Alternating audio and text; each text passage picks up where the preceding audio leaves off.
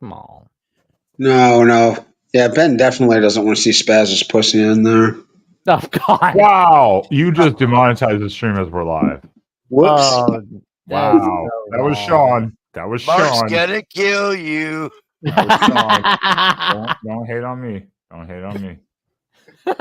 For once, it's not Ben's fault. Sean Garner just got Shut up. fired. This is the most professional show on the internet.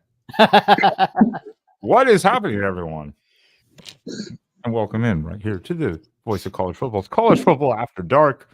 Sean has already demonetized his stream for Mark. So Charity hour. charity hour. Wow. All super chats going directly to YouTube. YouTube. See it, Mark Rogers. I guess I should warn you guys before I go live, but as soon as I put up the overlay, you should know, hey, he's clicking live. So you should shut your mouths. Anyways, how are you all doing tonight? One by one, as usual, the panel. Please tell people where they can stalk you online if they so choose to do so. Well, of course, they can stalk me on YouTube at Jackson Johnson 979 and on at Jackson BOCFB and on Instagram and Threads at Jackson Johnson 543908. Where tomorrow I'll be releasing the next episode, the Jacksonian, with Patrick Murphy, the Ohio State beat writer for Buttnuts 247 at 247 Sports, where we will be discussing the preview of Ohio State, Penn State, Ryan Day's record against top 5 opponents, and the takeaways from Ohio State, Nebraska, and was the targeting call the right call. Plus, they can stalk me on Alabama at the Voice of College Football on the call-in show on Thursday nights at 9 p.m. Central Time, 10 p.m. Eastern Time, and on the post-game show on Saturdays with my co-host, Johnny Burtz. And they can find us on Crimson Tide Live Monday afternoon, 5 p.m. Central Time, 6 p.m. Eastern Time, including tomorrow's edition where we discuss what the scenarios are for the playoffs. What do we need to do besides win out? Is there a possibility that we somehow get to the SEC title game? Stay tuned. 5 minutes later, Spaz, where can people find you? Where can they stalk you, man? Right there. For real? Oh, it's not even It's there. not on the screen. You Oh, idiot. shit. Pay I got it attention. right for once, and he's in on the screen. Pay attention. Yeah. Oh, wait, hold on. I'll help you. There you go. can find me at right there at Sean Spazdrag on X. You can find me on Instagram, Rocky Classic, or just tune in here on Sundays or during the week for our pre and post game on the Oregon Live channel. This week we have the big Michigan Wolverines, where we'll be doing a few crossovers with the guys from Michigan. And Ben will have more on that coming up. Allegedly, sure. Allegedly. Anyways, Sean, where can people find you?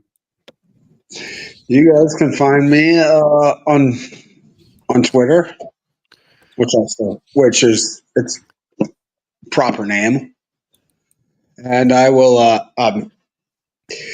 You can also find me here on the Voice of College Football every Sunday night, and talking to many shows, calling into many of the various programs we host here,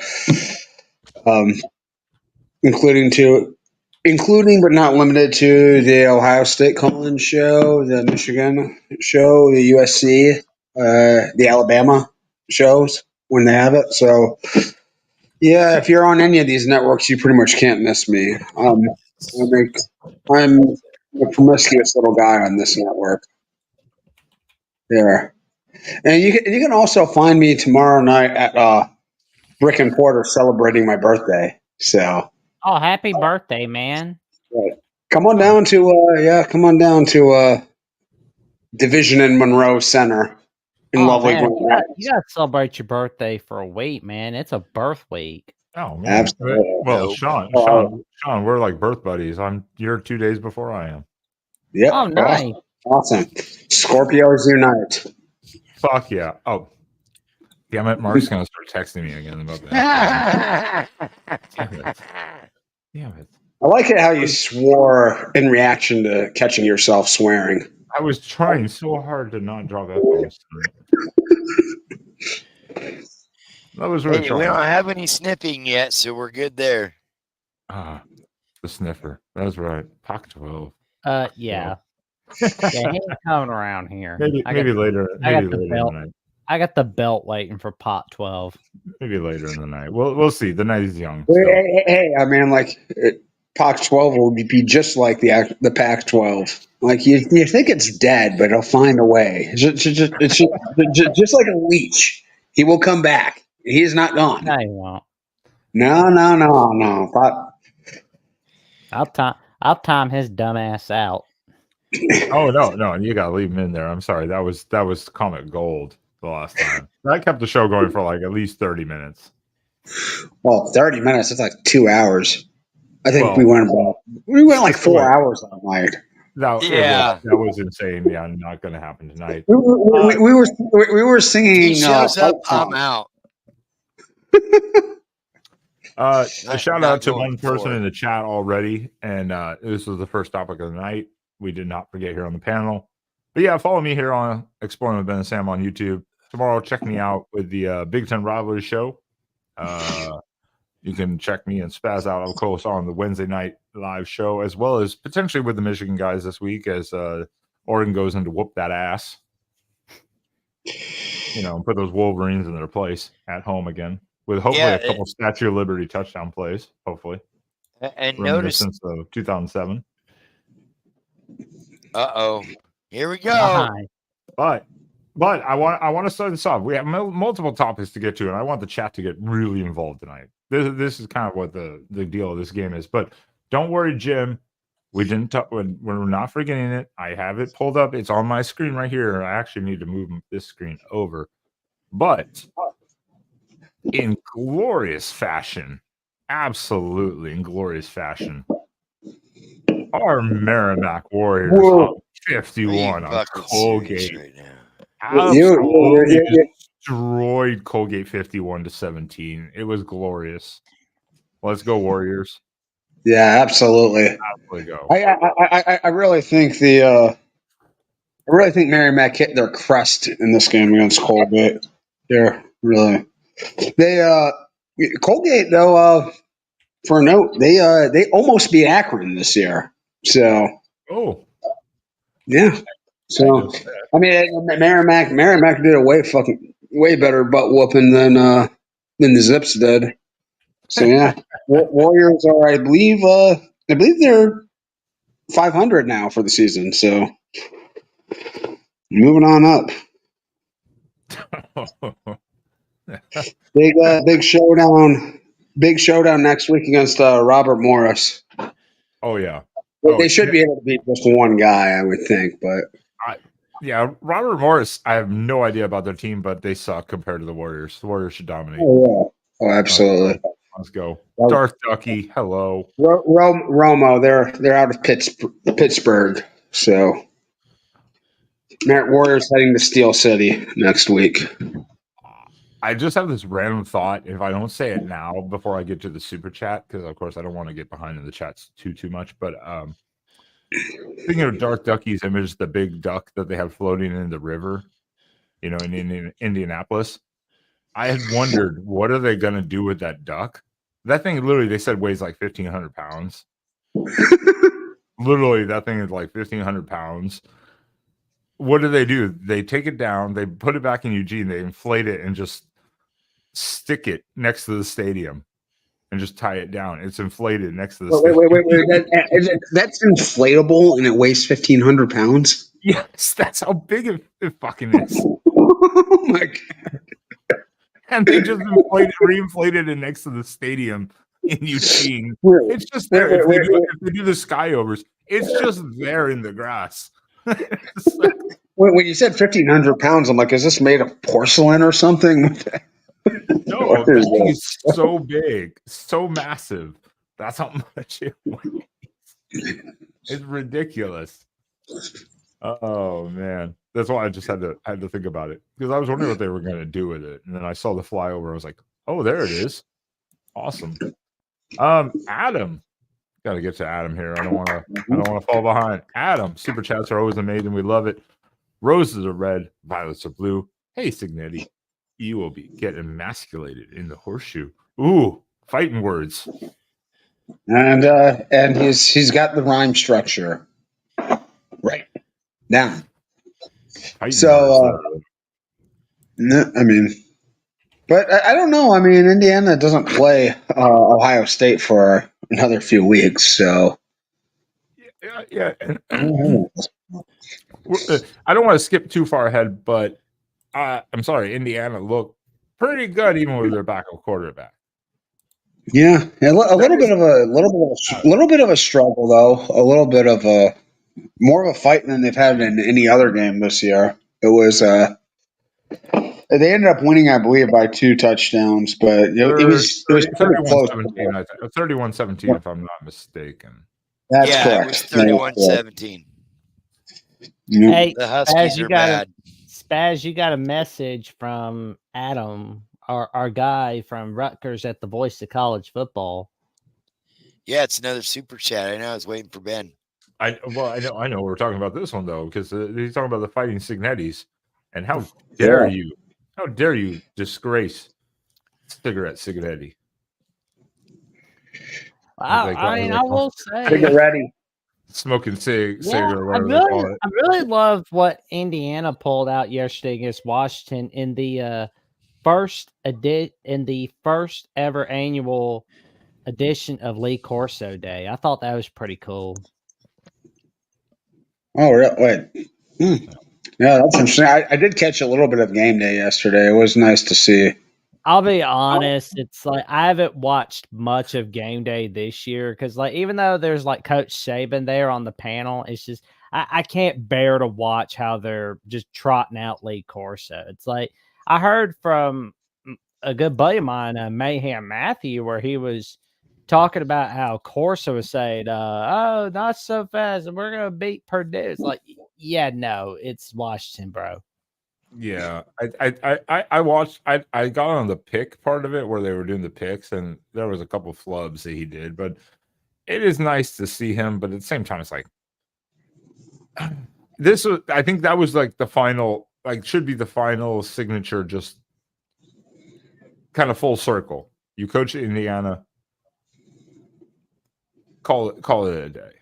I think honestly, this season is the last year of Lee Corso because I mean, it's like why have game day go to Bloomington, Indiana? Simple, because you know something that we don't. Well, other than the fact that they're undefeated, they've got a top 10 offense and defense in the country. But they were playing Washington on the Big Ten network too, so I think there was a little. Yeah, there could have been something behind it a little bit. Mm-hmm. Potentially. We're not a conspiracy theory show here about college game day or anything like that. Lee Corso, he's in his upper 80s now, right? He's in his late 80s. He's like, that's what I said. He's like 87, 88, something like that. Yeah. I mean, but you know, But on a positive note, Indiana is still one of the 2 teams in all college football that has not trailed in a single game this year. That is true. That's something I wanted to get into here later. I just have to keep getting these super chats because Adam is just dropping dimes, and I'm only on the second of 3. Roses are red, violets are blue. Hey, Spaz, why haven't you condemned Sharon and his incompetent crew? Because we're not there yet. we gotta get there first, Adam. Oh, I should bring that. I'll bring that back up when we get to that point. How about that? I'll bring that back. Yeah, because it's early. Wait till we get to the preview. I'll bring that back up. Adam again here though. Roses are red. No, that's not violets Adam. are blue. Who has it better than I'm sorry, Jim this time. Sorry. I apologize. Yeah, you guys are on a roll with the rhymes. Please keep dropping them. I love these. No one has it better right now in a way than IU. That you got to admit that fan base is ecstatic. I mean, this is their best start in history, right? The best start since 1967. 67. Okay, I was like, yeah, and that was the year. History, that was the year where Indiana played in the Rose Bowl against USC. But do you know what Indiana has never had in their school history, gentlemen? What? A 10-win season. They've never had a 10-win season. Oh, that's happening this year. Yeah. They're 8-0, and their next two games are against Michigan State and Michigan. They've got Michigan State, Michigan, and Purdue left on the schedule. Well, and a bowl, then at least a bowl game, if not a playoff potential. So I mean, they're going to get to 10. And you guys, John, they have you guys too. Yeah, I know, I know, but I mean, like, those are the games like they should win. There are 3 games on there that they're going to be significant favorites on the rest of the way. So the last time Indiana beat Ohio State was in the first year of the John Cooper era in 1988. Yeah, the last time Ohio State didn't beat Indiana at all was in 1990.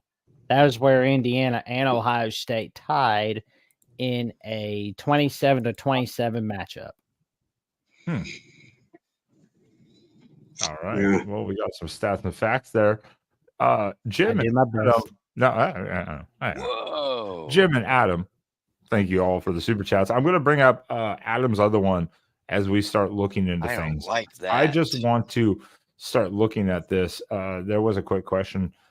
Trojan wants to know how is a duck a Cowboy fan? I don't know either. It's disgusting. Trojan, I have to actually agree with the Trojan fan here. It's disgusting. It just is, man. It just is the era I grew up in, man. Yeah, SEC football is asking us if Indiana is 11-1, do they go in the playoffs? I mean, that's a big fat yes. Yeah. Oh yeah.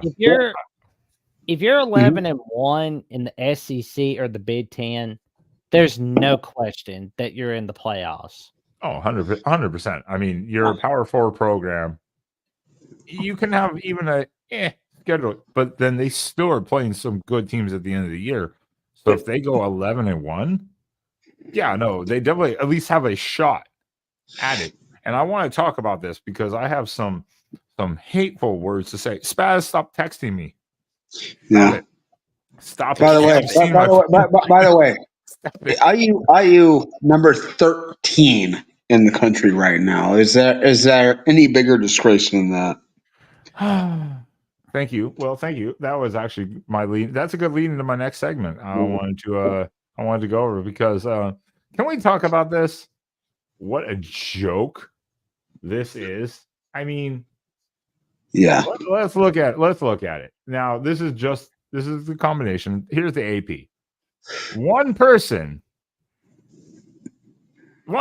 is still voting for Georgia number 1. One person. Hold on. They both of them. They just poll too. I have so one person each poll. I have receipts. I have receipts. So let me get out of this for a second here. Because it has to be a different tab because I have too many tabs open and they are extremely hard to find. Here we go.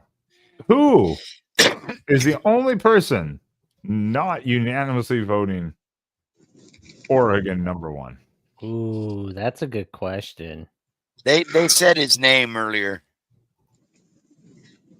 Oh, John Wilner. Goddamn John Wilner. You bitch. The San Jose Mercury News. It's like, you bitch. What's he got against them?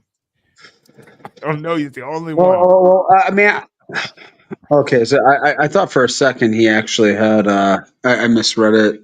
Yeah, a few people here have Miami ahead of Ohio State, which is a complete joke. But oh man, can you send me that link, man? That I absolutely can't. Let me. I'll put it in the private chat. I'll send you the link of this tweet. Let me know before I shut. I won't close the tab. Let me know if that works. But yeah, let's look at the AP. Oh, you sent the StreamYard link. What the hell? I hit copy. Why is that a StreamYard link? That's weird. I think you meant the copy and paste. No, I did. I must have hit. Yeah, I must have hit a. Mm-hmm. Okay, I got it. I got you. There you go. All right.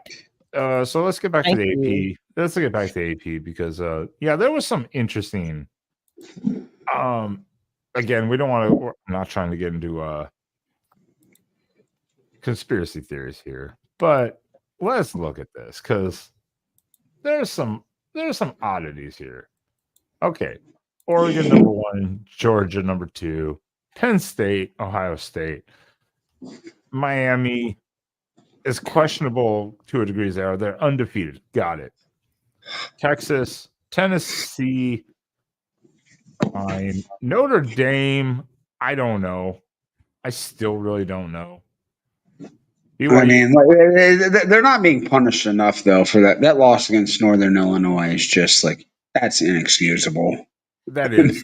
That was. I mean, that's one of the worst losses of the season. Yeah, has to be. I mean, now and they beat up a poor Navy team this last weekend. Navy just absolutely collapsed. Now, give credit. Notre Dame did what they're supposed to do, but BYU actually getting some respect finally. I think so that's fair. I don't know how though they're not above Notre Dame. They're undefeated. Notre Dame again has that awful loss. Just because they beat A&M, that all of a sudden looks good. Coin flip, I guess. You know. Yeah, I mean, head to head always counts. It does, but BYU then should probably be ahead of Notre Dame. That's true. But Indiana should be ahead of all of them. You know what's funny? Indiana's been way more impressive. They've had a way better season than BYU. BYU struggled in several games this year. Oh yeah, yeah, and they have no real quality wins at all. Well, I guess at Kansas State was SMU is a quality win. Well, I guess it is. I mean, the SMU Pitt game we can talk about later this week. I mean, now all of a sudden that's a huge game. I don't think either team's gonna be good, but they both have really good records. Well, I mean, like, who'd have thought at September 6th we'd be looking back at BYU SMU? Honestly, oh yeah, like, more than like Packers Eagles or Illinois Kansas. Well, that was my point too. Is that looking at Indiana was you're 8-0 as you mentioned, never trailed in the game this year. So Miami is consistent. What they consistently have super tough games against completely mediocre teams. The offense is consistent for Miami. I'll give them their defense is bad. Their defense is like legitimately very bad. Their defense is awful. But again, that's why I'm saying, like, yes, Indiana hasn't necessarily beaten anyone.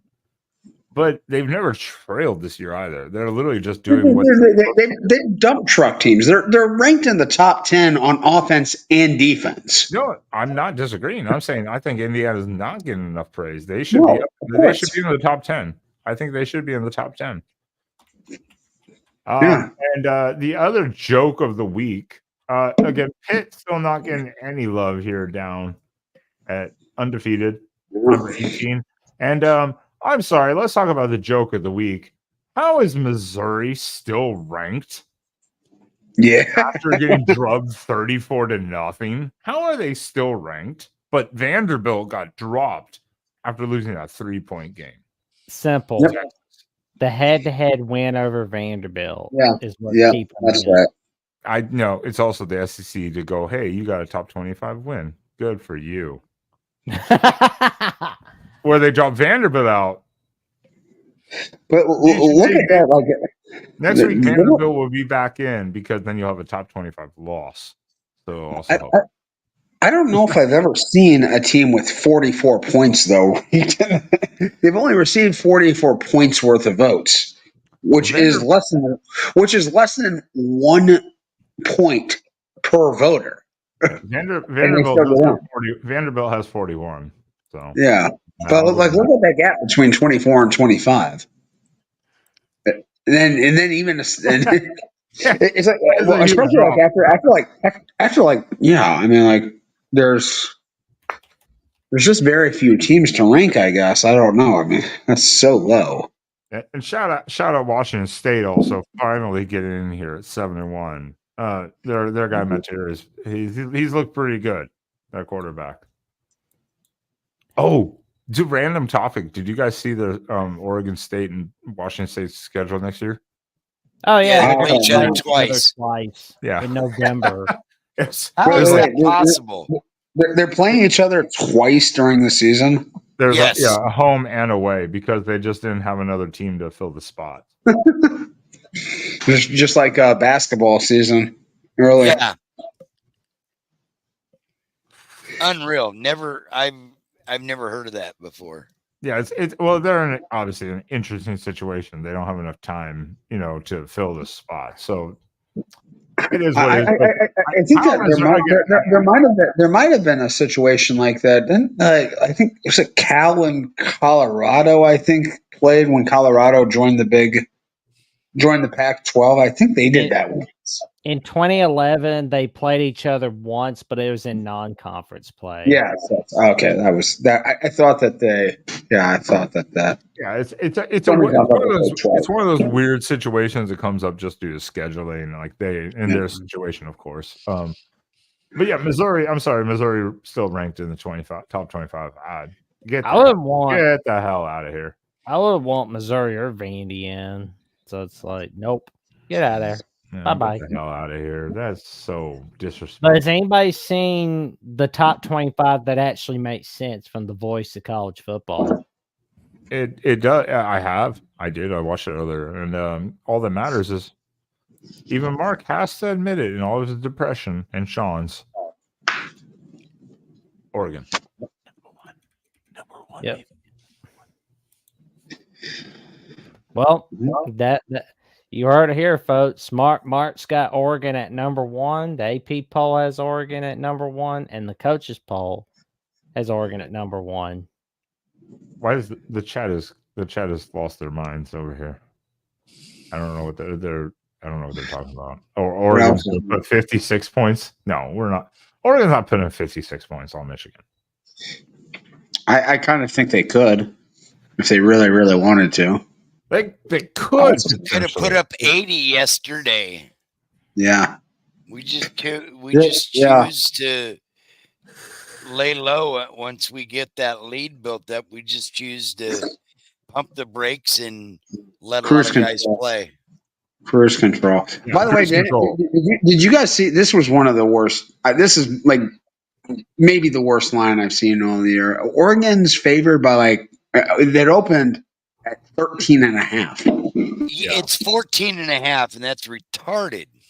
I mean, Oregon has dump trucked. They've won by 30 almost every week against teams that are basically at Michigan's level, like Illinois, Michigan State, Purdue. Oh man, the Ducks. Well, yeah, Purdue's a little worse, but I mean, Purdue's a dung heap. Well, yeah, that's another thing you're talking about, though. Like, I mean, how many points could Oregon have put up on Purdue if they were really, really going for it in that game? Well, yeah, it was the same yesterday against Illinois. Trust me, I was there. It was. Oh, I was watching it. I watched. I had that game on. You have to give credit to both teams. Obviously, the second half their adjustments, but that's it. I think they're. We talked about it in our postgame too. Is there's a lull when they get up big. They're like, and they start trying different things, rotating a bunch of players. Yesterday they went 5 deep in the running back room to Riggs. I didn't even know he existed. I didn't even know he existed on the roster. Yeah. Everyone thought it was Harris, and I was like, Riggs? Who the hell is Riggs that? Riggs is the number 2 running back in the 25 or in the class this year. He was the number 2 running back in the nation. And again, we're still without Ferguson. We're without Birch and a couple other guys. Bryant. So, I mean, Oregon has hit its peak without key guys. get those key guys back, oh hell. But I'm sorry. Big Ten, we're not tough enough, huh? Ooh, and, oh god, I just jinxed us. Crap. Yeah, I'm sorry, Oregon. Sorry, I just jinxed us. Anyways, let's jump onto this because there was a struggle fest on your end of the on your end of the world. Otherwise, Sean, the Fighting Nebraska, who got destroyed by Indiana the week prior, and you coming off a bye, and Indiana put you in a dogfight. Nebraska. Yeah, Nebraska. Yep. Yeah, are you having memory issues too, man? Yeah, he is. Yeah. It was not the most pleasant game to experience. But I don't know, a lot of haze being made about this because Ohio State under Ryan Day has not had games like this at all. Literally, I mean, he has outside of those games, the games against Michigan, every game, every other game they've had, they've won by at least 7. They have never had these like 4-quarter. They hardly have ever had any of these 4-quarter battles during his time there. So, yeah, I mean, the loss of the left tackle Josh Simmons, who is out for the year, is massive. I mean, and his backup. Didn't you lose his backup too? Well, they lost him in the game. I have a feeling he might not have, with how he played yesterday before he got hurt. They might have been doing some adjusting there anyway. It was one position. Simmons is a legit stud. He's an All-American, probable first-round pick. And it was one area. It was like the one position group on the team, one of the 2 or 3 where we just did not have depth. So, his backup really struggled. Mahalski struggled big time yesterday, and it felt like the rest of the offensive line, their performance suffered yesterday too. And first 4 possessions coming out of halftime, 0 first downs and a turnover. So the defense actually played, I think, quite well against Nebraska yesterday. So, but in the offense, the offense did. I mean, like this is like the great thing about having like the talent Ohio State has.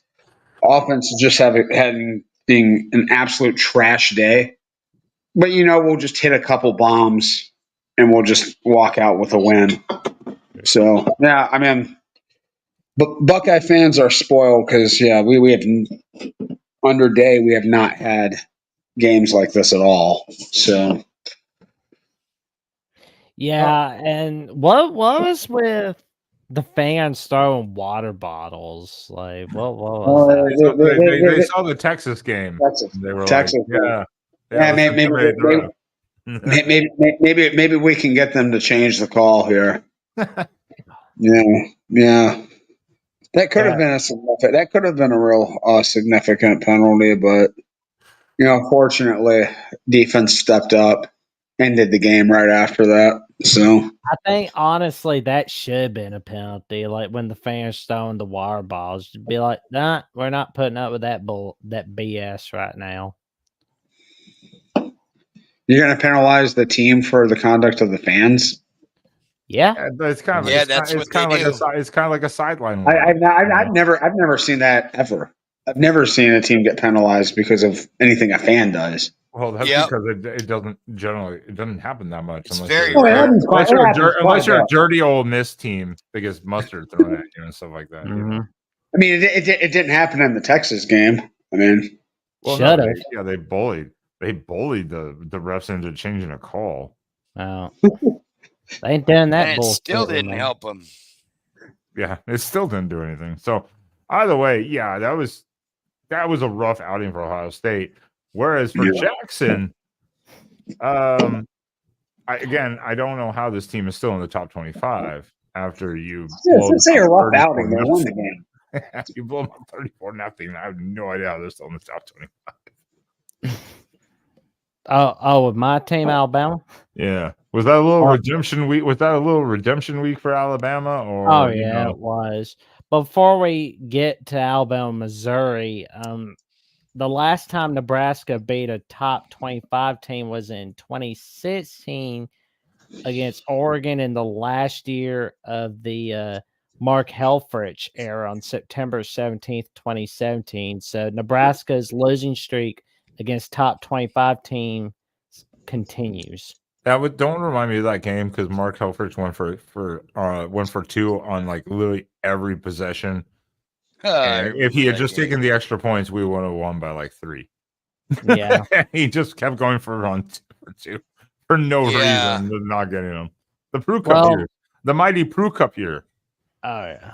Well, I mean, as I stated, and yet as Johnny Burtz and I stated in yesterday's edition of the the Alabama postgame show yesterday, the running game being emphasized. I mean, I know like Jeffrey had only taught sports talking about it Thursday night. The running game needed to be emphasized. Guess what? They did, and it worked out fine.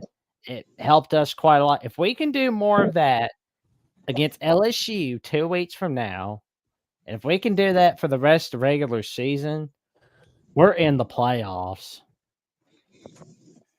If you can keep it up, I mean, and with all due respect to the Alabama win, it's a good win.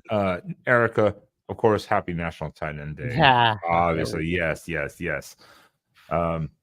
With all due respect for the Alabama performance, because just like Oregon against Purdue, when you shut a team out, that's hard. Mm-hmm. That's hard to shut out any team, even no matter what level you play. That's hard to do. Missouri. I don't think it's that hard to shut out Portland. Missouri has not been that good this year. True, but still, you shut them out and you dominated them. That's all that matters. Kind of like Oregon, Purdue. People are like, "Well, it's Purdue." It's like, well, we went on the road and shut them out, and there was no question in that game. That's all you have to do. Just do what you do, handle your business, and move on. Purdue did miss like a 30-yard field goal in that game, though, too, right? I think it was 30. That's true. Shut up, Sean. Shut up. Yeah. But I mean, we now have our 6th straight victory against Missouri in the series history. The only 2 times where we lost to Missouri were in the 1968 Gator Bowl, and to start off the 1975 season, we lost against them. So if we had beat Missouri, we'd have been playing for a natty in 1975. Was that one of those Dan Devine teams in 75? Right before he went to Notre Dame? Notre Dame. Yep. Mm-hmm. No, my mistake. It wasn't Dan Devine. It was another coach. No, 1968 was Dan Devine. Okay, yeah. But Al Onofrio was their coach. Mm-hmm. All right, that's one of those random years there. So where's your next game at? Is that we have to go to Baton Rouge? Oh yeah. We're gonna get into this because that's one of our the games we don't have to talk about here coming up. But Erica, thank you very much for the super chat. Erica's amazing. We're gonna be bringing up Adam's super chat here in a minute too. I tagged it and left it tagged so we can talk back about it. But think of LSU. I mean, that definitely was a significant. I only got to watch through halftime, and then like an old man, I kind of got distracted and I fell asleep. What the hell is wrong with LSU? And is A&M really just that good? Now, because that was 2 undefeated SEC teams head to head in Kyle Field. LSU looked like they had everything going for them. They blew it. And yeah, A&M they like just a went man. flat. Like a man. Elko, you're my QB. You're out. Backup, you're in, and took off. Yeah, like that's a man call right there to take your starter out and put in the backup. I've been saying. And how about putting the backup in and letting him throw the ball twice the entire second half? I mean, that's what I mean. I was like, because I saw the score later, I was like, wait, what happened? I was like, whoa, wait, what? Like, what the hell? LSU was in control of that game the entire time. Absolutely in control. Nussmeier threw for over 400 yards. Their defense still has major issues. I mean, that's but The A&M they haven't defense fixed that has problem. issues, yes.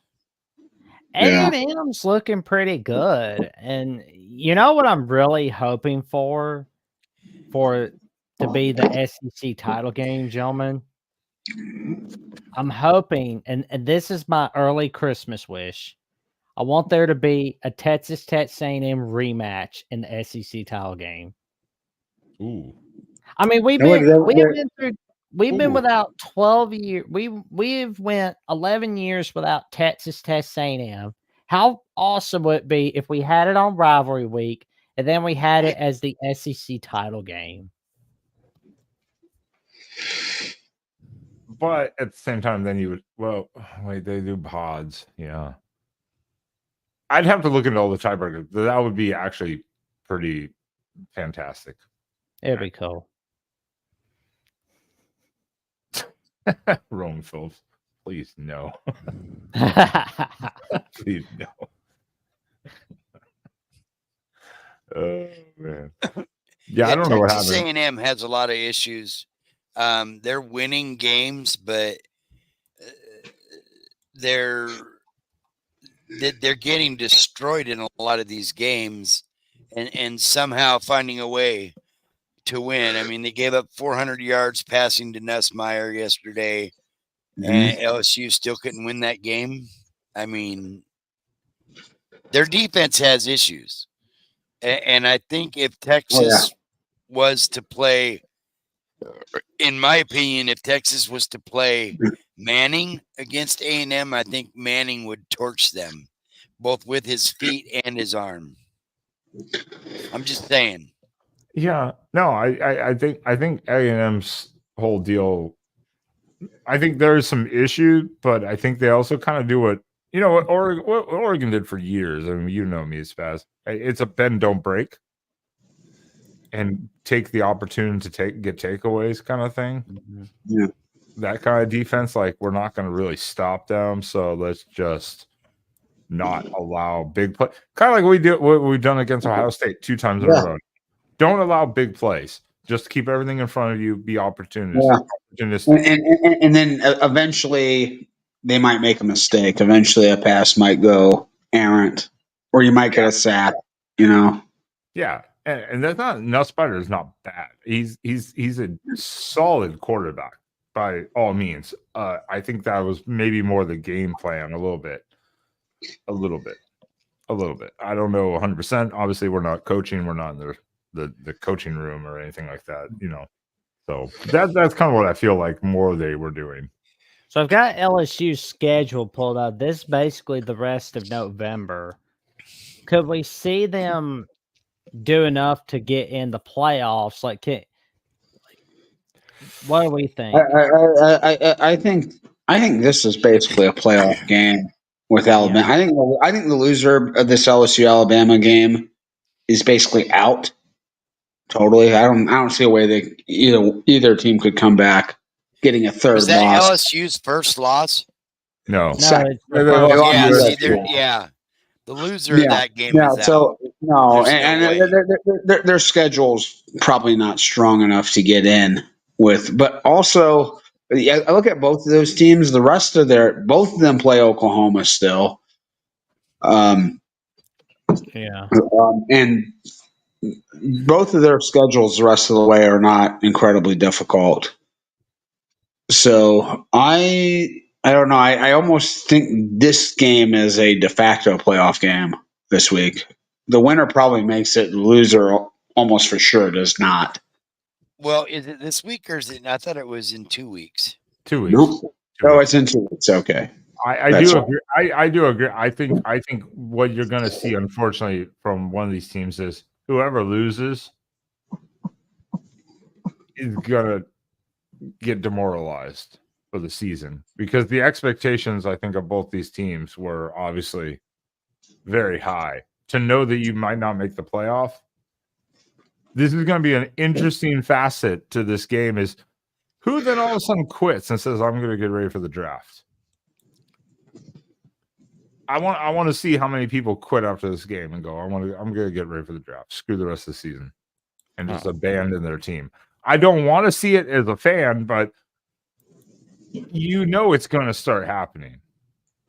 Unless there's an NIL contract thing where you have to play the whole regular season, but you can't, I guess, legally do that or some crap. I have no idea. It's gonna be interesting, but it is a de facto, I think, elimination. Yeah. Well, we got Texas A&M's rest of schedule. Could we see South Carolina be a possible trap game? Wait, who are we looking at here? I'm sorry. Texas A&M. Texas A&M. Oh man, I think they're just a legitimately sneaky tough team. I don't think that's much of a trap game. I mean, that's actually one of the more that's actually one of the more intriguing games of the week. Probably, I definitely think South Carolina will be game. No pun intended for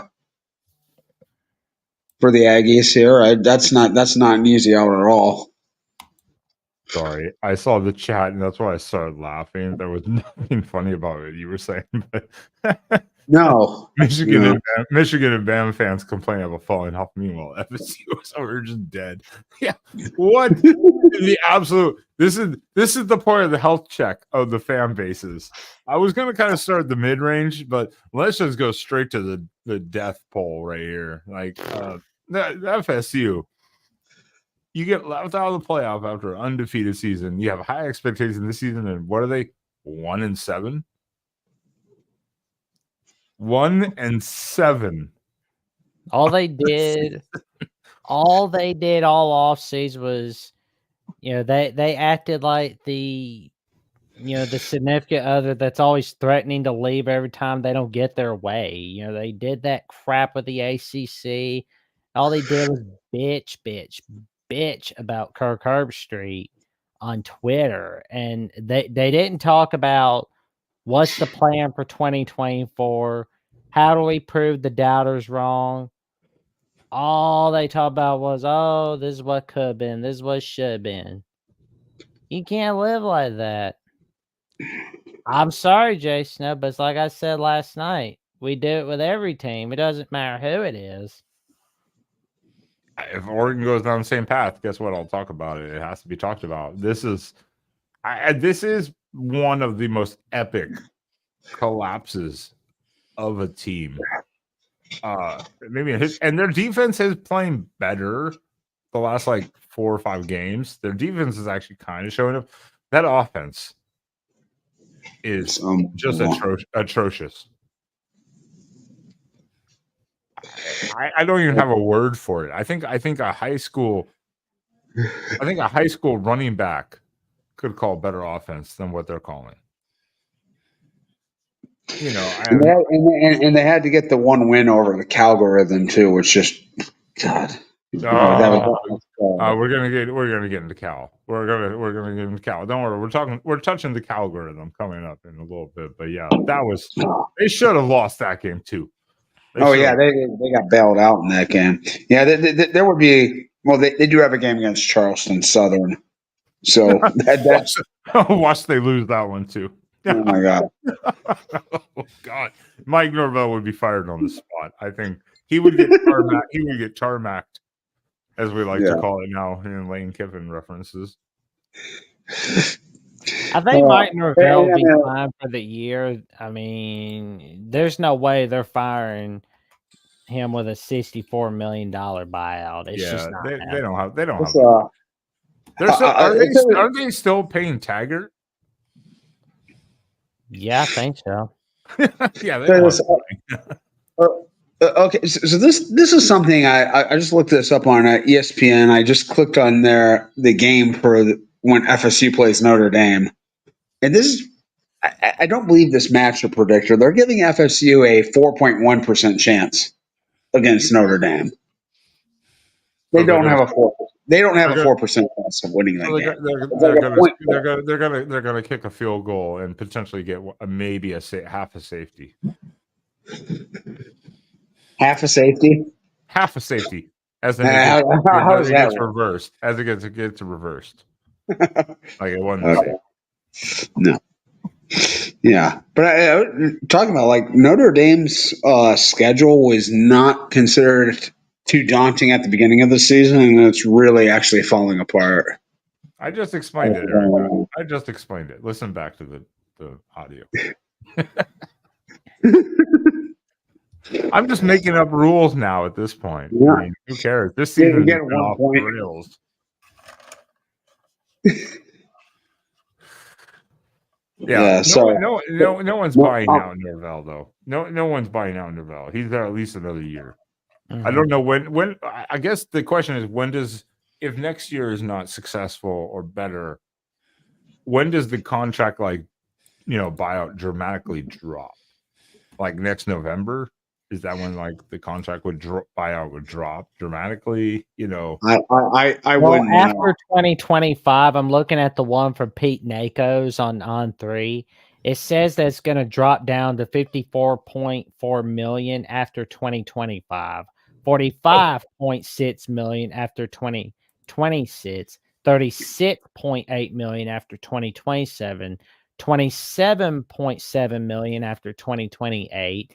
$18.5 million after 2029, $9.3 million after 2030. Oh, FSU is stuck with him for multiple years. That's a lot of money. We need Mike Norvell's agent.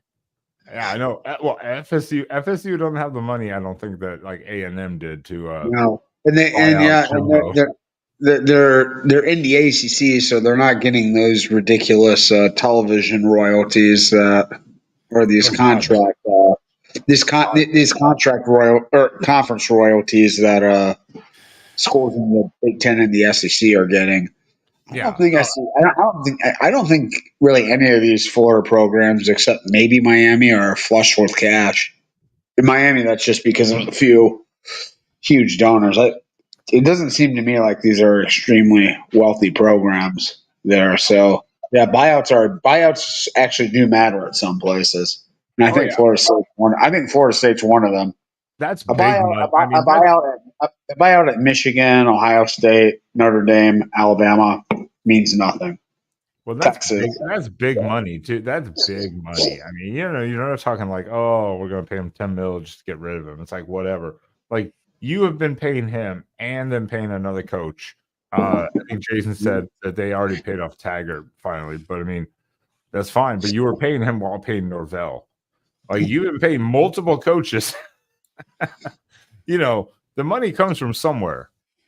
I mean, oh, good God, here we go. You just got to do I even want to do this, Jackson? You want to? Do I even want to do this? It's up to you. All right. You know what? FSU sucks. And here we go, Tony, before this crier gets in the background. That's right. Number 1, baby. Number 1. Except for by Wilner. Wilner sucks. I censored myself. All right. Here we go. Let's talk about it.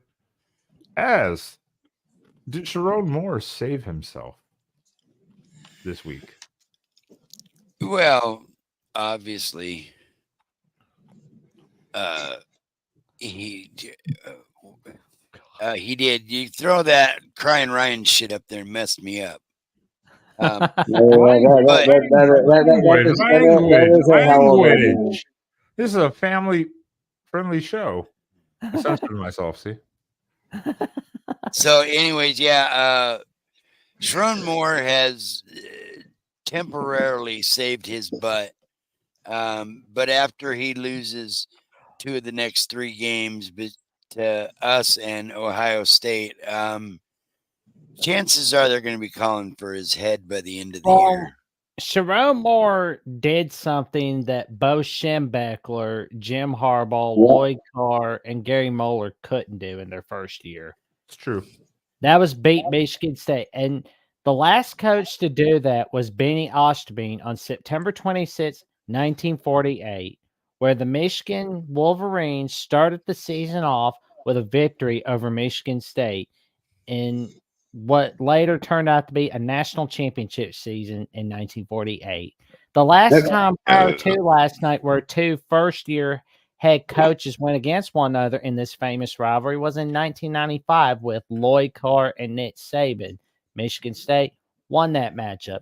Fortunately for Sharon Moore and fortunately for the Wolverines, they have beaten the Michigan State Spartans. But that is one of the craziest bits of trivia I've ever heard. Like, how many Michigan coaches is that in a row lost their first game against Michigan State? Let me see. There's Bo Schembechler and Bump Elliott, Gary Moeller, Lloyd Carr. That's 4. Rich Rod, Brady Hoke, Jim Harbaugh. That's 7 coaches in a row who lost their first game against Michigan State. Yeah, that's crazy. Michigan Jackson, I found a new job for you. I apologize. I wanted to bring this back up. So I found a new job for Jackson. What's that? You need to go take Traveling Fool's money on all his trivia shows. You're probably the smartest cookie in all of college football land. It's fair. I did my best. I do want to pull this back up from he's human Google. Yeah. We can call him Hugo. Hugo Jackson. Jesus.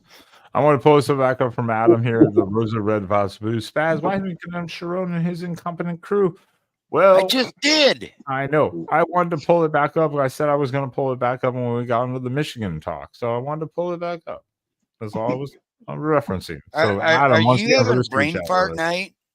No. I told you earlier, like 20 minutes ago, I was going to pull it up when we talked Michigan. Yeah, okay. I told you that. So you shut the up. Censorship. Go eat up. I'm behaving tonight. Michigan man, what's up, man? Hello. Hello, Michigan man. Can you hear us? Why are Yeah, he's been here the whole time. He's in the stream, but he's not saying anything. Okay. Well, I guess. So we want to talk about like Sharon Moore. Did he save his butt? I mean, like this is just like one mediocre football team beating another mediocre football team. I don't know what's the big deal. What the big deal is here?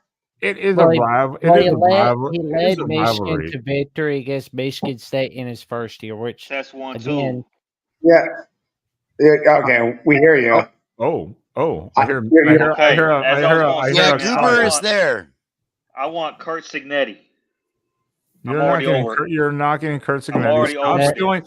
Stop stealing from your own conference. Be original and go hire an outsider, a new, fresh person. Stop stealing from other people.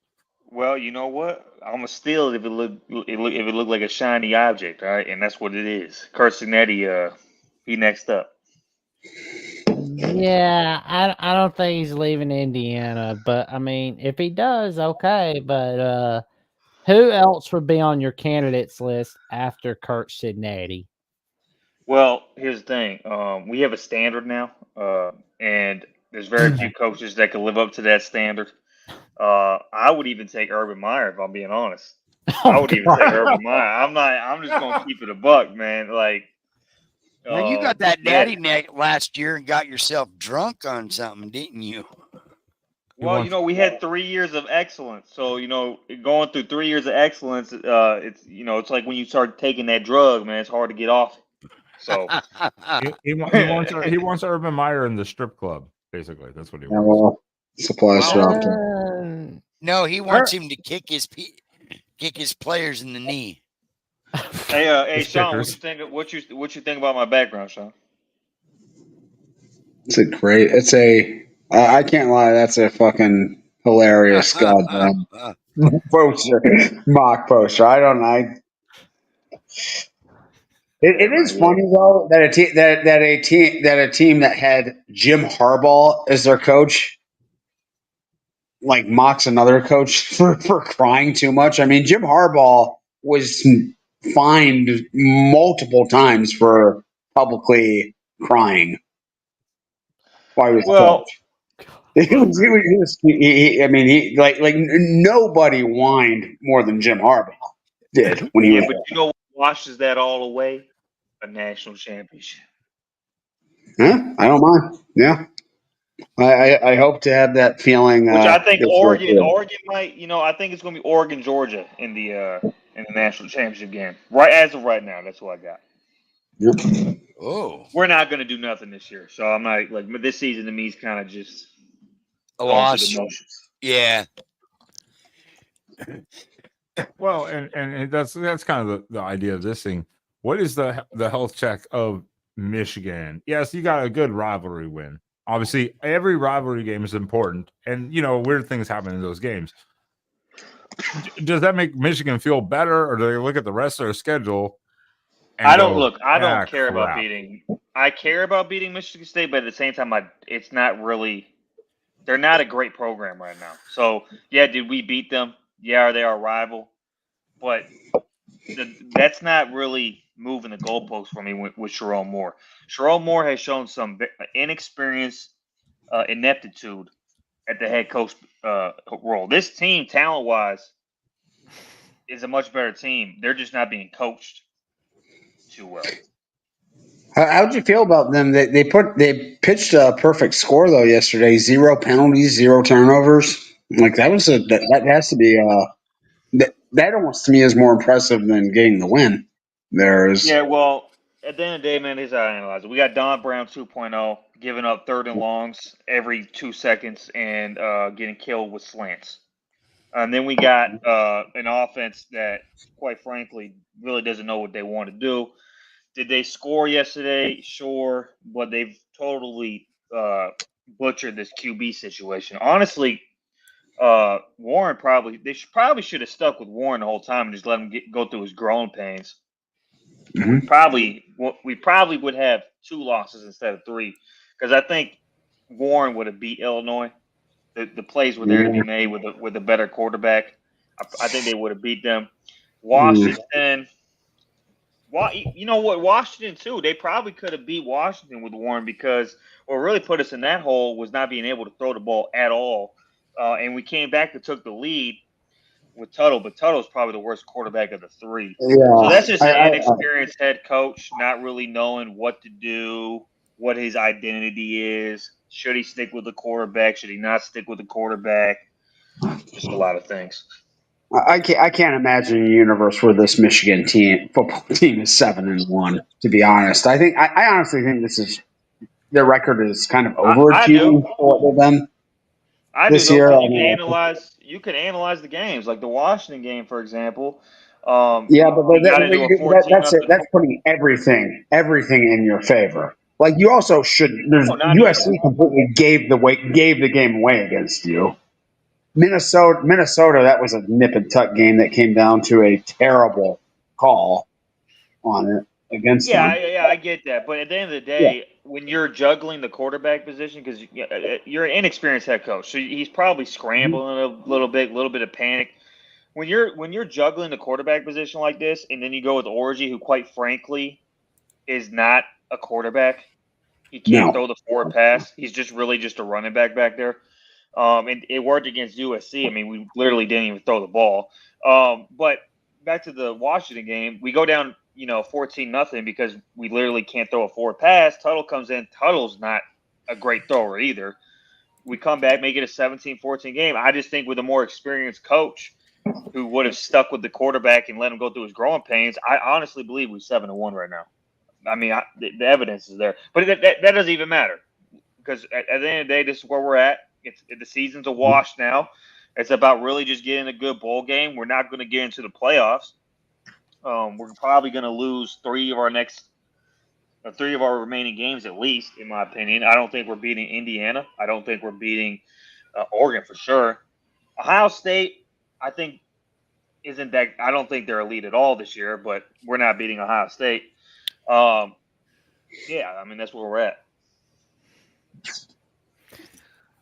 Well, we have Jeffrey from Only Talk Sports, the contributor of Alabama at the Voice of College Football, and the host of Indiana Hoosiers Live on Indiana at the Voice of College Football, joining us. And of course, he is the host of his own channel, Only Talk Sports. How you doing tonight, man? Appreciate it, Jackson. Doing pretty good. How you guys doing? Oh, we're doing There he all is, right. the kid Oh, from there high he school is. again. Man, what is it with these high school kids coming on here? I'm back, Arguably- Spaz. Arguably the best team in the Big Ten, Indiana. Huh, Jeffrey? Jackson taking hairstyling advice from, or Jeffrey, taking hairstyling advice from me, it appears, tonight. Just roll right out. I'm definitely going to be getting a haircut soon. Thanks for noticing, Sean. Hey, Jeffrey, Indiana going to take home a Big Ten championship this year? I don't know. I hope it happens. Honestly, I hope it happens.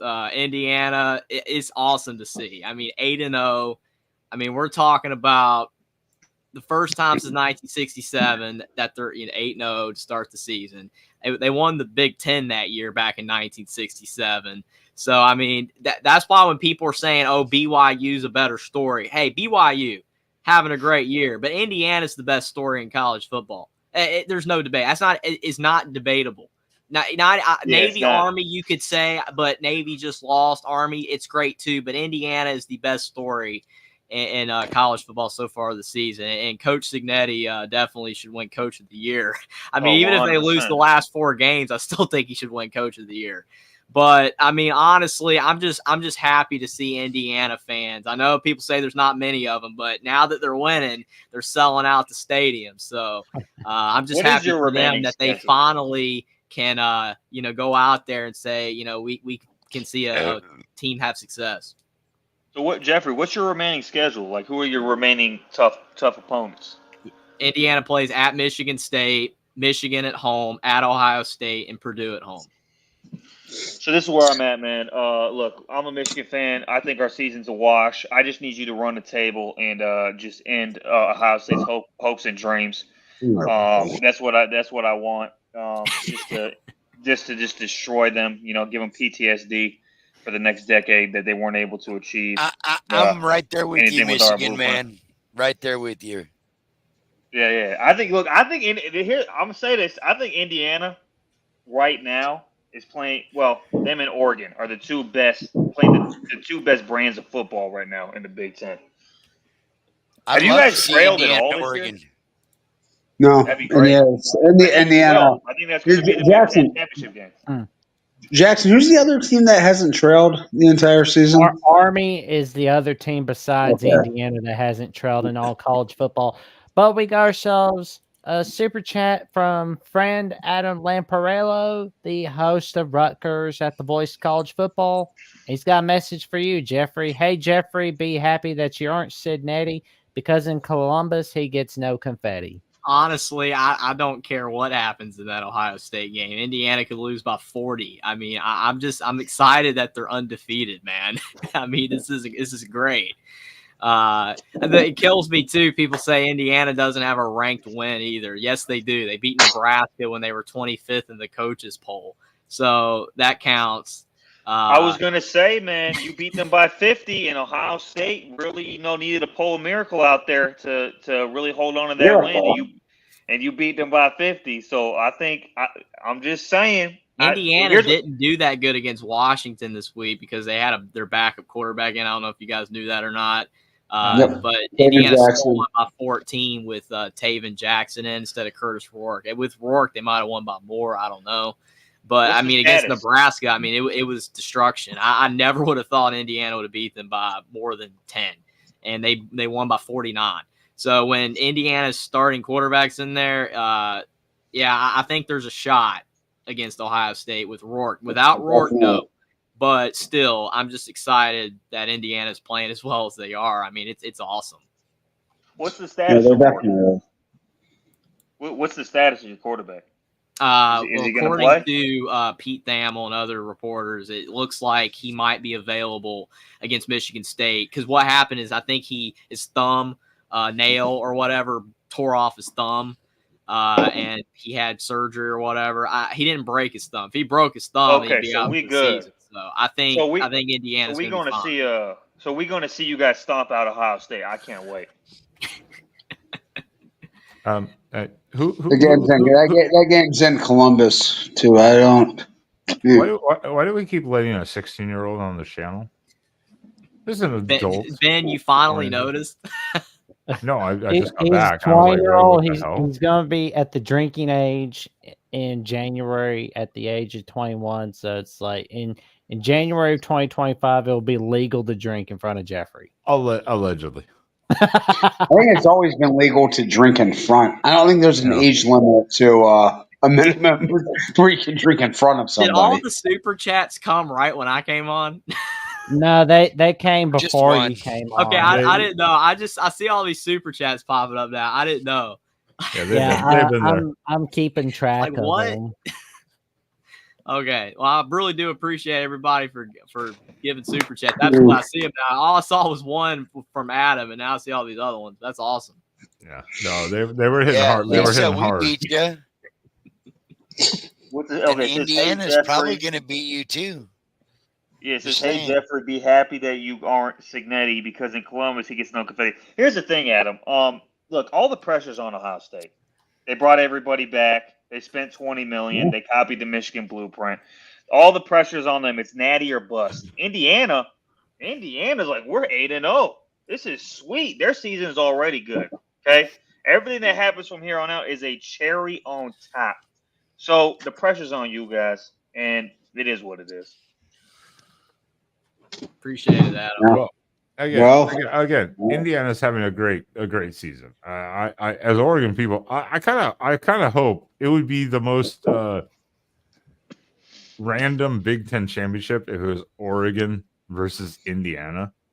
Yeah, for the Big Ten title, that would just be phenomenal because it'd be the newcomer and then Indiana first-year head coach. It would be just like. Oh, I'd love it. I mean, especially considering, like Michigan, Ohio State, not all the fans, but a lot of the fans thought that the Pac-12 teams coming over, they just own the Big Ten still, But Oregon, hey, you gotta give Oregon a lot of credit. I mean, obviously USC's playing horribly, and so is Washington, but at least one of the Pac-12 teams is doing well in the new Big Ten. But I think Ohio State's a good team, Sean. I really do. I think Ohio State's a good team, but I think the issue is that I do agree with the pressure thing. I mean, there's really no reason in the world why they should have beat, they only beat Nebraska by 4. Should have won by a lot more than that. Nebraska's not a great football team. Okay, but here's the thing. I've heard so much more dialogue about Ohio State winning by 4 against Nebraska than I've heard about Texas winning by 3 against Vandy. That was on. I would argue. Then I've heard about Georgia winning by 1 against Kentucky. Then I've heard about Oregon winning by legit either. I don't think winning by 10 against an FCS team.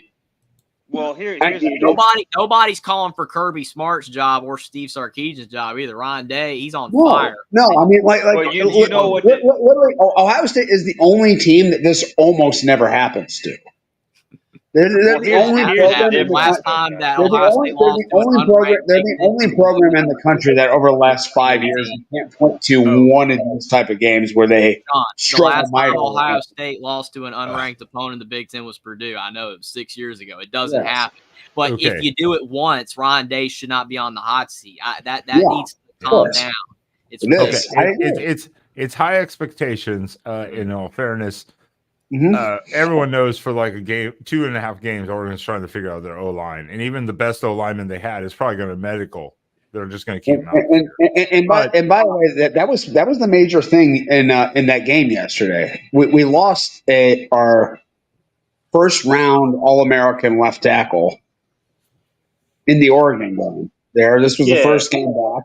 And the offensive line play struggled and suffered. The offensive line's been fantastic.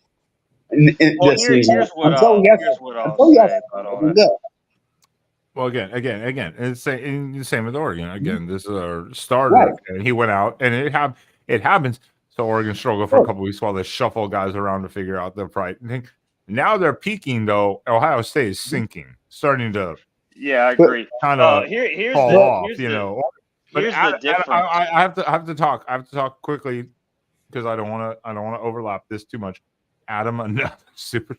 What is with people rhyming tonight? What is happening? I guess they just I trying to be. Remember, Adam did that a few weeks ago. You remember that other? But this stream? is like a pure poetry night. Hey Jeffrey, He coming at you, Jeffrey. Yeah. He Hey, trying Jeffrey. to get on your skin, man. Oh, My he grandma- always does. Yeah. It's cool. Adam's cool, man. He's you're gonna gonna lose sniff by Jeffrey 17 to next. Ohio State. No Spaz. No. God damn it, Spaz. But I was just gonna say real quick. Language, children, language. I guess The Jackson's the new Ben. Yeah, I was just gonna say the My difference here God. though is Kirby's smart. You know, he's proven that he can win championships. Okay, he's won 2 of them. If he's proven even in 2022 when he won a championship, he barely beat Kentucky that year as well. Kentucky's always kind of given him issues. The thing with Ryan Day is he needs to finish the job, and he hasn't proven he can finish the job. And I would make the argument. I'm just gonna throw this out there that the defense has regressed this year. The offensive and ever not. since No, they have not. Well, you can look up the stats. They're like the number 2 defense in the country right now. Yeah, but if you so you played a garbage schedule, kind of like Michigan did last year, and then when you actually look at the Michigan State game, Iowa's got a garbage offense. So I'm just going to skip that. When you look at the Michigan State game, the Nebraska game, and the Oregon game, even against Marshall, by the way. The teams are actually moving the ball. They're not dominant this year. They're not. Teams are actually moving the ball on the defense. Marshall moved it until the quarterback got hurt. Michigan State moved it pretty well. They turned the ball over 3 times in the red zone. 3 times. Nebraska moved the ball pretty well. They missed 2 wide open touchdowns in that game. Wide open. And then you had Oregon, who seemed to not even punt in that game. Did they ever punt the ball in that game? So No. I don't think there's. Oh no, really once. I think we did once. did once? No, We they did punted a couple of times. Yeah. I know No, we I did mean, once at one least. time. I felt like they moved the ball Oregon's got a whenever they want. fantastic dynamic offense, and they've literally Michigan man. Marshall had 254 yards of total offense against Ohio State. That was Michigan before the State had quarterback under got hurt, 300. though. They had under 300 yards. Yeah, but I okay, mean, like, again, this is not. This is they got in the red zone 3 times and they turned the ball over 3 times in the red zone. I'm just saying that the defense last year was much more dominant. There's no question. No, about they it. weren't. No, they All right, they we don't have, were bro, we don't not. have to agree to disagree, but I've This watched is them Michigan versus I Ohio watched State. every game. I watched This is every the game. rivalry. I watched every game. Sean, just remember one thing. This is the same guy that last year blew Tim's cork like 3 different times on the panel. That is true. He's just trying to get your goat. Yeah, I mean, it's the same thing. And Ohio State has the same thing. It's like Oregon. What is Oregon nationally ranked defensively? Like 13th, 14th, 15th. I think they're in the teens. I looked it up. Yeah, I think they were. They were 19th coming into this week. Yeah. Yeah, the two oddities of that year of this season are, of course, Ohio State. A lot of just don't give up big plays, and then Boise State, where Genty, just like he does to everyone for the most part, runs wild on everyone. Those are like the oddities of this season, defensively, and that skews the numbers a little bit. It happens. It does happen now and then, and a defense just has to. We'll say this, if Genty doesn't win the Heisman this year, will a group of 5 player ever win the Heisman? Probably not. He didn't have the greatest showing against UNLV. I mean, it was 128 yards and It's like Travis one or 2 Hunter's to touchdowns. lose. I want the most absurd line I've ever seen in my life this week. A prop bet here. Do you want to know what the money line value was for Genty to get 100 yards this week? this one book that I saw this at. For him to get 100 yards against UNLV, do you know what the money line was for that? It was minus 20,000. That means you would have to risk $20,000 Not doing that. to win $100. Yeah, this is why I don't bet, because I've seen other betting sites that now have Gabriel number one. Yeah. This is why I don't bet on, especially on things like Heisman, because it's like, oh my god, you gotta get out of that or not. But I was watching the Boise State UNLV game, and they were showing Genty's stats compared to the last few running backs to win the Heisman, like Derrick Henry, Reggie Bush, and up to this point, Genty's stats are way better than those guys. Granted, the competition he's playing against isn't as good. Absolutely understand that, and they don't give the award to running backs hardly ever. But Genty's stats are insane. And just because one game where it's like, oh, it's not as good, I mean, he still should be the favorite right now, in my opinion. No, he should technically be the favorite right now, I think, until they drop another game, or he just has an atrocious game. And like 10 yards. All the love to Derrick Henry. Christian McCaffrey got robbed that year. Christian McCaffrey, and it's come from a Bama fan. I'm sure Jackson would say the same thing. I agree. Christian McCaffrey should have won the Heisman that year. That was the Derrick Henry year, right?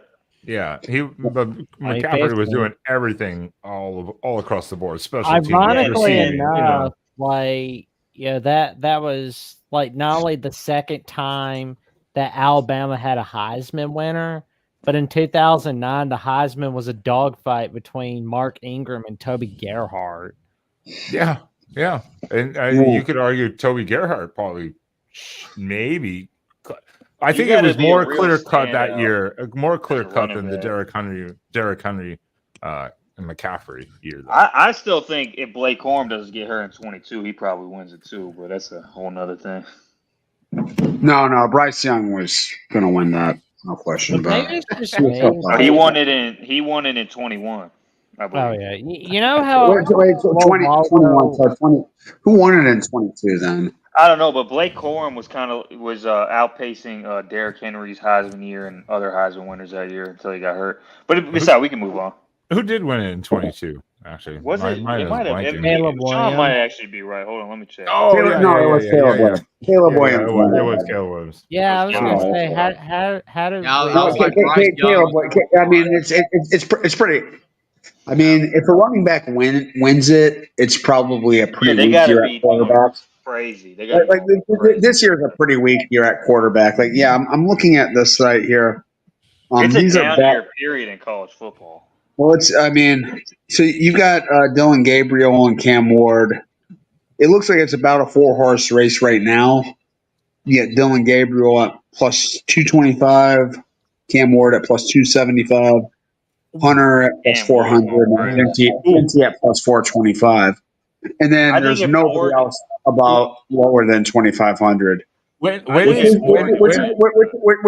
is bad to me. I mean, like, Will Howard's not even on this list. Will Howard is having a really good year. His stats are Will Howard is completing like 75% of his passes. He's not in the Heisman conversation. But I'm saying he definitely could be. If they run the table and they beat Oregon in the championship, his numbers are very okay. When is Jackson? You know this. Jackson, you'll know this. When is the Heisman voting? The Heisman voting sometime around November, but the ceremony is always the week after championship week. Yeah, the Heisman Trophy will be on December 14th. But if I had it my way, the Heisman Trophy would be moved to after the regular season the postseason. I think with this new playoff, they're going to have to bump it back a bit because what if your Heisman favorite goes and gets blown out in the first round of a playoff? Yeah. Well, it's a regular season award. It's always going to be. I know. The week after. I think Dylan Gabriel's the difference is that the regular season, you have the regular season.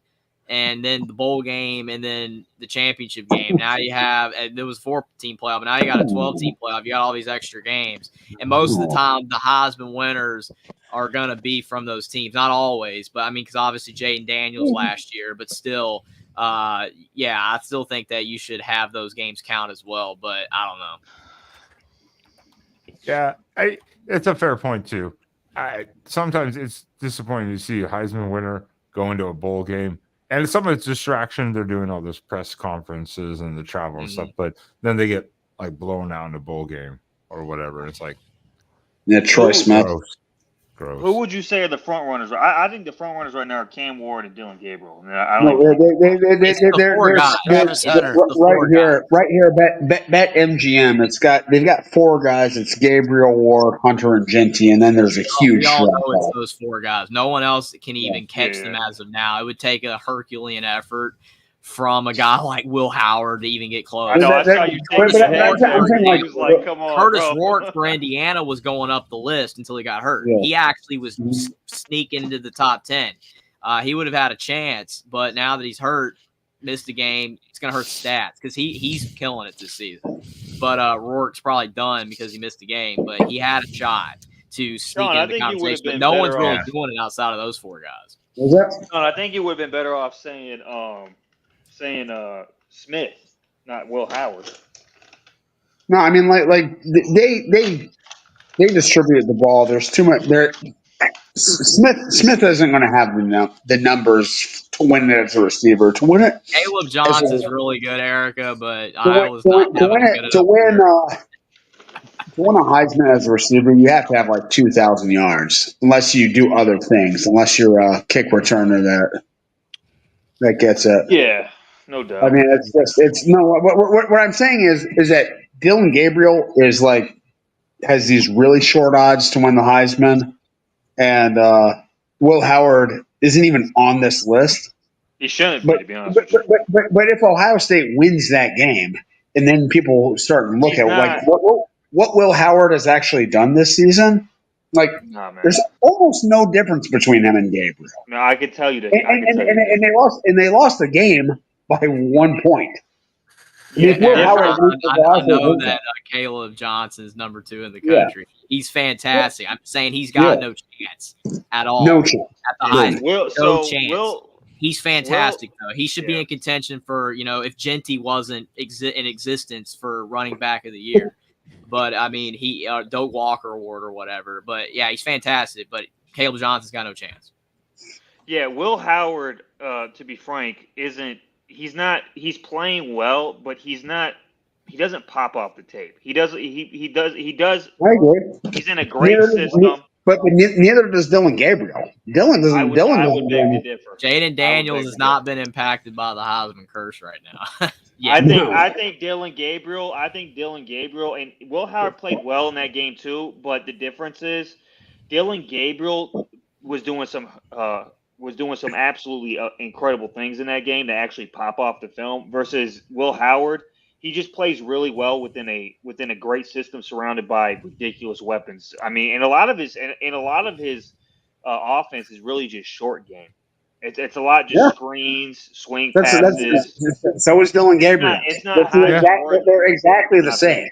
Yeah, their production is. But Dylan Gabriel, kind of like Cam Ward, gives you those wow plays. I don't see. No, he doesn't. You've watched Dylan Gabriel and you've been wowed by him.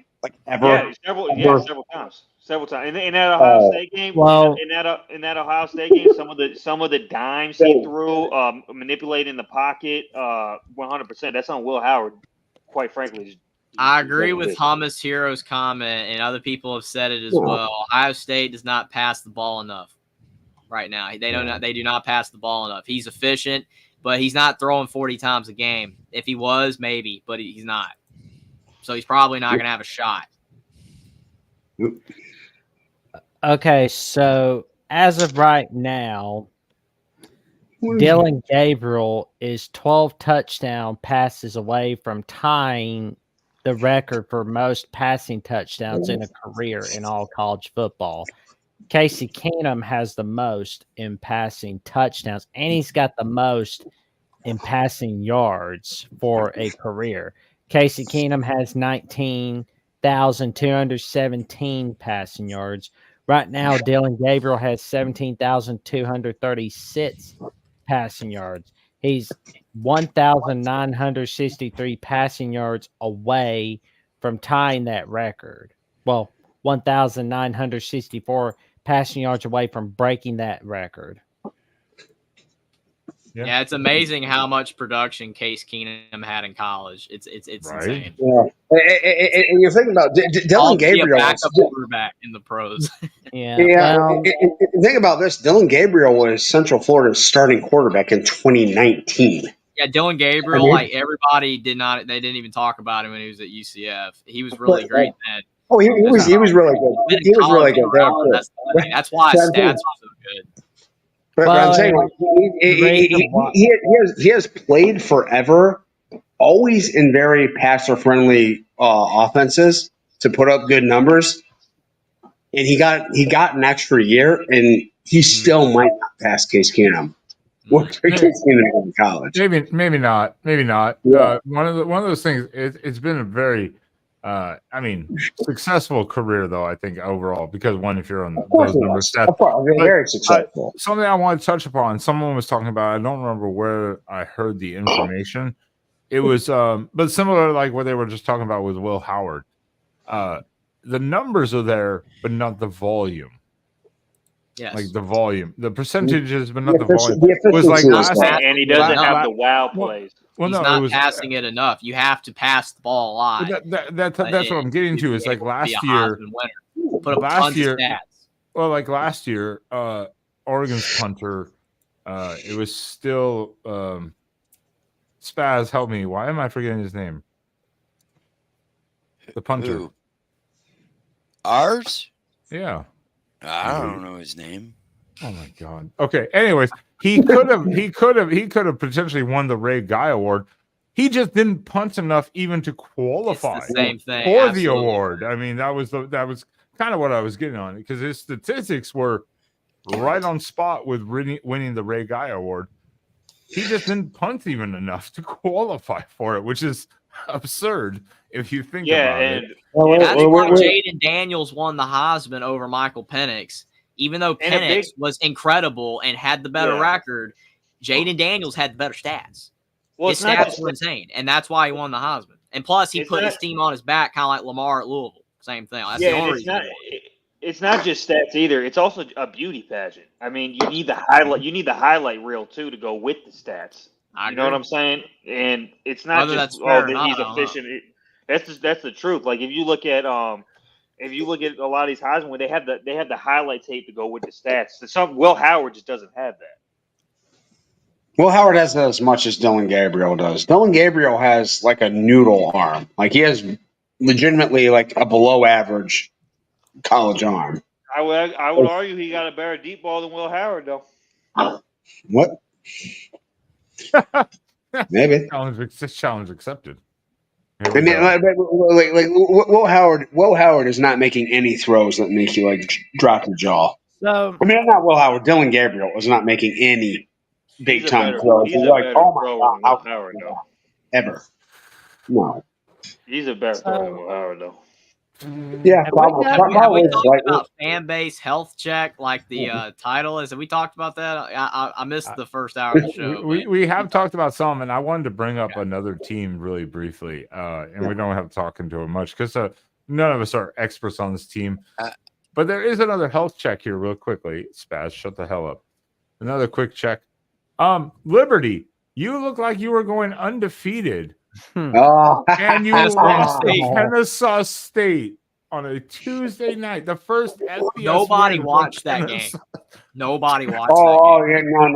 No. At least one person did because I was glued. I was tuned in. I didn't even see it, Sean. I saw it after the fact. Were they not? Was Liberty not like a 28-point favorite in that game? Yes, 28 and point they favorite. Lost. Hey, that's not Gabriel's better. Literally, I mean, Kennesaw State had never beaten an FBS team before that. Exactly. Literally never. They had never It's ever not beat. as bad as Northern Illinois beating Notre Dame, though. So It's No, probably that's worse. worse. I think that's It's- worse. I think it's Kennesaw. worse. The thing that's crazy with Notre Dame's, they've been really good this year. Besides that game, that's what I'm They've been saying. yeah. That Yeah, game but is that's but like Liberty worse. was in Liberty was in contention for that Group of 5 playoff spot. Again, yeah, Liberty they had a were couple again games almost last year where undefeated they again. almost lost. Liberty had a couple games last year where they almost blew it to bad teams, and that's why people said that they shouldn't have made the New Year's Six Bowl against Oregon because they had such a soft schedule and they barely beat a couple of really bad teams last year. So this is basically the same team as last year. They finally lost.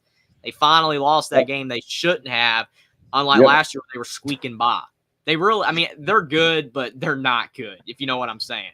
They're good, though, just not on the level of being in a New Year's Six game. That should have never happened. I don't know if that's Jackson or if that's actually Mark, but I don't know. Honestly, I don't think Mark would write Liberty sucks in lowercase like that. I don't think so.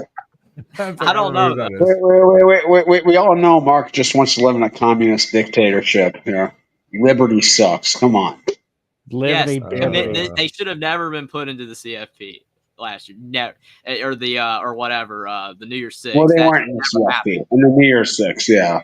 Yeah, well, the comment was wrong, but you know what I'm saying. That was the thing. Like the Group of 5 was sucked dry of all their legitimate blue chip programs. Who else were you going to put on there? The other team that was in contention was SMU, who lost to Boston College.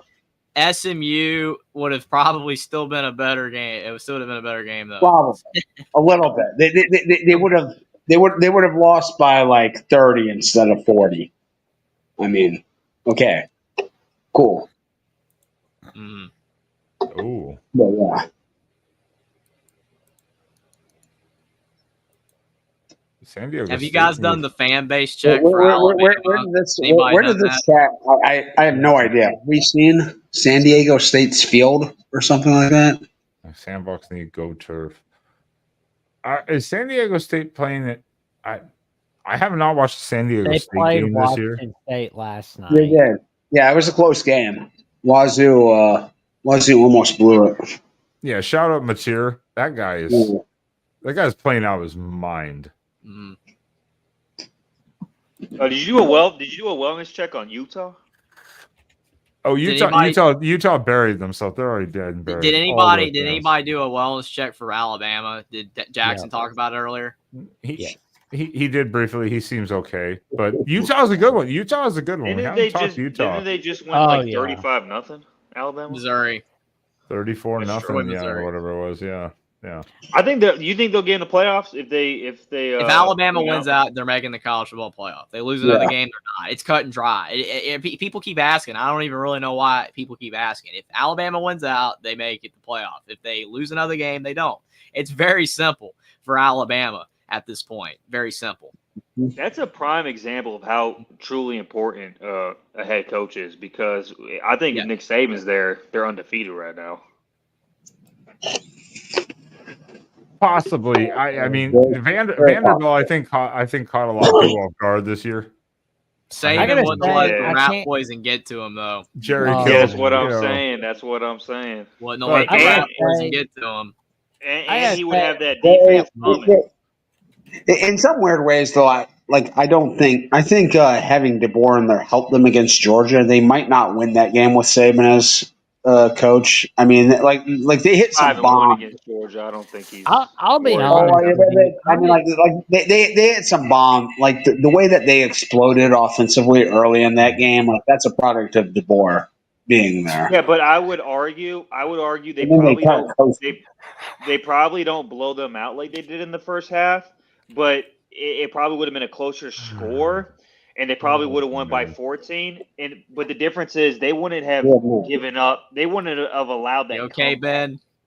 In the second half. Oh, I'm dying over here. With Nick Saban, because Nick Saban the defense wouldn't be playing this bad with Nick Saban. No way, no way in hell. It's a fair point. It's an interesting topic. I do want to touch the Utah topic because you might be seeing the end of a regime coming I in agree. Utah. I think Whittingham. But I did actually on Jeffrey. Cool. Sorry, Ben. We gotta get to Adam here. Sorry. Jeffrey, Indiana football is a cult. Soon they will drink a special drink and return to mediocrity. Ooh, a little. I got to go back to what you're saying rhyme, with but- Utah, though, real quick, before I say anything about He's that. just like, no, Ben. screw that. You talked He's about right. Kyle Whittingham possibly ending the regime, retiring. And I did a poll talking about, because, yes, Mac Brown and Kyle Whittingham. I had another one, but it just slipped my brain. I had it in my head, but Jackson might remember. But I had 3 coaches. Kirk Ferentz, who would retire first? That's it. Mac Brown and Kyle Whittingham are the top 2. Everybody's like, it's probably Mac Brown, but Whittingham's right behind. He's about done, because he's not going to keep staying there if they keep getting worse and worse. I think it's done. I think he's never going to go. He's never going to go to a bigger school, I don't think. So sorry to take the super chat off, but that's definitely my thoughts on that. I think Whittingham is done. I think it's a sign with Ludwig stepping down. He's already named the successor. Yes, he's going to leave. DC. I think it's done. I think he's like, you know what?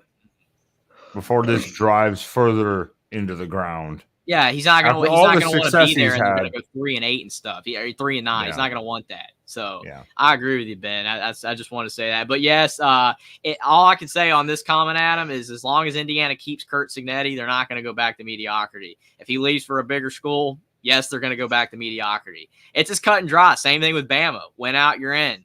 Lose another game, you're not in the playoffs this year. If Indiana keeps Signetti, they're gonna keep winning. I think that's fairly generous calling what Indiana football has been mediocrity. I mean, they're horrible outside of like 3 years. That's true. Yeah. That's true.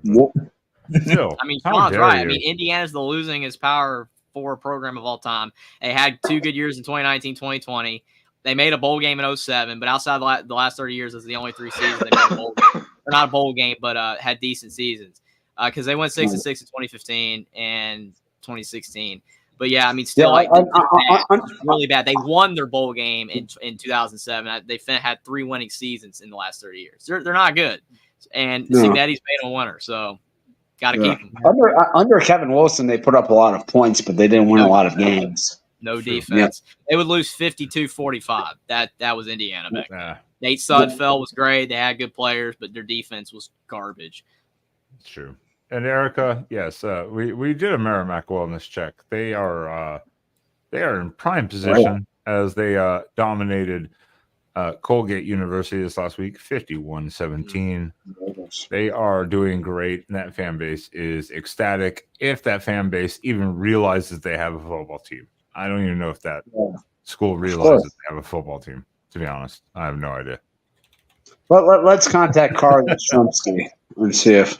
I'm trying. I am trying. I've literally tried. I've tried twice. I'm going to call him tomorrow. I'm literally just going to call him tomorrow. My emails are not getting. We need that to happen, Ben. My emails are not getting responded to. Carl Yastrzemski on the Voice of College Football. I have emailed the head coach and the assistant athletic communications person. So tomorrow I'm just literally going to call the athletic department. I'm literally just going to call them. I've been getting. I think my thing is going to spam, most likely. That's probably why. I'm going to guess my emails are just going to spam or something like that. So we'll see. We're going to do this. We're going to pull it off right here on the Voice. Yeah, you probably shouldn't use your OnlyFans account to use the email. I use my personal email account, so it looks more proper than my actual YouTube. Yeah, Ben is doing Yeoman's work, Sean. He's not trying to screw this up. I'm trying to do God's work for Mark's channel here to get Merrimack on here, and it's not working so far. Get her done, Ben. Yeah, trying. We're trying. Fine. Let's talk about another sad fan base. The Oregon State Beavers. We knew they were going to collapse. We knew they were going to collapse after Jonathan Smith left. At least they've been like halfway decent this year, but they're still. But were you going to get? Did you see them getting smoked by? Maybe their whole fan base is Michigan State fans this year. I don't know. I saw it. But did you see them getting smoked by the Calgorithm, 44-7? I saw that game. Until that game, they were playing. But now they got destroyed. Exactly. But I mean, still, I thought they'd do worse. Honestly, I thought they'd do worse. And as Mark, that's a dick comment. That's a dick of a comment. That's bad. That's bad. Oh no! Oh no! Oh no! Oh no! Yeah. Come on, see, Spaz brought it up earlier. The Pac-12 never dies. It may come back as sort of a diminished, deformed version of its former self, but Pac-12 should have been. What's up with Pac-12? All they had to do was put Oregon State and Washington State. I don't know, but all they had to do. I have to say, you keep doing that creeping, you're gonna get timed out for 24 hours again, like last Sunday. You leave Pac-12 alone. Yeah, Jackson's getting rid of Pac. Yeah, I wasn't here. I wasn't here last week, so don't blame me for any of that. I do say for the Oregon State, look, Adam's asking the same question.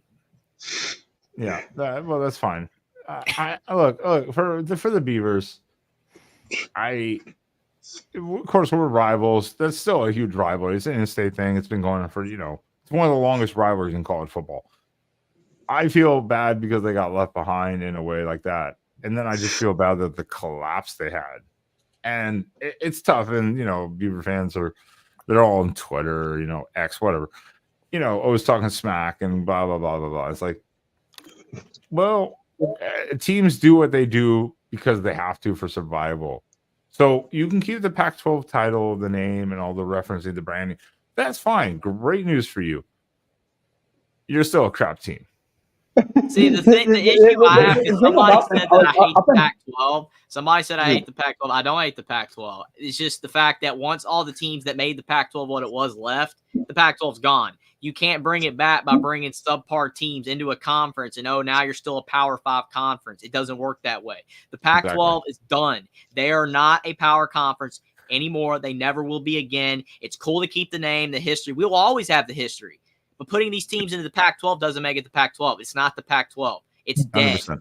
It's the Mountain West. It's all that it is. And that's all I'm saying. I'm not a hater of the Pac-12, but you should hate the Pac-12, the people in charge of the network, the people in charge of those programs that just let it go away, let that conference rot.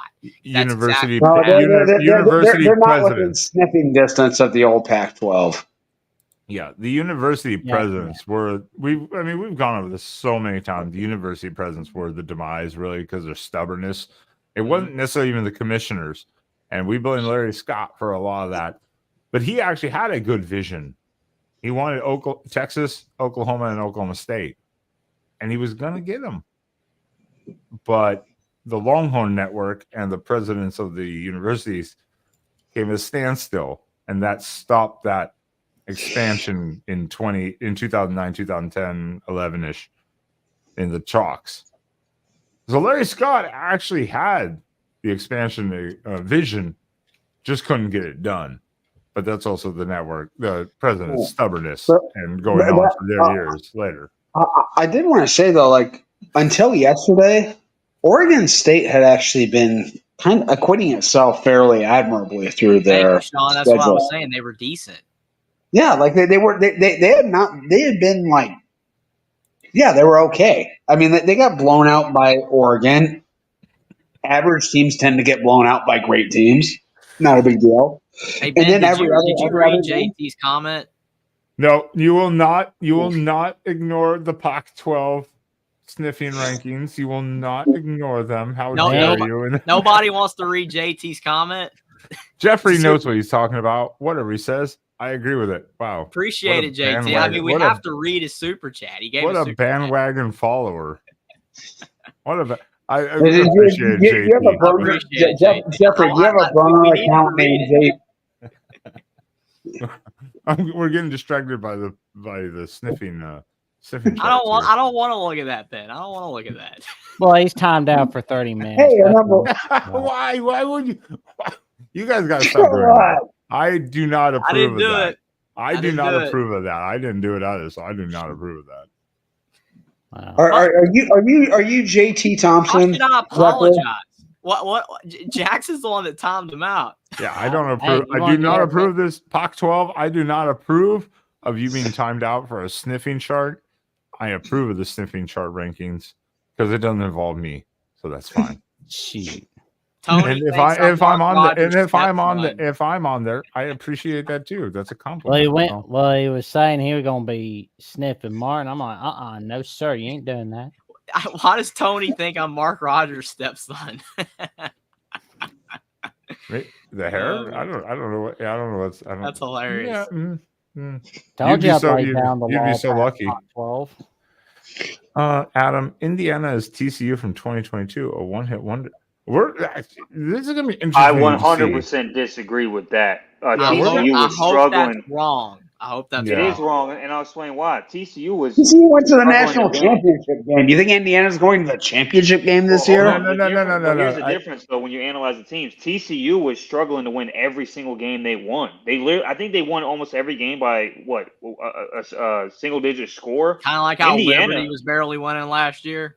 Yeah, Indiana's actually dominating teams. They're destroying teams. They're an actual. I would argue right now at this point in time, we'll see when they play tougher competition. But right now, they're one of only maybe 2 elite teams in the country right now. I will say I agree. I agree with this in a way because Indiana hasn't played a super stiff competition yet. And Washington was probably their worst, their toughest, maybe arguably. And that was with Indiana having their backup quarterback. They still won by 2 scores. And they still have never trailed this year. And otherwise, they've dominated everyone. Whereas, that TCU team did. They had Plus nobody every game was like Sonny 7 to Dykes 10 be their points. Head coach. Everybody wants Kurt Signetti to be their head coach. Right. Well, yeah, because everyone had a long history. Sonny Dykes had been a head coach for a long time before that season. Everybody wants Kurt Signetti, and all I know is nobody wanted him before this year. Oh no, that was a great get. That was a great get. That was a great get for Indiana. I mean, when they got him, I was like, I mean, the guy wins. I never thought he was going to go there. I thought Indiana was going to get Jason Candle from Toledo. I thought that was what was going to happen. A MAC coach, go the PJ Fleck route, and it's going to go all right. But it's not going to be. It's going to probably be 6 and 6, 7 and 5. I never would have thought Signetti. I never would have thought he'd have gone to Indiana. And I do think there's a shot he leaves. I do think there's a shot. But again, Indiana, according to, unless the reports are lies, which reports can be lies, but I've read on the internet several places that Indiana is top 15 in NIL allotment this year. The money has gone through the roof. The donors are coming in. We know there's big-time alumni at IU. And we also know that they have the second largest alumni base in the country. And now that they love football for once in their life, they can pay Signetti $10 million a year. They can outprice everybody. That's my opinion. But we'll see. He could still leave for that bigger opportunity. But Indiana's the team that gave him a shot. So we'll see. Yeah. Nobody believed in Signetti before that. Plus, and I would say, Signetti is 63 years old. I don't think he's in any hurry to move on and climb the coaching ladder any more than what he has. Like if some big program makes him an offer he can't refuse, that will change things. But I don't think he's looking to move on from Indiana. I don't think he's thinking about the next coaching job. No, I don't think it will be as easy to lure him away as a lot of people seem to think right now. I don't think it will. No, I think Sean's on a good point. It's kind of like Leipold with Kansas. And Kansas has been on kind of a train wreck this year. They've been on the wrong side. But I'm saying, I'm agreeing with you. But I'm agreeing with you is though they come to a situation, they do good. They're not looking to just go wild. Because why can't Signetti take Indiana and become one of those big programs now? He can. All he needs is a couple of good seasons. Wisconsin level, you can do that. He can start building it, and he's going to be beloved forever. Yes.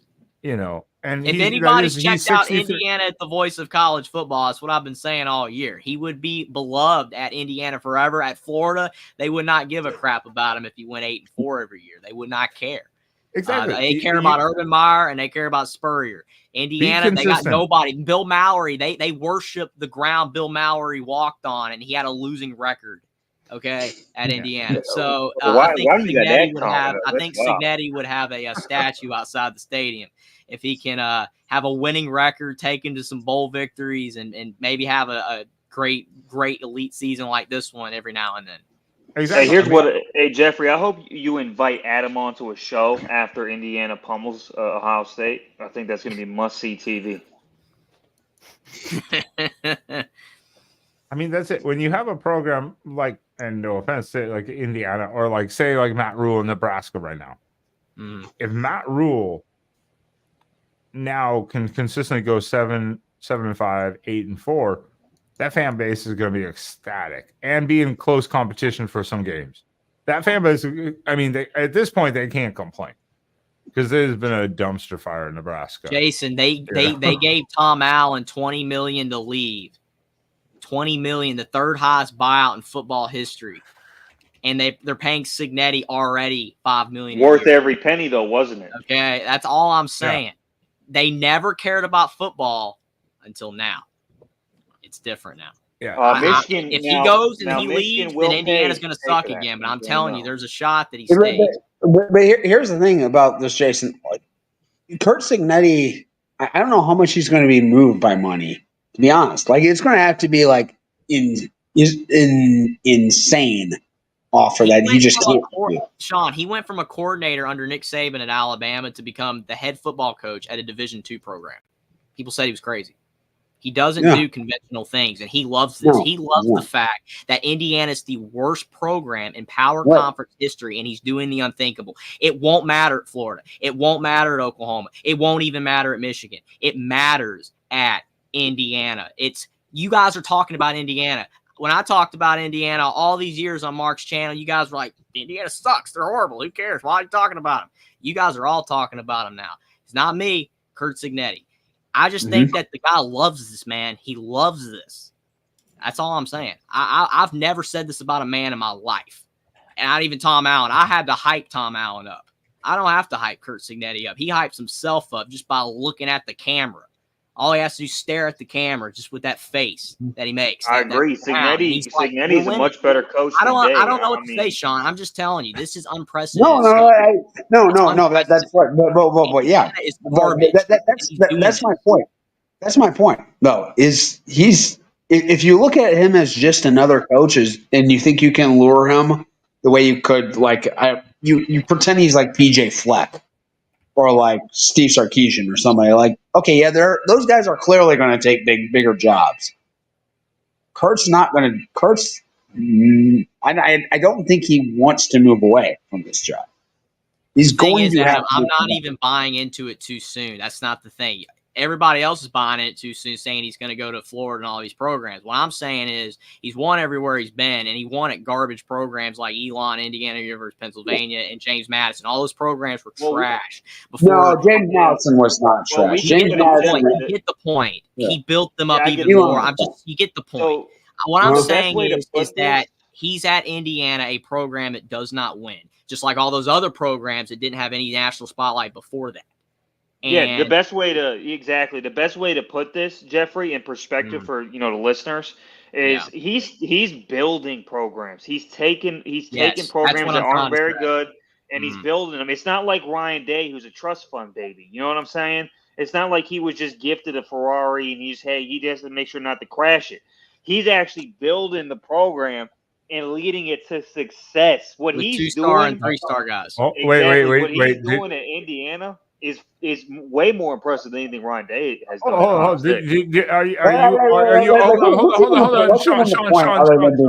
Sean. I'm going to fire back quickly too. Yeah, Michigan man, are you not then just also describing Sharon Moore, who is currently crashing the car?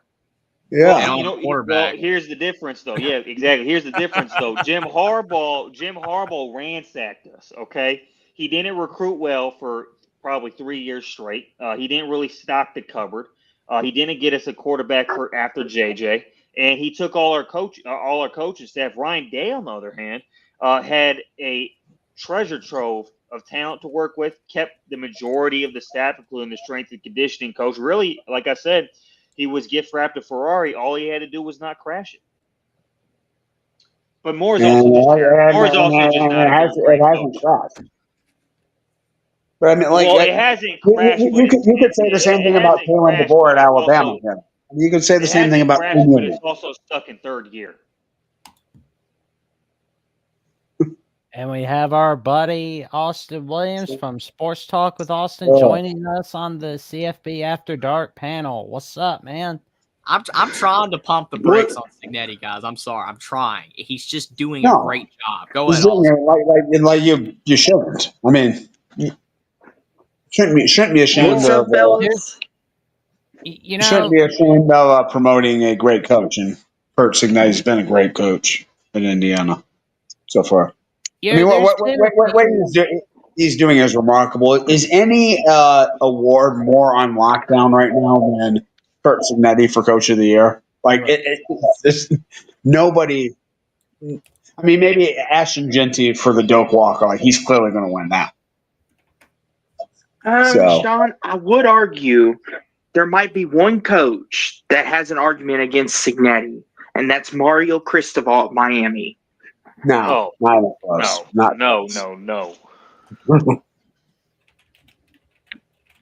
not even. You all don't think that? No, it's not. I mean, Miami is a program, and the way they recruit versus what Indiana and the trash heap Indiana was before he got there, and they're 8-0. Mario Cristobal, his first couple years there have been a train wreck. I mean, this year's looking good. He's got Cam Ward, but it's also one Miami and two. His first couple years were terrible. And they've also had a bunch of super close games against very marginal competition. So a better name for you to have named was Oregon's current coach. I would have said was a better name. I really like it. Dan Lanning. All the Nick Saban disciples are my favorite coaches. I think they're the best. They're hard nosed.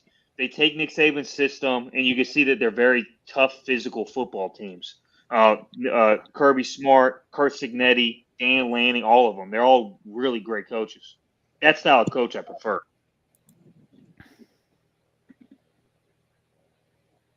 But the thing that you all just mentioned is about how Mario Cristobal's first 2 years were a train wreck.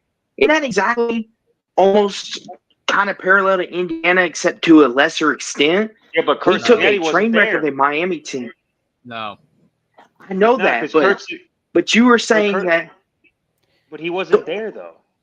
But here's one coach we haven't heard about. Hey, Austin, the thing is that Mario Cristobal blew the game against Georgia Tech last year because of the fact that he didn't know how to take a knee. I don't think Cristobal's in the same league of coaching as Signetti. I mean, it's just not.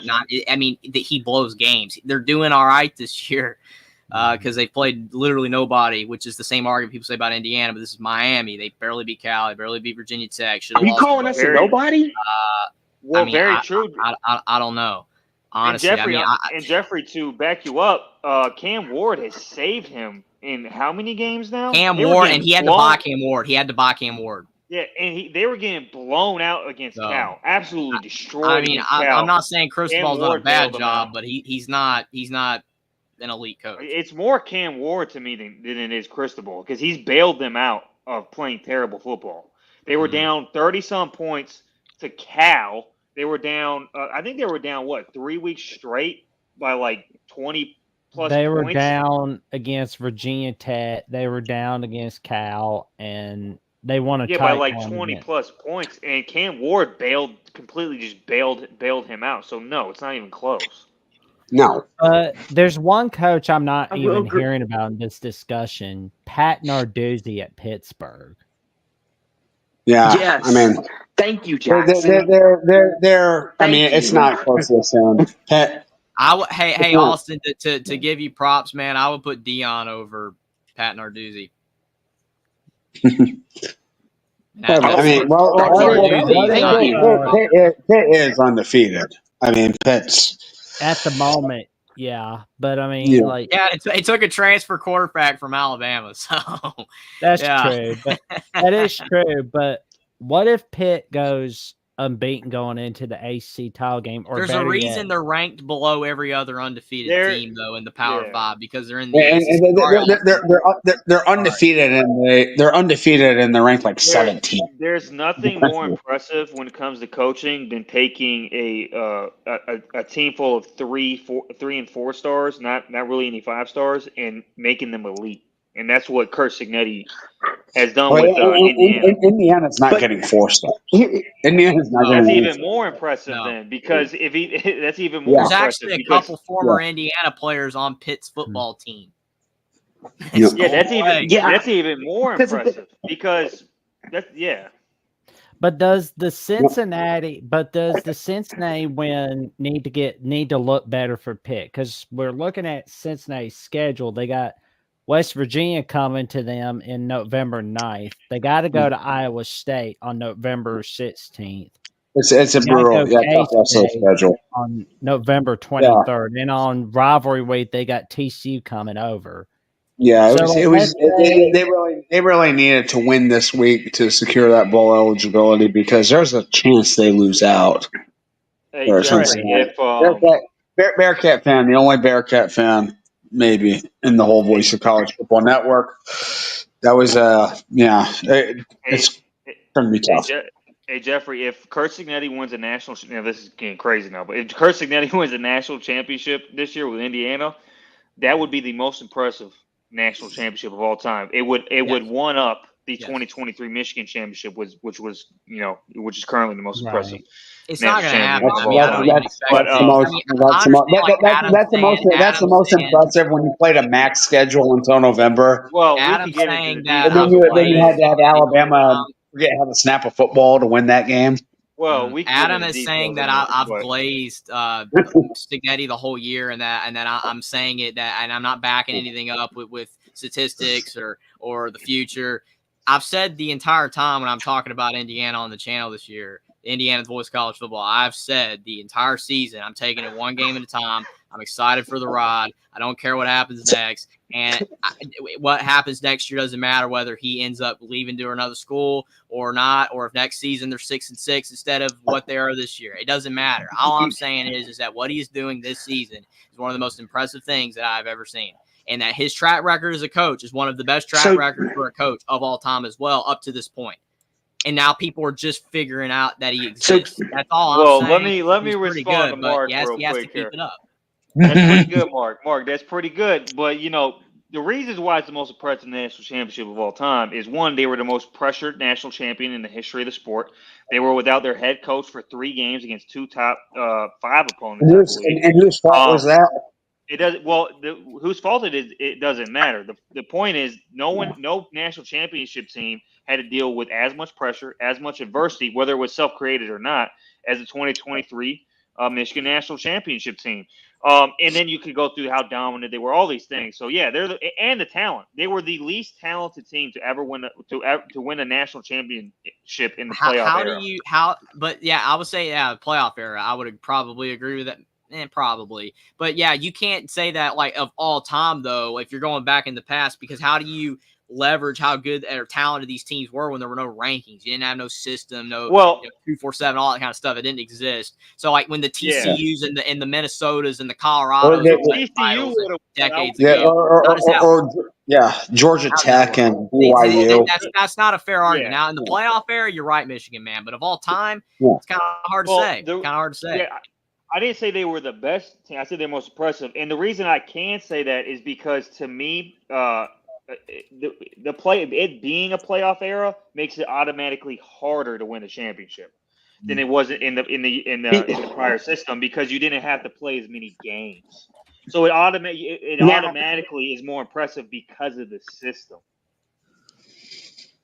See, the thing that people don't remember either about Michigan is, they might have been the least talented, but they also had the most experience.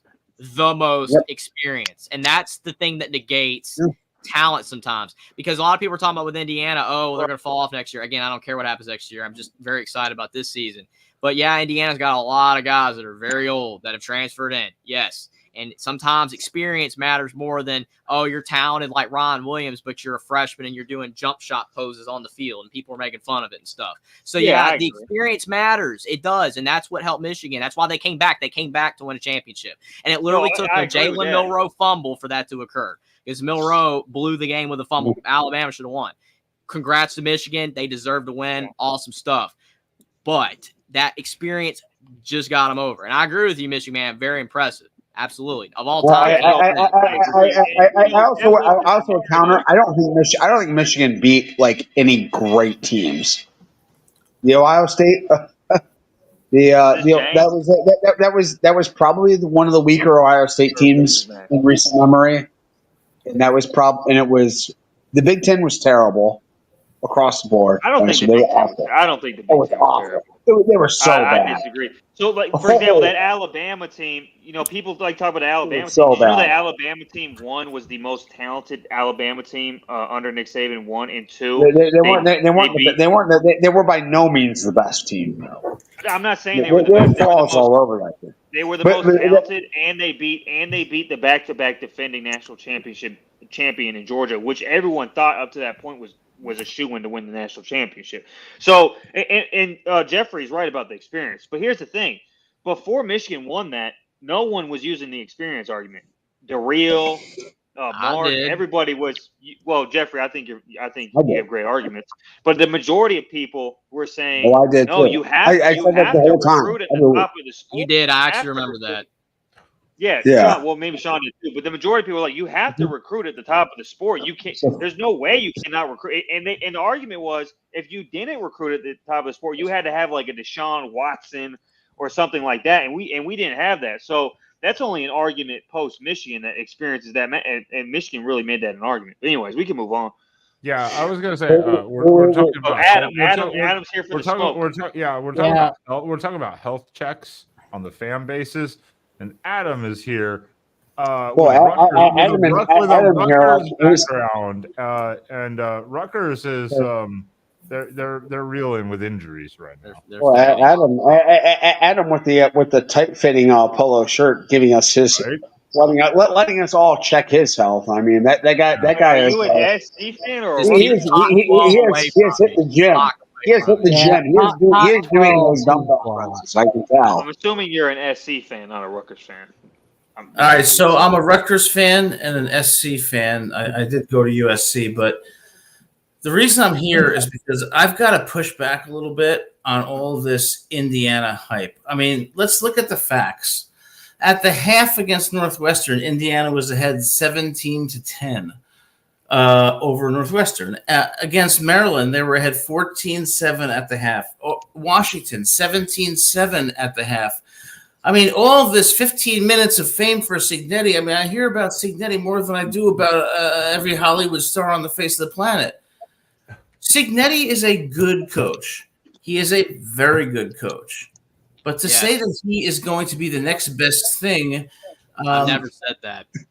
I didn't accuse you of saying that. I didn't accuse you. You came on here for that, though. I came on to argue that the hype about Indiana and Signetti is premature, but I never mentioned your name. And he's probably directing to me. Jeffrey, you are a great analyst. I got to tell you, you're fantastic. I appreciate that. So I give you all you're credit for great, that. man. Adam, correct me if I'm wrong though. Weren't you the guy that said that Notre Dame was going to win the national championship after week 1? Yes. Okay, that's all I needed to say. I did say that, and Notre Dame is now ranked, I believe, 10th. I think they're like 8th. All right, so they're 8th in the country. I mean, by the way, next week right now is the CFP rankings. Yeah, they're 10th in the top 25. That actually makes sense. Yeah, I'm not here to disparage Indiana. I mean, I lived in Indiana for 4 years in Fort Wayne, so I'm a fan of the Hoosiers. But I think he has to sustain his success for a little bit longer before I'm sold. And the other name that nobody brings up that I'm going to bring up is Jimmy Rogers, the head coach of South Dakota State, who was FCS Coach of the Year in 2023, leading South Dakota State to a 15-0 record. I'm telling you, if Michigan's looking for a coach, or let me state this to the Iowa Hawkeyes. Hey, Iowa, when Kirk leaves, hire Jimmy Rogers, and you will be on your way to the playoffs and potentially a national championship. And I say this specifically to Erica Goldberg, who I know is an Iowa fan. Jimmy Rogers, put him on the radar. I agree with Adam. What I mean, look, Signetti, it's a great year right now. Obviously, he brought a lot of guys with him. Look at my picture, guys. It looks like a mini Nick Saban. He's gonna build. I think this is the type of year you need to catapult to build success with recruiting and stuff. Yeah, and same with like Rutgers. I love Greg Schiano. I have to say it correctly. Schiano. Greg Schiano. Schiano rhymes with piano. We all have been mispronouncing that for years. However you, we've been mispronouncing it for years. I love him. He had Tony Soprano cheering him on in his first stint. Well, he's like a That's right, Jackson. He's like a Brett Bielema. He'll build things the right way. It just takes some time. But with Signetti, you're going to have to see how this year jumpstarts that program. And I think you will see some success. But, yeah, you have to wait a couple years to see if it's consistent. JT. Hey, JT. I've been an Alabama fan since I was 3 years old. I've been an Indiana fan since I was 14. Okay? And the only reason I started watching Indiana was because they sucked. I know that sounds crazy, but it's everybody that knows me knows that. I like Indiana because they suck. That's why I'm blown away at this. I'm blown away that Indiana is ranked ahead of the team that I like since I was 3 in Alabama. That's the best football program in the modern era of the last 20 years. Okay, so yeah, Alabama football that I've been seeing win my entire life. And yeah, I'm not a bandwagon fan because my family's been Bama fans since the 1940s. So yeah, Alabama football is my favorite team. But I like Indiana too because they sucked and now they're winning, which is so cool to see. And I'm happy for Indiana fans. That's why I'm so excited. I'm more excited for those people than myself. But I do love Indiana. But see, JT saying Rutgers and USC with Adam, there's nothing wrong with that. Everybody likes a second team. Most people are just too shy to admit it. Adam is from New Jersey. He went to USC, right? Is that right? That's correct. Yeah, nothing wrong with that. And I mean, like he's a live in Alabama. He's a culture guy. You know what? He probably had a lot of opportunities in his life. Jeffrey, and one of them, unfortunately, was to live in Fort Wayne, Indiana. I mean, I just figured out what's going on. What is it, Michigan man? Come on. He's a USC fan. He's downplaying Signetti right now because he wants USC to hire Signetti. I figured it out. Michigan man, you mentioned a little while ago that Signetti was a mini Saban, right? Look at that picture. I mean, that's Nick Saban swag right there. Yeah, he got the walk and everything. Got the glasses from when he was young. Well, he was on the first Nick Saban staff of 2007 because, like, matter of fact, he helped Nick Saban build that first staff. There you go. He was instrumental in the start of a dynasty. Think about that. That's right. Well, you know what the problem? He recruited some of the greats to Alabama.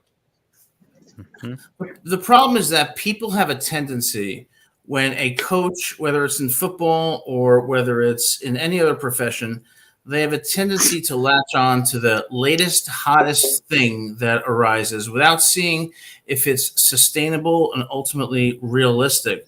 So I'm not sold on Signetti because although he's done a great job and I'm sure is a great coach, we need to hit the brakes a bit and be cautiously optimistic, albeit optimistic.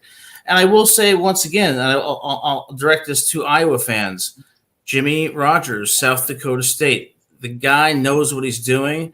And sometimes you find, the best coaches from non-traditional places, and Jimmy Rogers might be that guy.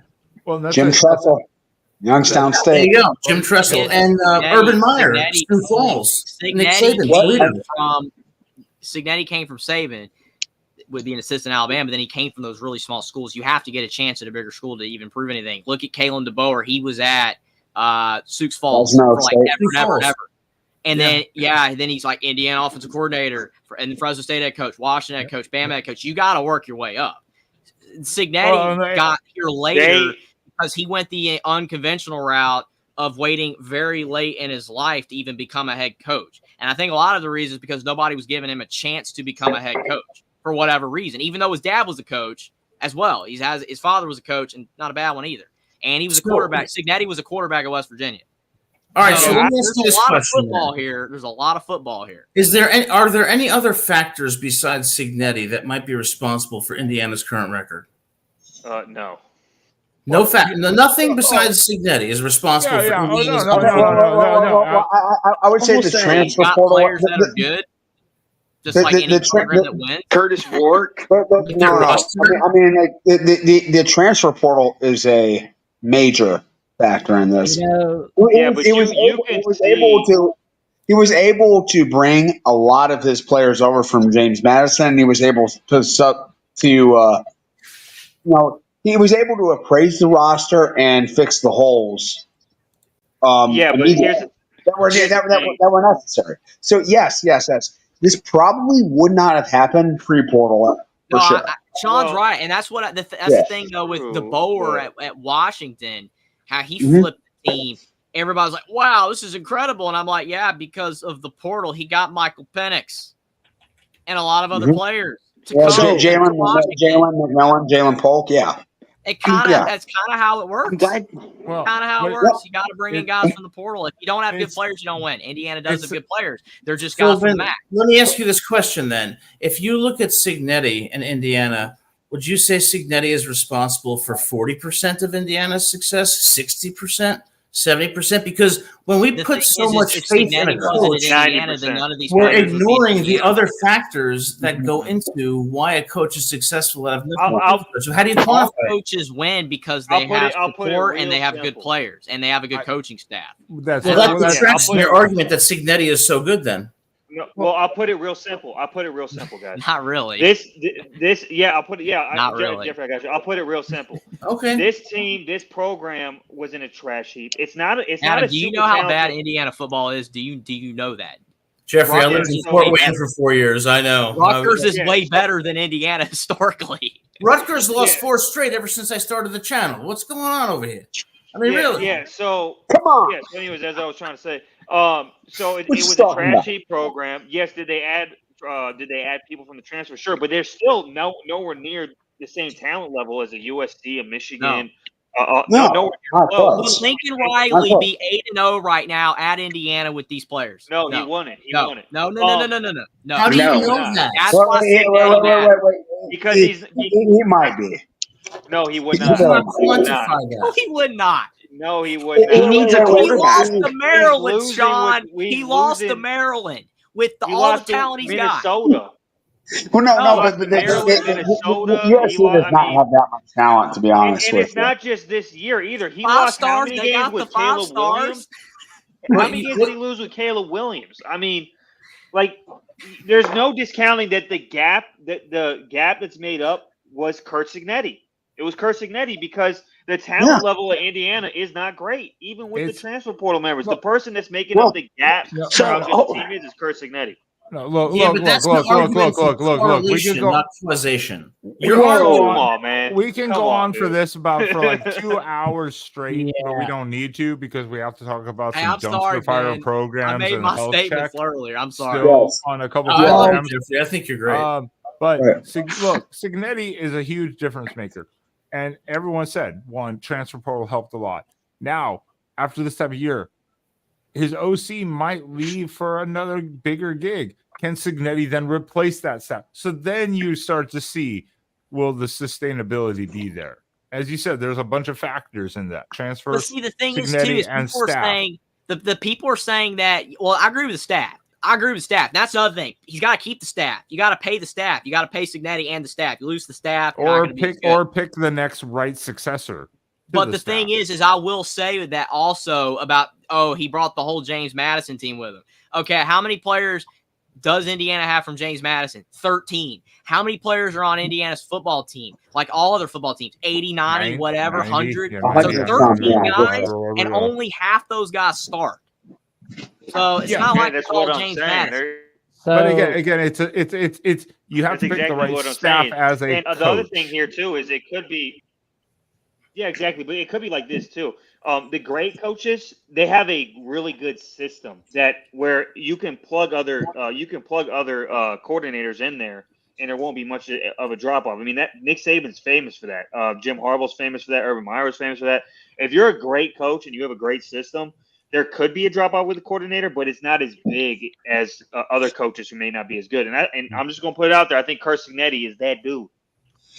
Did Alabama's defense decline in the last 5 years? Yes. Was Yes. Nick Saban still the head coach? Yes. Why did that happen then? Well, not as good a coordinator hires. Bingo. Pete Golding is not Kirby. Coordinators I actually have have an impact on success. success. Why that is.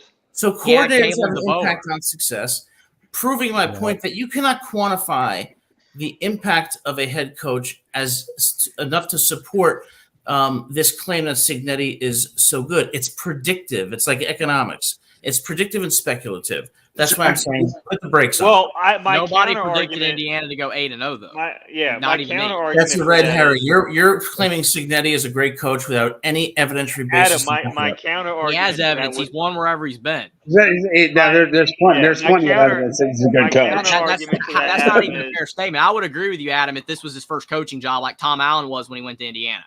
Signetti has had 15 years of success, and he's won wherever he's been. And what does that prove? Yeah, but here's my counter argument he's for a the defense good point coach. that you It brought proves up. absolutely nothing. gentlemen, My counter So argument winning for doesn't the- prove okay. anything. What? No. Whoa. Okay. No. Okay. Because you have to look at the context within which people win. Okay, you're making a simplistic reduction that because he was a coach at these places where they won, he's ipso facto a good coach.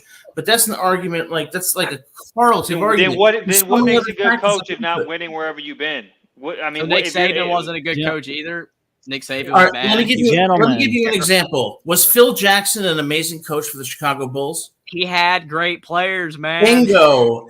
You just proved my Okay, point. and that's That why goes Indiana's hand- winning just this year proved because my they got point. good players. You just proved my point. All right. Gentlemen.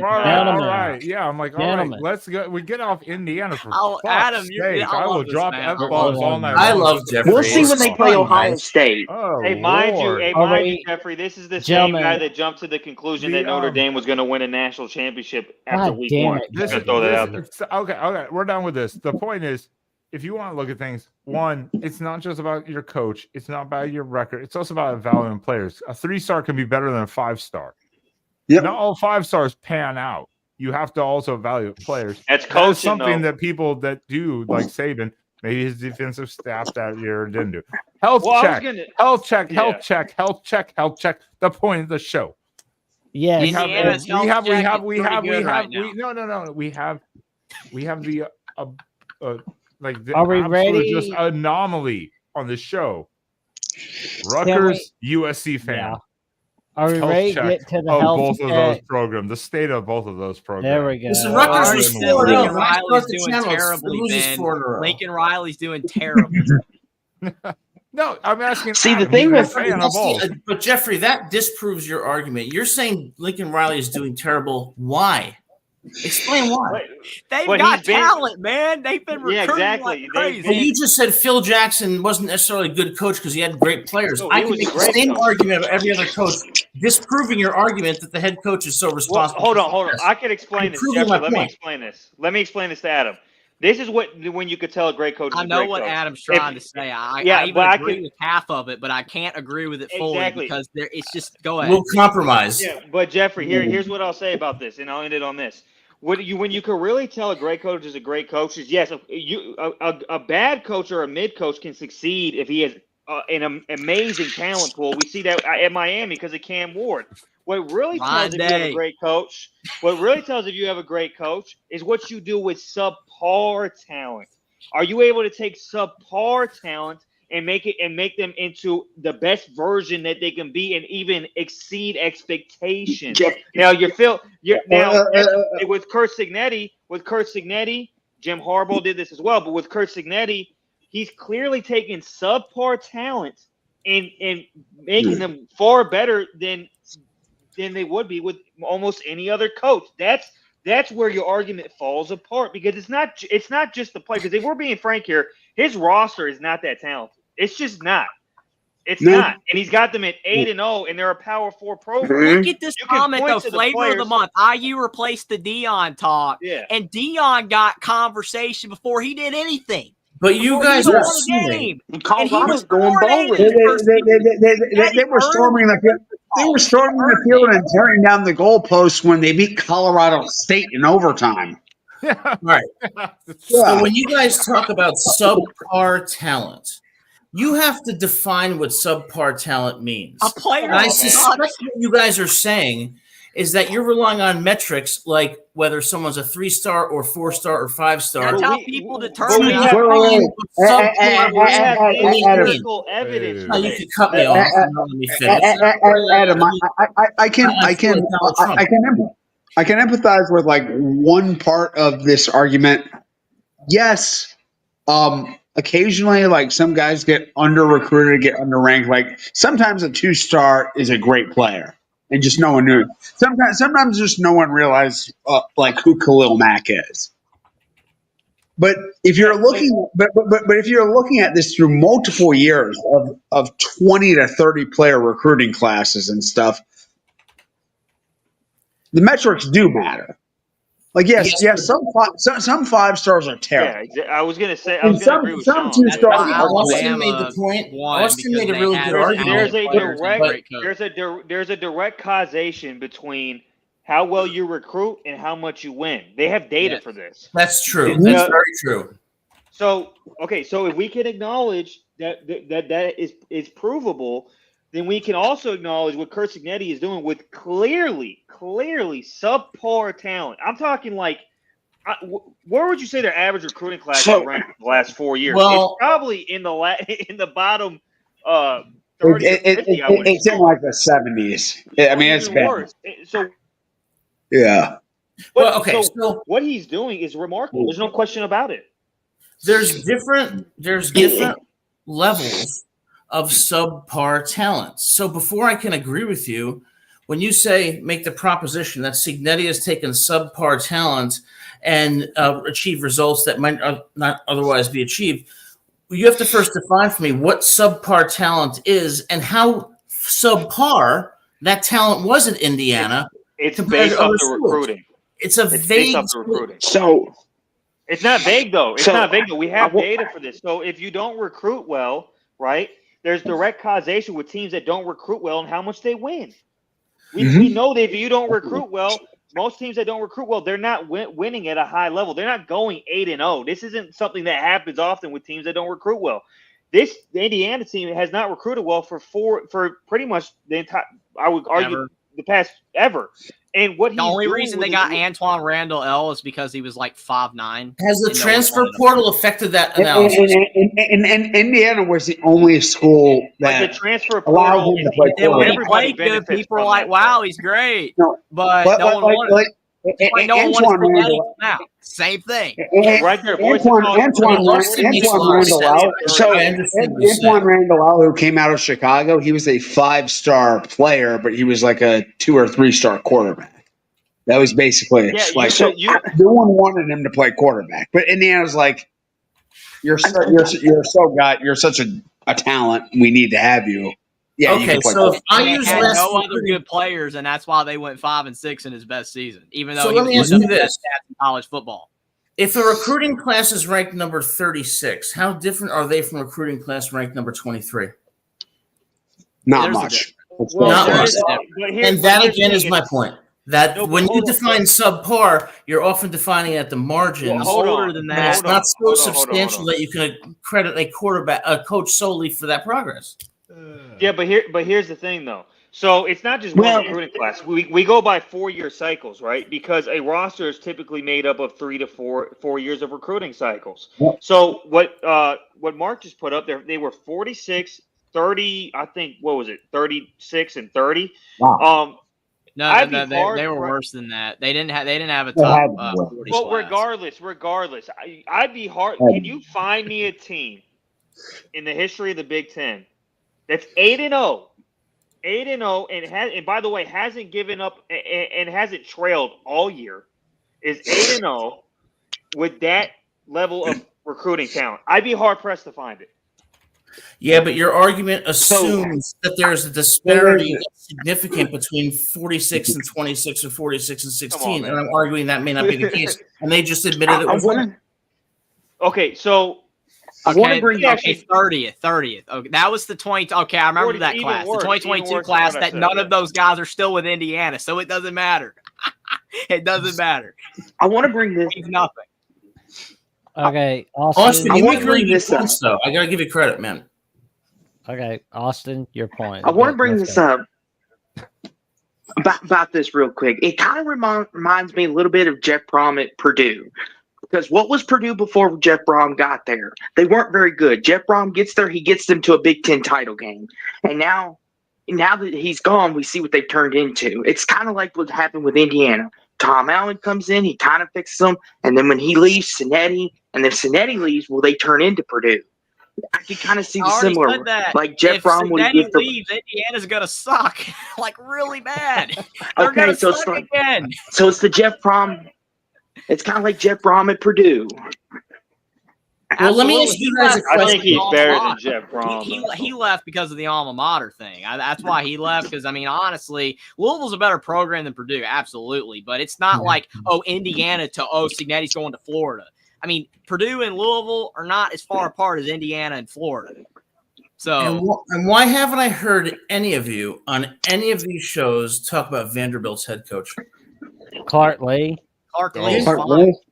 Oh yeah, Signetti is great. Signetti is like his results have been I've never talked about Vandy's head coach. Why? Vandy one top notch. Getting Jerry Kill come in and bring in Pavia. Or I just Diego Pavia. Player. Absolutely. Well, Jerry Kill, well experienced. We just saw what he did last year before he kind of retired again. Now it came on as a what is his official title? Offensive assistant or some crap? What is his official title for Vanderbilt? I don't know, but I do know that one thing I would like to know is how you guys can make an empirical argument that Signetti is better than Vandy's head coach. Well, no one tried to make that until you just did. He is better. Until you just tried to do it. I feel intuitively, yes, definitely. We have like what 5 years of data on Clark Lee as head coach at Vanderbilt. It's been hit and miss. 4 years. He's had a couple nice seasons. He's had a couple awful seasons. But if there's any coach in the country that has taken a team that has traditionally been terrible and got them to beat Indiana, almost beat Texas, it's Vandy's head coach. And yet you're talking about Signetti. But he brought in Jerry Kill and he brought in. So now it's other factors. You're proving my point again. Vanderbilt was good under James Franklin, and then James Franklin left. So Indiana would do the same thing if Signetti leaves. They go back to being terrible. And Clark Lee has never at Vanderbilt had a year like Kurt Signetti's having at Indiana. Like I would beg to disagree. I would beg to disagree. This year at Vandy is one of the best it's ever had. And Jeffrey, when you just said, put in other coordinators, you're proving my point that the coach is not so influential. Hold on. I would argue Indiana's a tough school academically too. Not as bad as Vandy, but still tough. Here's the argument I would make. Vanderbilt is exponentially better academically than Indiana. How is this even true? Clark Lee's having a better year than Indiana's. How is that even true at all? How is that true? Vanderbilt beat Alabama. Because you're saying they beat Alabama, my favorite team, by the way. How is that even fair? Come on. How is that even fair? Because it's relative. No. It's relative to the competition and to who they are beating. No. And that's Vanderbilt lost to Georgia State. They lost to Georgia freaking State. Oh no! You have done it. No, you have all done it now. You have all done it. Oh no! He's gone. Mark popped in the background. I was like, "You have done it all. You have pissed off the owner of this." Oh, there he is. You have now officially pissed off the owner of the channel. History. He's having no more of it. Why is he upset? No What more. do we do? I'm not sticking around for long. Good going, This Jeffrey. conversation is a lesson to people across the country. not We can me. disagree Because of civilly. Adam. Okay. Kurt Signetti is phenomenal. What he is doing at Indiana is remarkable. 8-0 and not skimming by these teams. They are dominating every opponent. I made a comment in recording the Big Ten Power Rankings today that even Oregon has not looked good every week. That is the mark of a great coach, that he has his team prepared every week. They have had no letdowns. They have been the far better team in each game. However, and Clark Lee and Vandy, the season they've put together thus far in regards to the opponents on the schedule is nowhere close. They beat Alabama. They beat Kentucky. They beat Virginia Tech. They barely lost in overtime to Mizzou. They took Texas to a 3-point game, one of the 3 or 4 most talented teams in the country. There is no comparison between the level of competition Indiana has faced through 8 games and what Vandy has faced. It's Vandy may have faced the toughest competition in America the first 8 games of this season. But the level of performance, Indiana has not really had like almost any bad weeks. Maybe the Northwestern game is like They won by 17. Mark is 100% right, and that's why I brought up the question. Why aren't you talking about Vandy's head coach and pumping up Signetti so much? I'd like to know the answer to that question.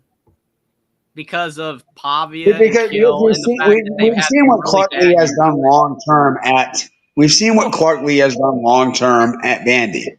Clark Lee has been there long enough, and we've had very. Well, like you can just look at Vandy this season. They lost to Georgia State and beat Alabama. It has, and that's a perfect encapsulation. That's why the transitive property means nothing. That's why the transitive, because Northern Illinois beat Notre Dame, but Notre Dame beat A&M. No, you can't do that. You can't do that. You know why you can't do that? Because of the fact Notre Dame's a better team than Northern Illinois. Bama's a better team than Vanderbilt. They lost. Indiana could lose to Michigan State next week. They could. That's college football. And then, the story's over. Signetti sucks, and all of it was a fraud. Everybody has bad weeks. Everybody has bad games. My coach of the year is the head coach at Vanderbilt. Doesn't happen. That's my head coach. Hold on. First of all, the season's not over. But if you had to pick it right now, how can you pick a team how many losses does Vanderbilt have? 3 or 4? 3. How can you pick a 5-3 to Georgia team over State, an 8-0 team? Because record is not a proxy for coaching quality, and because it's relative to the schedule and the quality of competition you face. But they lost to Georgia State. And they beat Alabama, almost beat Texas, beat Kentucky. Steven, I wasn't the one that started this. I was just happy they were able to. Everybody was ragging on. I apologize. So you think a team that lost to Georgia State has 3 total losses, and we could talk about the Alabama game. My argument: Alabama probably should have 3 losses right now, but that's a whole nother discussion. Basically, I don't think a coach is 2-5. Well, so I don't think a coach that should. I don't think a coach that should have beat Georgia State, but they didn't because they had a bad game. Yeah, I don't think a team that goes 5-3 should get coach of the year over a team that's 8-0 and's been humming every week. That's just me. do for the same reason that I would put a 7-5 team in over a 10-2 team if they had a tougher schedule and they had better victories. You can't judge a coach on one thing. I've been saying that argument for years. When Indiana would go 5-7, they should make a bowl game because their schedule was the 5th toughest in the country versus a crappy ACC. I would agree with you. But that never happened either. So I actually agree with you, Adam. It just doesn't work that way. We all wish it did, but it don't. It doesn't work that way, but it can work that way. Humans are behind all of these formulas. They're not going to do that, though. If you have the right people, they will do it. But Austin's point about the record doesn't justify him being coach of the year. It does, in my view, because they've played better competition. They have been much more talented in these games against teams that I don't believe Indiana would compete with. And so their record is relative. Well, hold on. How do you know that? Indiana beat Nebraska by 49. Ohio State beats them by 4. How is that even okay? That right there just proves everything. Ohio State's better than Indiana, but they play like crap against the same team Indiana destroyed. Jeffrey, and I'm agreeing with everyone's saying is like, look, Adam's polling, right. Everybody, the polling, everyone is right in certain opinions because. How did Texas become number one? They beat the hell out of a crap Michigan team on the road. It looked impressive at the time. That win doesn't look good anymore. Now it doesn't look that good, but bam, they got number one. They're like, oh my God, Texas, look at them. To be fair, and sometimes, certainly in previous years, like that narrative could carry you through a whole season. It's like the momentum you built off of being an extremely overrated team. I don't know. Get you into the top, into the top 1 or 2 spots. So, do you guys think Sonny Dykes is an amazing coach? Yeah, good player. He's a decent coach. He was 10-0 in 2022, huh? That TCU. That TCU team. We don't know what he's going to do next year. If he brings in good players again, AK maybe get Julian Lewis to flip from USC. Then there you go. Indiana can continue. You don't know. I'm saying this year's great. I never said anything about next year. I just said I don't want any other team to steal him. No, you're saying Signetti's a great coach, but you just said you don't know. So then how could you make that conclusion? I don't know if they're going to be great next year, but I know that they're great this year, and I know he's been great his entire coaching career up to this point. That's all I know. Nobody knows the future. I want to make this point on the TCU. I will say this right now, Adam. When Rogers started 4-0, I didn't think they were going to fall to 4-4. Never would have thought that. I want to make this point on the TCU team as a. I'm sorry, man. Well, okay. So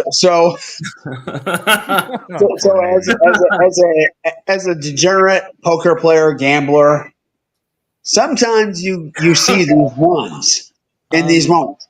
Somebody like a team just gets every break. They win every 50-50 spot. They always have the ball last in a game. That's like that was TCU in 2022.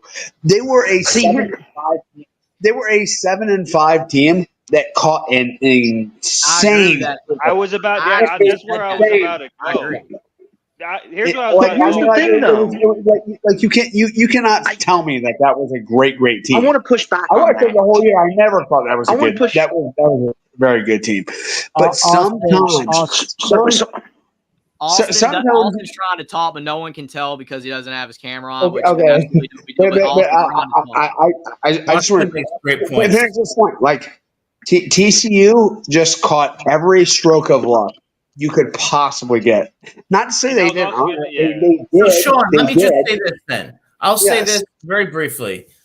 When I bring up another coach, the arguments that you use to either detract from or explain that coach's success are precisely the ones that you aren't using with respect to Signetti. So you're indirectly undercutting your own position regarding Signetti by explaining away other coaches' success while not applying the same standards. Let me tell you this. Indiana was -4 in turnover margin against Maryland. They still won by multiple scores. You can't explain that away with luck. Like that has nothing to do with you're unlucky to win that game by only 14 points. You should have won that game by 4. The head coach of the year is the coach at Vanderbilt. Well, hold on. You're saying that. Hold on. You're saying that now. First of all, the head coach of the year gets determined at the end of the season. And if Curt Signetti goes 11-1 and his only losses to Ohio State in a close game, he's the clear clear head coach of the year. It's not even close. If he beats Ohio State, then it's even more so a runaway thing. But back to your point, you're saying we subtract things, we do this. No, I'm actually taking the same things you're saying, and it's actually boosting Curt Signetti. When you talk about players, I right? agree. Yeah, exactly. When you talk about, well, is it the players? Well, he has subpar talent. So that actually boosts the argument of how great he is. When you compare it to TCU, he's dominating these games, hasn't trailed once all year. TCU, like Sean pointed out, had a stroke of luck just to win half their games. Curt Signetti's not doing that. That's a well-coached team that's just blowing teams out. And then let me land my plane. And then on top of that, you're pointing out a lot of one-off years. Curt Signetti has a track record of just winning. TCU, for the most part, under Sonny Dice, has been a 500 football team, with 2022 being just a really good year. So every point you're making of, we can look at this aspect, we can look at that aspect, those aspects actually boost how great of a coach he actually looks. Mm-hmm. They don't boost it because you are applying factors to detract from coaches that at the same juncture 2-3 years ago would have been considered just as good as Signetti, but you're not applying them to Signetti.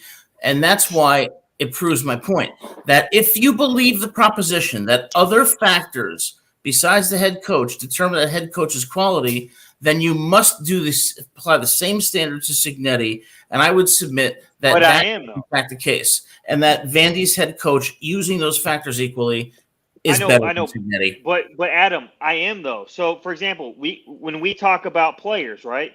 Yeah. When we look at teams with players, we say, okay, they have a great talent pool. They brought in these players for this 1 year, and we say, yeah, that's the reason why they're so good. Well, I'm taking that same argument, applying to Curt Signetti, and his players their talent is not great. So I'm taking that same factor, and it actually is boosting how good of a coach he's looking, because his talent pool at Indiana is subpar. It's not good. So my response, he has them at 8-0, and them doing what they're doing actually boosts the argument using that factor for how good he is. And then you take his track record and all these things and where he's been. Every factor we point to actually boosts how great of a coach he actually is. Okay, so my response to that would be, if you compare the rosters of Indiana and Vandy, I would surmise that Vandy's roster is probably comparable, if not worse. Okay, and then the second thing is the entire linchpin of your argument. Well, you just said I was using one-offs, and then you go and use a one-off with Georgia State. So be consistent. So the other thing I would say is you are saying that he has brought up subpar talent, and you have not defined what subpar talent is, and you have not defined how disparate the subpar talent is to elite talent to justify the argument. So until you do that, I think you have good points, but I'm not yet convinced. Hold on. How did I not, though? I literally took their recruiting classes, and I gave you the history of how recruiting classes over a 4-year span directly, when you talk about causation and correlation, goes to how much a team wins. And the fact that he's taking a 46th recruiting class, a 43rd recruiting class, and a 30th ranked recruiting class, and he's actually winning more than the typical coach does with those recruiting classes in the Power Four actually supports what I'm saying. Well, it depends on whether the disparity between the numbers you're citing is sufficient enough to make that conclusion. You keep saying disparity. Define disparity. Like, what do you mean by disparity? The difference in the talent between, say, a 46th ranked recruiting class and a 16th ranked recruiting class, it depends on the assumption that there is sufficient difference in talent such that a coach's actions will make the difference in wins and losses. And it also assumes that you're not taking into account the competition that the teams are facing. So I'm not saying you're not making a good point. I'm saying that I don't think your point is conclusive. I think it's 100% conclusive, because again, we could look at teams that recruit at a similar level to Indiana, and they don't win. They don't at the Power Four level. They just don't win a lot of games. We can go all throughout the Power Four, especially in the Big Ten, especially the SEC. The teams that recruit in the range that Indiana recruits at the last 4 years, they don't win a lot of games. A lot of times they're sub 500. If in rare instances 500. So there actually is a data point that the fact that he's 8-0 shows that he's shooting over the average that coaches win at when they recruit at that low of a level. Okay, so but I think that you're not. I'm not saying you're not making good points. I think you're making a very good argument, but you're still not defining the terms with enough specificity to make me believe that Signetti is responsible for making this quote-unquote subpar talent when we can't really define how subpar it is, and is predominantly responsible for that when other people on the show have said coordinators, schedule strength, and quality of victories also factor into it. So my only point is we can't say for sure that Signetti is as good as we believe. I think Vandy's head coach, given these factors, is the better candidate for Coach of the Year. So, well, look, man, you're going down that hill. You make good arguments, and I think it's a really respectful debate. I mean, you make good arguments. Well, I'm sure there's going to be a clip segment for SEC at the Voice College Football, which everybody should go check out, by the way. But did anybody see TCU Texas Tech yesterday? And yeah, because maybe it's just me, but Austin, you and I have had these conversations, and I've said in the offseason, I said last year that I've kind of felt like Joey McGuire is overhyped, and if anything, Texas Tech is really overhyped. Texas Tech? Oh, yeah. I mean, the hype was just nuts. Texas Tech can get it done in the Big 12. Especially last year. Ben was actually at this game last year when Texas Tech almost beat Oregon. It's a shame he's not here. I remember a lot. He flew in and had to drive 3 hours to get to Lubbock because Lubbock's in the middle of frickin' nowhere. Yeah. His experience I remember last year. Is Brent Venables a good coach? Is Brent Venables? Brent Venables is still the head coach of Oklahoma. Yes. Okay. So Oklahoma is not having the best year, but we would say that he's an outstanding coach. So are we attributing Oklahoma's difficulties to Brent Venables, or would we say that Florida's head coach should be a candidate for Coach of the Year for getting Florida to 4-3 despite a absolute murderous schedule and mediocre roster? No, I mean, we know that Oklahoma. I mean, Brent Venables, we know, is a great defensive coach. I think there's a lot of skepticism about him as a head coach, about him running a program. I don't think anybody looked at that hire and said, "Oh my God, Oklahoma's back." It's like he was a Band-Aid hire. He was the guy they could get, and just a guy who knows the game of football and can scheme well. Right. And you hope he can be a great head coach. So far, he hasn't. I'm going to say Billy Napier should be in the conversation for Coach of the Year. No. And I'm going to give Vandy's head coach. I will say this. I mean, Florida has had 4-3 their schedule. But here's the thing. When you're in your fourth or fifth year as a head coach, your roster limitations, your lack of talent is on you. If you're in your first or second year as a head coach, you're dealing with a lot of what you inherit. It just plays a bigger factor.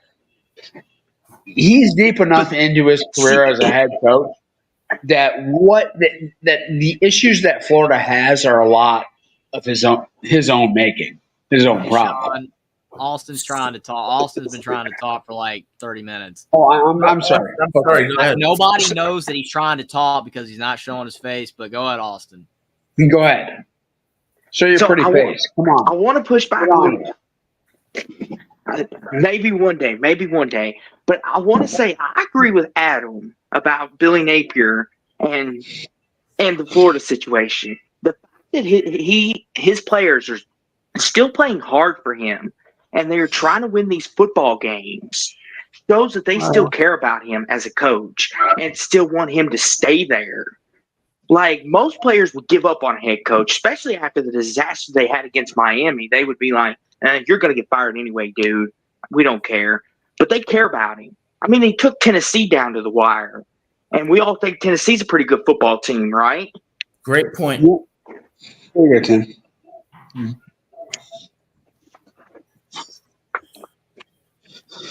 Yeah, That's no, all I mean, want to say on that.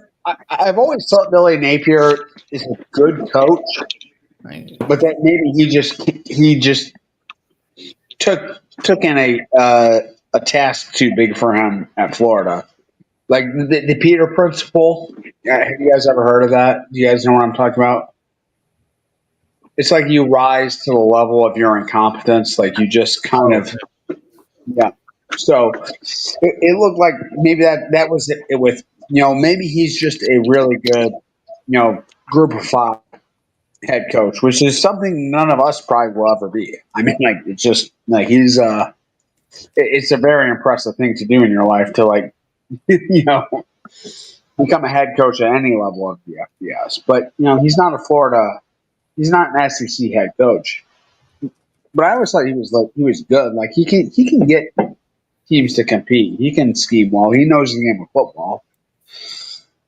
So I mean, and if unfortunately I had to bet that he would be the first Power 4 coach fired this year. It doesn't look like I'm going to win that bet. So, but good on him. Well, I mean, there's one coach that seems to be saving himself from the hot seat, and that's Dave Aranda. He's a good. Billy Napier and Dave Aranda are exactly the same guy. They're the exact same guy, as far as I'm concerned. Like, these guys, like, yeah. I mean, I'm impressed. I was impressed with everything they did before they got to their current station. I thought they would be. I thought both of them would be big successes, and neither of them have been. Yeah. So and unfortunately, I was right about Oklahoma State being overhyped in the preseason because I didn't think they would be 3-5. I don't think anybody did because I mean none of us picked Florida State to go 1-7. So trust me, Jackson, we all can get surprised from time to time. Sure. Nobody expected that. Why is Kirby Smart in the conversation for Coach of the Year? What, Kirby Smart? Because he got natties. Kirby Smart is expected to win. Coach of the Year a lot of the times goes to a guy that you're not expected to have as much success than you do. Tom Allen won Coach of the Year in 2020 by one. Well, once again, you're using factors that have nothing to do with the coach to explain the coach's success. While you're taking Signetti and attributing all the success to him, it's completely. Kirby Smart would win Coach of the Year if he went undefeated and he won every game. Okay, I'm coming in. I'm muting this. Are we still talking about Indiana?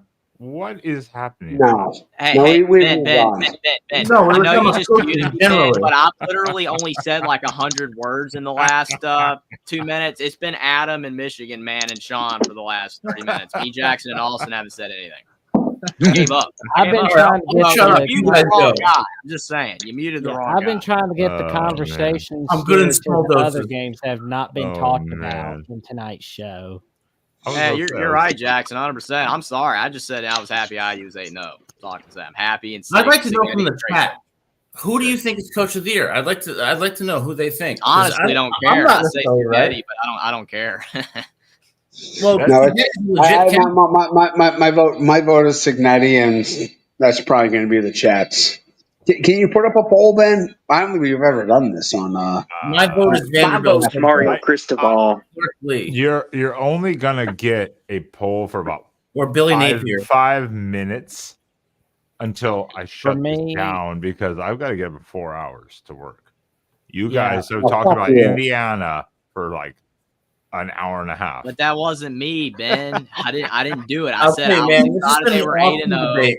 That Signetti is a great coach, and then all this. I didn't do it. I mean, Adam, Michigan man, Sean making fantastic points, but I didn't do anything. I think I was wrong if I did, but I did not. Jeff, you're a great analyst, man. You always make great points. You know that. You have a bright future, man. There are multiple coaches eligible Coach of the Year nominees. I would think you could look at Mike Elko, obviously Kirk Signetti. You could argue someone even like Dan Lanning, if he runs the table, takes a step forward in the program. Brett Lashley. Yeah. I mean, there's still multiple candidates out there. I think this year. Narduzzi at Pitt, probably, Manny Diaz. Who is the coach? I don't even know who the coach at BYU is. It still Sataki, right? Kalani Sataki. Yeah, Kalani That's another Sataki. team we have not talked about on this show tonight. Yeah. Matt Campbell. BYU's had close calls, but very impressive season. Yeah, Matt Campbell. Matt Campbell has turned everything around apparently at Iowa State. BYU is the Indiana of the Big 12. I mean, they were supposed to be at the very bottom of this league this year. This was not expected to be a vintage quality BYU team. But because BYU has had success in football, it's not the novelty that IU being 8-0 is. Because IU is always bad. BYU. And the funny thing about it is that their quarterback is a transfer that came from a Division like 2 or 3 school, and he sat behind Keaton Slovis last year. Mm-hmm. Yeah. So maybe if he played him instead of Slovis, things might have been different last year. We'll never know. All I'm going to say is to our good friends, Iowa, get Jimmy Rogers as your next head coach and do it soon. You will have an offense, and with that defense and development, you will contend for the national. Well, you'll be in the playoffs. Iowa, Jimmy Rogers. You heard it here first.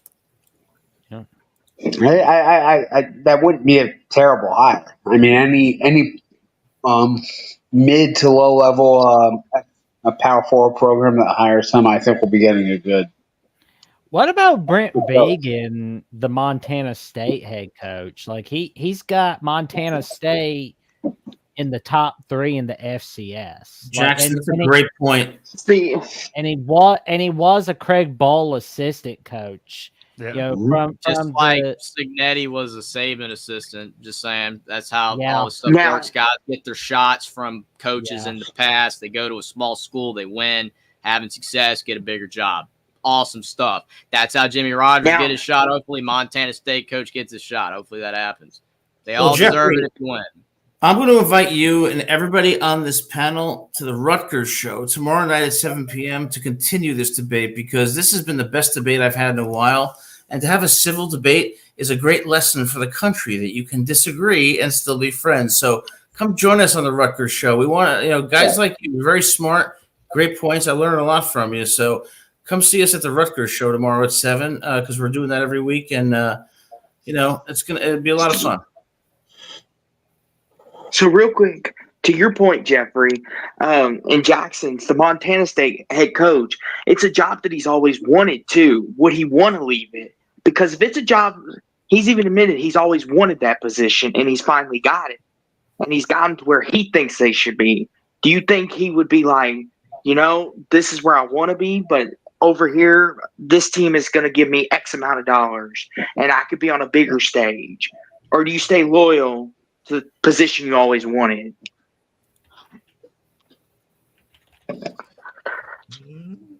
That's how it works for a lot of people. I mean, that's you look at Brohm, Purdue, and he got his dream job at Louisville. And the same thing with Scott Frost, UCF to Nebraska. People say, "Oh, he should have never left UCF. He'd have been fine if he just stayed at UCF." Nobody knew that until he flopped in Nebraska. Nobody knew that. Okay, everybody gets their shot at the big time. If you do good at a smaller school, you either choke or you don't. It's how it works. I mean, even Urban Meyer from Utah, it happens.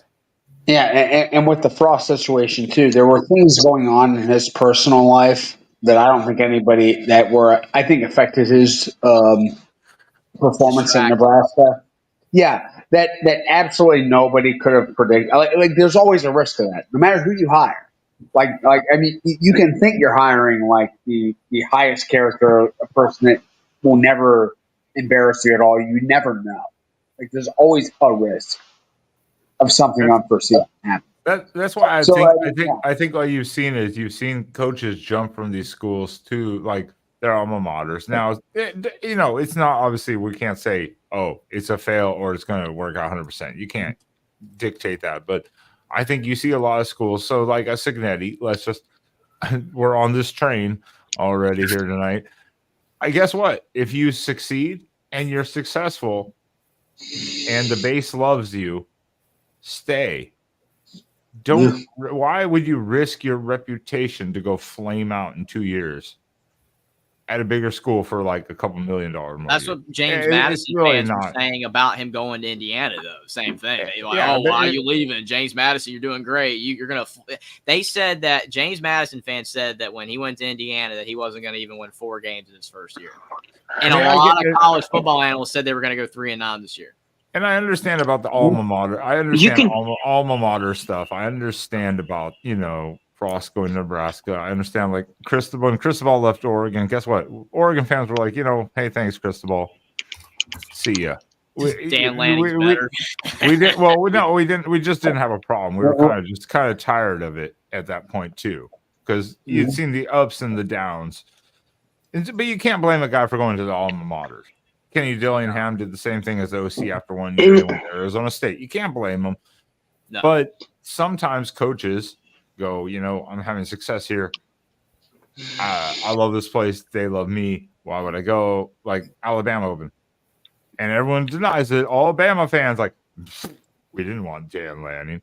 Go screw yourselves. You guys wanted Dan Lanning. I said like that's what people do with recruits. Same thing. Sorry, Jackson. That's what people do with recruits too. If a player goes somewhere else, then they're like, "Oh, we didn't want that guy." Yeah, you did. Go ahead, Jackson. Sorry. Yeah, exactly. I said on the Big Ten show when when I was on to discuss which of the Big Ten coaches could leave for Alabama, there were 2 guys that I wanted Alabama to get. Oregon head coach Dan Lanning and Washington head coach Kalen DeBoer. I wanted Kalen DeBoer. Those were 2 guys that I wanted Alabama to get. Although I felt like I was worried that they were going to try to relive the Saban era by getting either Sarkisian or Lane Kiffin. I thought they were going to go with Mike Norvell, and that was for like a week. Thank God they did.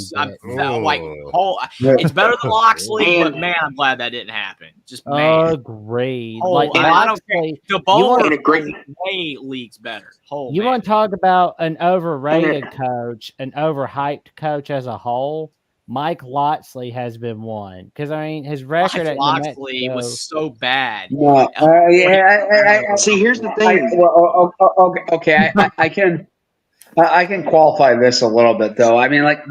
Good. Mike Loxley, Maryland has been at best a mediocre program. Like even at their highest ranks, they've been above average at the very best for the last 20 years.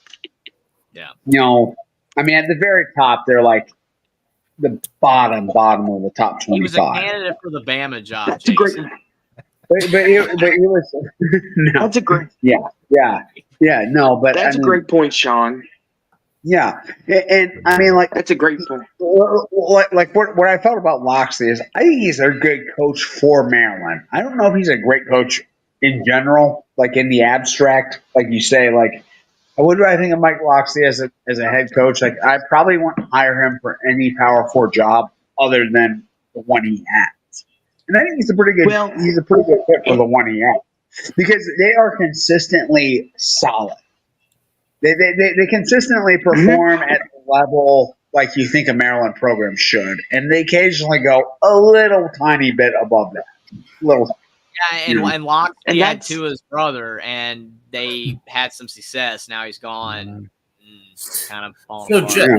And that's same thing. Player, Jeffrey, can I ask you a question? Even this year, Maryland is not an embarrassing program. Maryland could be an embarrassing program if you put the wrong coach in there. They were kind of an embarrassment under DJ Durkin. They weren't good at all. So was being embarrassed by Minnesota not enough of an embarrassment? They've been embarrassed. They also beat USC the week before. Yeah, but they were embarrassed 37-10 by Northwestern. They played like dog piss against Northwestern on a Friday night. Of course, And it all of course, that is what Maryland has been under Mike Locksley. Is they deliver a complete That's the dog. thing. They And he had deliver a quarterback. they deliver 2 or 3 just complete abortive performances. If Mike Locksley didn't have Tua's brother, then he would have never had any success at all, probably, and he wouldn't be there. Still. I mean, are they that much worse this year than they've been the last few years? Yeah. Are they? Are they really? And see the. I mean, they're about 5. What are they? 4-4 or 4-3 right now? It's. I think this is definitely not the year though Maryland thought they were going to have. No. I think a lot of people are projecting Maryland to have a down year this year. Maryland was predicted to win like 6 or 7 games. Indiana was predicted to win 4. I don't think Maryland's going to a bowl game at this point. What is Maryland's record, Good job, Locksley. Jack Wikipedia. What is Maryland's record? I think 4-4. 4-4? Okay. Yeah, but look at the rest of November. Look at the rest. They played 8 games here.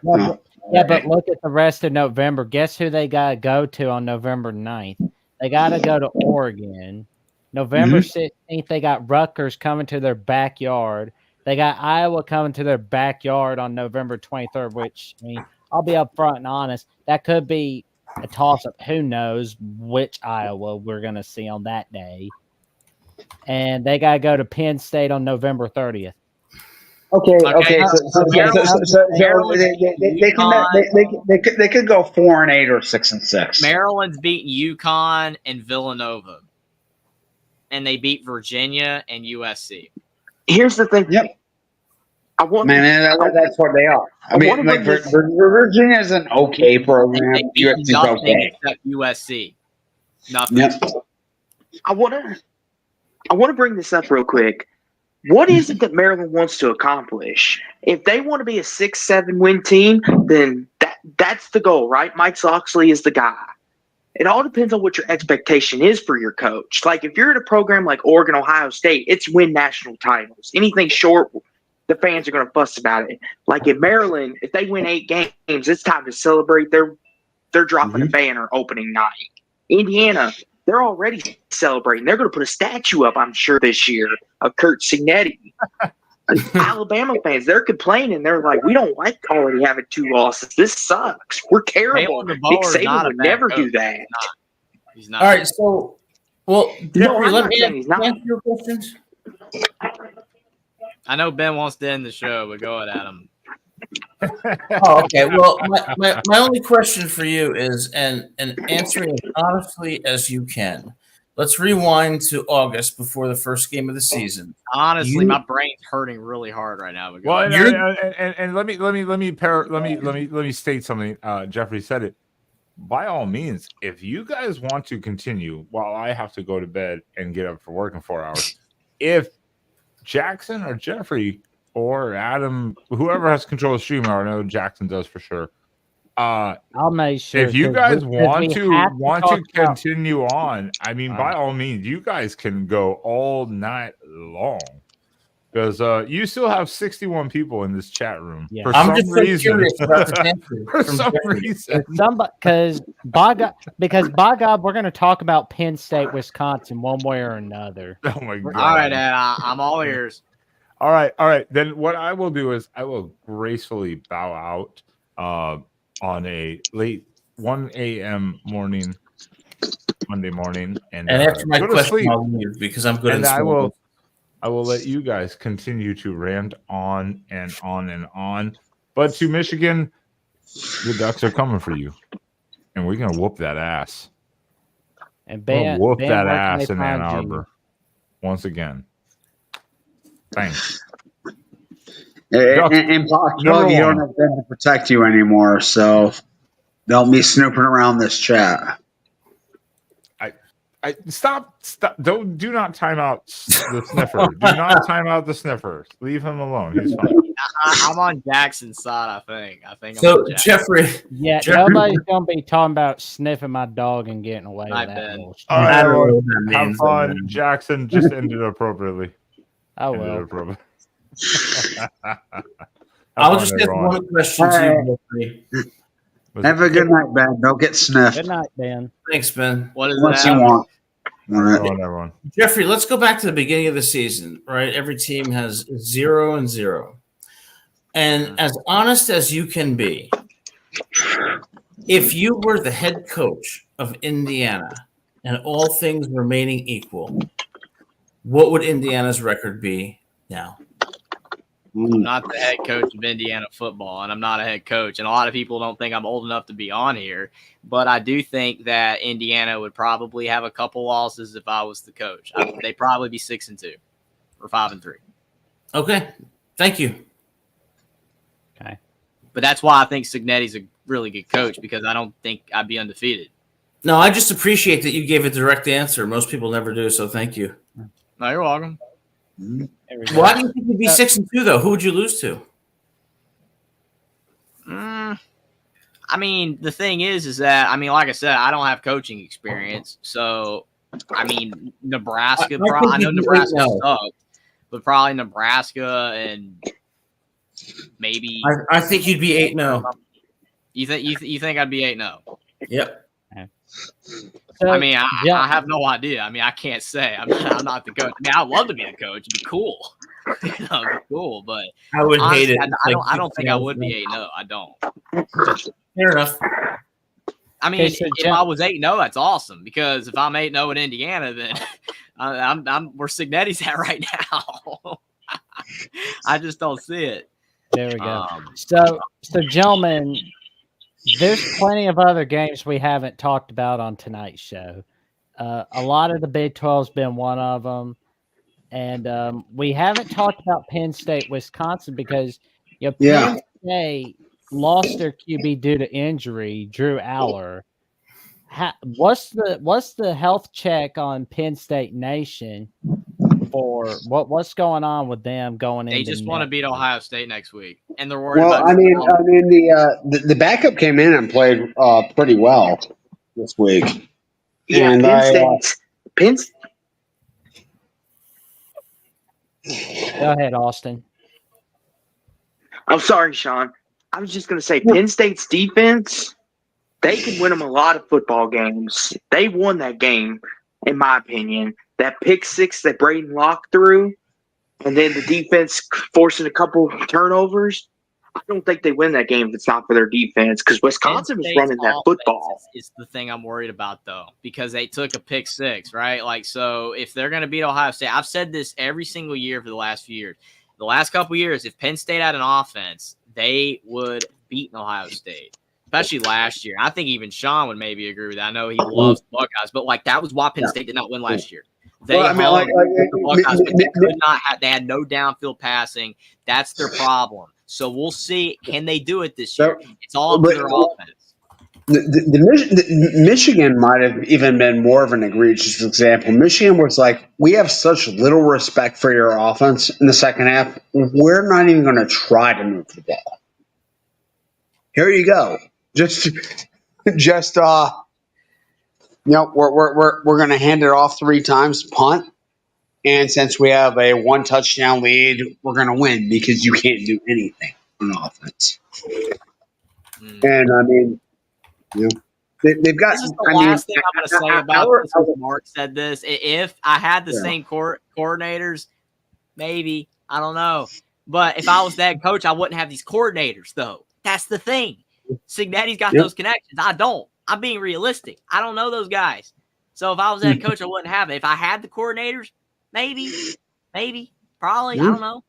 But I mean, well, then what does that say about your argument about Signetti being such a great coach? If you believe if you have the same coordinators, you might. I'm just saying that he's a good coach because of the fact that he actually got those coordinators.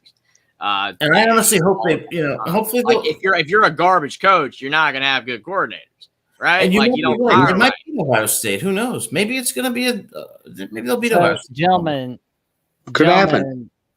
Could happen for sure. I think Ohio State wins too, for the record. As of now, right? Yeah, So- I mean, like I'll be very, very surprised if Indiana wins. No, I mean, like, but So, I mean, gentlemen- definitely, it's in the realm of possible. Sean? It's kind of weird. Like, I put losing to Michigan this year in the realm of impossible. Like, I don't think Michigan can beat Ohio State. the thing is, everybody's saying we keep And talking I about definitely think too much, Indiana but guess can. what? You got all these Big Ten people here. I'm an SEC guy too with Bama. We got all these Big Ten guys. That's why I'm Cincinnati's getting brought ACC. up. Yeah. I know you're ACC. I'm the Austin. ACC guy here. So, I'm The the wellness SEC Big check- Ten guy. so Yeah, I'm a Big 12 guy. Let's talk the Cincinnati, Colorado debacle. yes, we were. So anyway, we got to talk about. If you want the Wisconsin. 24-hour Signetti channel, go to Indiana at the voice of college football. Okay, sorry, Jackson. Go ahead. Exactly. Check out Indiana at the Voice of College Football, where Jeffrey at Only Talk Sports creates some magic on Hoosiers Live every Tuesday, and check out the magic that Adam Lamparella is creating on Rutgers at the Voice of College Football every Monday night, 7 p.m. Central Time, 8 p.m. Eastern Time. Okay, we're done talking about Kurt Signetti for the rest of this night. We will talk more about it on Indiana. Jackson. But I just want to like shout out our fucking viewers, man. We have not we've been on for 3.5 hours. Our viewership has not dropped at all. Sean, You guys are 5,000 words are F-bomb. we are down more hosts than we are viewers in this. So, But Jackson, I am so glad you brought up Colorado Cincinnati, because you know what, Jackson? I think it's time for Jeffrey to pay his pendants, because Jeffrey, I want you to say it. You talk all this nonsense about Colorado, Pick and now Colorado. they're going bowling. Poor Jeffrey. Actually, by the way, I've picked Colorado almost every game this year. So I've reversed what I said last year. They sucked last year, and they did suck last year. But this year, they don't suck. They got an elite quarterback for college anyway, Shadur Sanders. The rest of the team's kind of shit. And their defense. Travis Hunter is elite, Their defense ain't bad. but they've gotten better this year. They're not a fantastic team, but they are much better than last year. And I'm It's actually crazy. not plugging myself, but if anybody's watched my YouTube channel, that you would know that I've been picking Colorado a lot this year. So I will retract that they're not bad anymore. They're not. Just like I retracted BC wasn't bad anymore for Jason until they kind of became bad again. But So who wins? Who wins? Colorado versus Indiana. Who wins? In a vacuum, 10 games, Adam, Indiana probably wins 6, Colorado wins 4. But the thing is, if they matched up tomorrow, Colorado could win. But then Indiana could win the next game. That's the thing about the 9 out of 10 times thing. Indiana could beat Ohio State in November, but then out of 10 games, Ohio State probably would win 9. And here's the thing. Who's a better coach, Prime or think- Signetti? Coach Prime. Signetti. oh, come on. Coach Prime. Signetti.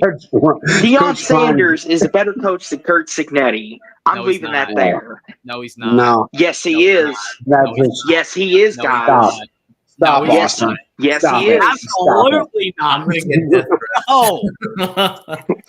Whoa. We're not staying. I up said till- they're better. Roll with the Austin. individual. I gave you what you wanted. They're better. He's not better than Signetti. They're a better team this year. You're telling me. You're telling me. Okay. We do have sort of an apples to apples transitive property comparison here. Nebraska was up 28-0 at halftime against Colorado, and they lost by 49 to Indiana. So Thank you, Sean. See, But it here's doesn't the matter. thing. That doesn't even matter. But thank you. no. But see, here's the it's a thing, teams get better. It's one of those bullshit arguments that is like Cheerleader. compelling for us. He's a cheerleader. Thank you, Stray Look, Dog. He's a Indiana should have cheerleader. lost to Washington. The refs screwed Washington. No, they didn't. I'm Indiana had a kidding. backup quarterback, Adam, and they actually helped Washington because on that pick Taven Jackson threw, it was interference. And you I know was it. kidding. Interference. I was just. I know. You're loving this. I know you are. It's rare to have a great discussion with intelligent people like y'all, so I appreciate it. You're welcome. But But we haven't gotten to the wellness check of Wisconsin tonight. So earlier this year, there were some fans squawking about whether Luke Fickell was the right fit. That question has just kind of gone away. It should. It should. He's fantastic. He's a fantastic coach. Exactly. I agree, Sean. Mhm. Yeah. So I mean, he's going to do fine at Wisconsin, and I mean, the rest of the year, it'll be all right. And we know that Penn State's got a big game coming up against Ohio State on big noon kickoff on Fox next Saturday. If Penn State was to lose to Ohio State, can we say that Drew Allard is basically the next Kirk Cousins? Because If he plays. Wait. I don't think Kirk Cousins ever lost to Michigan. I don't think Kirk Cousins really ever lost. But Kirk Cousins has this reputation of falling apart in the big games. Yeah, Jackson, that's a good comparison. But I think, honestly, that a lot of people are missing the big story that's going on right now, and that is Clemson. Watch out. I agree with you, Adam. I've been on board saying Clemson's getting back to being back. I don't know if they're back, but they're getting better. So here's the thing. I agree. I want to point this out. So Mark Rogers said a couple weeks ago on one of his call-in shows, he wants to see Clemson play someone with a pulse before we say anything about him. And that argument goes for Miami too. You could do the same thing for Miami. Oh, Miami's great. Well, I mean, we do have to Clemson's schedule since that Georgia game has been absurdly bad. I mean, it's awful. They're just blowing out people for once. I mean, even toward the end of the good era of Clemson, they were struggling against North Carolina. They were losing to Syracuse. Like they're blowing people out at least. That's why people are like, yeah, that's the same thing with Indiana. Oh, they're great this year because they're 8-0 and they're blowing people out. That's what Clemson's doing. They're blowing people out. They played NC State at a time when people thought NC State was kind of good. And now we realize they're very bad. Got the same respect with that win. Same thing. Absolutely. I mean, they have beaten a terrible App State team. App State's garbage this year. They beat the Citadel, and they've beaten a couple teams we thought might be good: Florida State, NC State, and then the rest of the garbage in the ACC: Stanford, Virginia. I mean, or no, Stanford, Virginia, Wake Forest. I mean, it has been bad. They have done nothing to really prove anything since that. I mean, it is amazing we have a Power 4 team that has had this kind of schedule. There we go. Austin, what were you going to say? Go ahead. I'm sorry, Austin. I didn't want to talk about it. You're good. I was just going to say, I think we'll learn a lot about Clemson this Saturday because – not to toot our own horns here, but we have one of the best offenses, I think, in the country. I think we've proven that. So if Clemson's defense could shut our offense down and keep us in check, that's the pulse that everyone needs to see, right? Miami, we took them to the wire, and we're someone with a pulse. Everybody's taking Miami to the wire. No disrespect to you, Austin, and Louisville, because Louisville is better than Cal and Virginia Tech. But Louisville is definitely the best team Clemson will have played since Georgia. I agree with you, Sean, but you see what I'm saying, though? Because Austin's saying that Louisville hung with Miami, well, so did Cal and Virginia Tech. That's the problem with Miami. They're barely beating everybody. They're getting by everybody. I agree. And a great quarterback is carrying their entire team. I mean, this is not a strong. Their defense is unbelievably bad. Their defense is so bad for a program of this stature. Yeah. I promise you this, gentlemen. Pittsburgh on November 16th will be that team with a pulse for Clemson because it's going to be at Pitt. And we know what happens to ranked teams that go to Pitt. It tends to get scary real quick.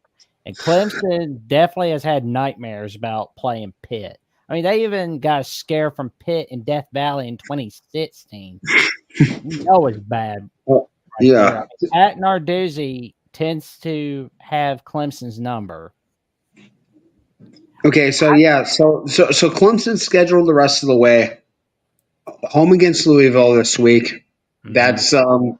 That's a legit game. Like they do actually have a pulse. The thing is whatever that that people means. were saying about Miami, Virginia Tech has a pulse, Louisville's a pulse. Sorry. Jeffrey, I'm sorry. I wanted to go through this. Okay, They're go ahead. on the road against Virginia Tech, on the road against Pitt. They have a gimme game against the Citadel, and then they host South Carolina. Mhm. None of those are like great or like daunting opponents, but if you can get through that slate, like that will say something about the program. If they are what their biggest advocates right now are claiming them to be, which is a totally reformed team, like so much better than you saw against Georgia. They should run that tape. They should. Dabo's not his name. Really, but that's good. That will be impressive if they do that. Like that will be really impressive. Like they'll have earned a playoff spot if they run that tape. The thing I'm saying, though, about Miami is that people are saying Virginia Tech on the road is a pulse and Louisville is a pulse. I'm not saying they don't. Louisville definitely has a pulse. Virginia Tech's not even a bad team. That's not what I'm saying. What I'm saying is that if those games go the other way, if Miami doesn't beat those teams, everybody would be saying that Miami is no good. Yep. That's what I'm saying. Agreed. They're great because they won, but they should have lost potentially 3 games to inferior opponents. They just Hey guys, everybody's using the argument for TCU. They're a 7-5 team, but then they went undefeated all the way to the end until Kansas State because they were finding ways to win. Well, so is Miami. They literally against Virginia Tech found the most obscene, absurd way to win. So yeah, that's all that I'm saying about Miami. Yeah. guys, I've got to run because I've got to wake up for work tomorrow. But thanks so much for having me on. I appreciate it, and for the great discussion. I really appreciate You're welcome. Appreciate it, Adam. Check out Adam on SC Trojans 97 on X and on Adam Lamparello on Instagram. Thanks a lot, guys. Have a good night, Adam. Appreciate the You debate. too. Thank Oh man. Well, yeah, I just want to say though, it's going to be interesting to see what happens with the rest of the ACC. I know that, Michael. I know. Yeah.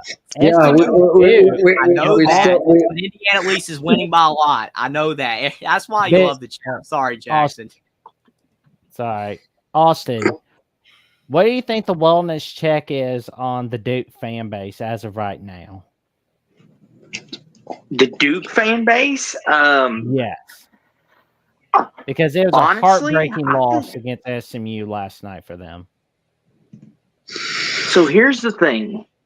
I think, honestly, they're feeling pretty confident being where they're at with a first-year head coach, and they've had some subpar play themselves. Mhm. And if you were to tell them, hey, you're going to be 5-2 and then in the thick of the ACC race with Manny Diaz, I bet a lot of them are like, sure, we'll take that. And you got a big game against Miami, they're like, sure, we'll take that. Like, because life after Elko, we all thought was going to get a little sketchy. But here they are, 1 win away from a bowl game, and they could be a 9-3 team because their schedule winds up really nice for them after Miami. They've already got a bowl game. They're 6-2. We'll win their 6 games. 6-2. Thank you, Sean. Thank you, See, my this bad. is the thing, though. This is the thing. I don't want to interrupt you, Austin, adult, but I have to say this. Everybody's talking about close wins, that you're not legit, blah, blah, blah, all that stuff. Duke has beaten UConn by 5, Northwestern in overtime by 6, North Carolina by 1, and Florida State by 7. That's bad. They could be, instead of 6-2, 2-6. Yep. That's true. It's not that great. Happy for them. And a great example. Not that great. You can use that for a lot of teams. Thank you, know, Austin. That's we the could use that problem. That's for- why we love the debate and discussion, but absolutely, you can do it for a lot of teams. Mhm. All 4 of our teams right here could all have different records if our scores flip. What if Alabama could be Alabama 8-0. doesn't lose to Vanderbilt? Yeah. Take it away. Oh, go ahead. And I'm just saying, not to get too far off. Louisville could be 6-1, 6-2 right now if we have things go our way. But that's beside the point. Back to Jackson's question. I think they're pretty happy as we sit right now. That could change. But like you can always like go back in time and say like manipulate the outcomes of games. Oh man, if every single thing would have gone exactly the way the breaks went for our team, we could be this good. Like, yeah, but that almost never happened. Marvin Harrison doesn't get targeted in the head. They beat Yeah, Georgia. yeah, blah blah blah blah blah. Yeah, that's college football. That's why we're all here at 2:25 in the morning talking about this. There's yeah. a reason I mean, like because you can use arguments for everything. Yeah, yeah, and I mean, like it's kind of silly, but I've made this argument. Like, I think Ryan Day, like a lot of the results in the big games, like the stigma he gets for not being a big game coach is kind of crap. And I point to the fact that they've caught in a lot of bad breaks in these big games, and I can demonstrably show that they have. Not even saying necessarily that like calls are bad or they got screwed in spots, but it was like, yeah, I mean, like in the sort of like rough spots in the game that don't have anything to do with how good of a like if Noah Ruggles makes that kick, is Ryan Day any better as a coach than if he misses that? No. I mean, if they call the Georgia player, or if they don't throw that targeting flag when Sean Wade hit Trevor Lawrence, is Ryan Day a better? What if Notre Dame does stop Ohio State on the final play of the game last year? Right, but Ohio State won on the final play of the game. I remember after that game, Sean, there were people saying on Twitter that Ohio State dominated Notre Dame last year. It's ridiculous. They won on the final play of the game. Because Notre Dame couldn't add. They couldn't add to 11, So it was, So, I mean, you can always manipulate and rewrite history and to say, oh, we should have done this, we should have done that. Penn State fans say if they did not have the Michael Penix Jr. extension in double or overtime or whatever that didn't count in their eyes, if they won that game, then Penn State would have gone undefeated that year. That broke them as a team, and that's why they went 4-5. I've seen that. Yeah. Yep. I've seen it. Yep. But somebody mentioned North Carolina, and Austin, we talked a little bit about it last night briefly before the final whistle. Yes. There's like a huge interception return by Ritzy, and Jeffrey, while Jackson is coming back, I will say I picked North Carolina for your sake. I'm glad they got the win for you because they needed it in the worst way. I picked Virginia. I don't know, since this is I was kind of thinking it was going to be the flip reverse. I was thinking, okay, North Carolina, they really need this win, and they want to do this for Mac Brown. They want to do this for pride. So I'm glad they won, there's Austin. Jackson. The thing with North Carolina is they could have a better record right now, too. I mean, they choked the Duke game away. True. Absolutely did away. They choked the Georgia Tech game away. I'm not even going to say anything about James Madison. But that's also a thing that I'm just something that we were just talking about. It's Absolutely. like they also like Minnesota's kicker could have hit the game-winning field goal at the end. So you win some, you lose some. If you're not a great team, you're going to lose more often than you win, or you're going to be around average. North Carolina's not a great football team. That's why they got that Minnesota win, but they didn't get the Duke and the Georgia Tech ones. If they were a really good team, they'd have beaten them. All those. Yeah, I mean, I'm wondering about because I mean, this feels like this will be Matt Brown's final year as a head coach as a whole. So it's almost like for certain. Like he's basically, I think, told people from what I'm hearing in the athletic department. Yeah, I'm not. He told the team that he doesn't think he's the right guy for the job right now. That's actually been reported. Lost to Kennesaw State. I hope they get Chadwell. I do. I hope they get Chadwell from Liberty. True. But yeah, I do think he's going to go after this year. I mean, even if they went out somehow, I don't see him staying. Well, we'll always have Run Ritzy Run, that's for sure. Oh, Mac Brown's a legend, and North Carolina, it's a basketball school. I live in the state, I know, so it's a basketball school. But you know, it's nice seeing Carolina football be something. That's true. And well, and I'll say like Mac Brown, I think has one of like the best reputations as like a human being. People love the guy, and just like I mean. I think he's a self-aware person. He knows when he's hurting, the program. He knows when he's probably hurting his legacy. Like if you were hanging on to, for another 3-4 years, then North Carolina went in the dumps. Like I don't think he wants to do that.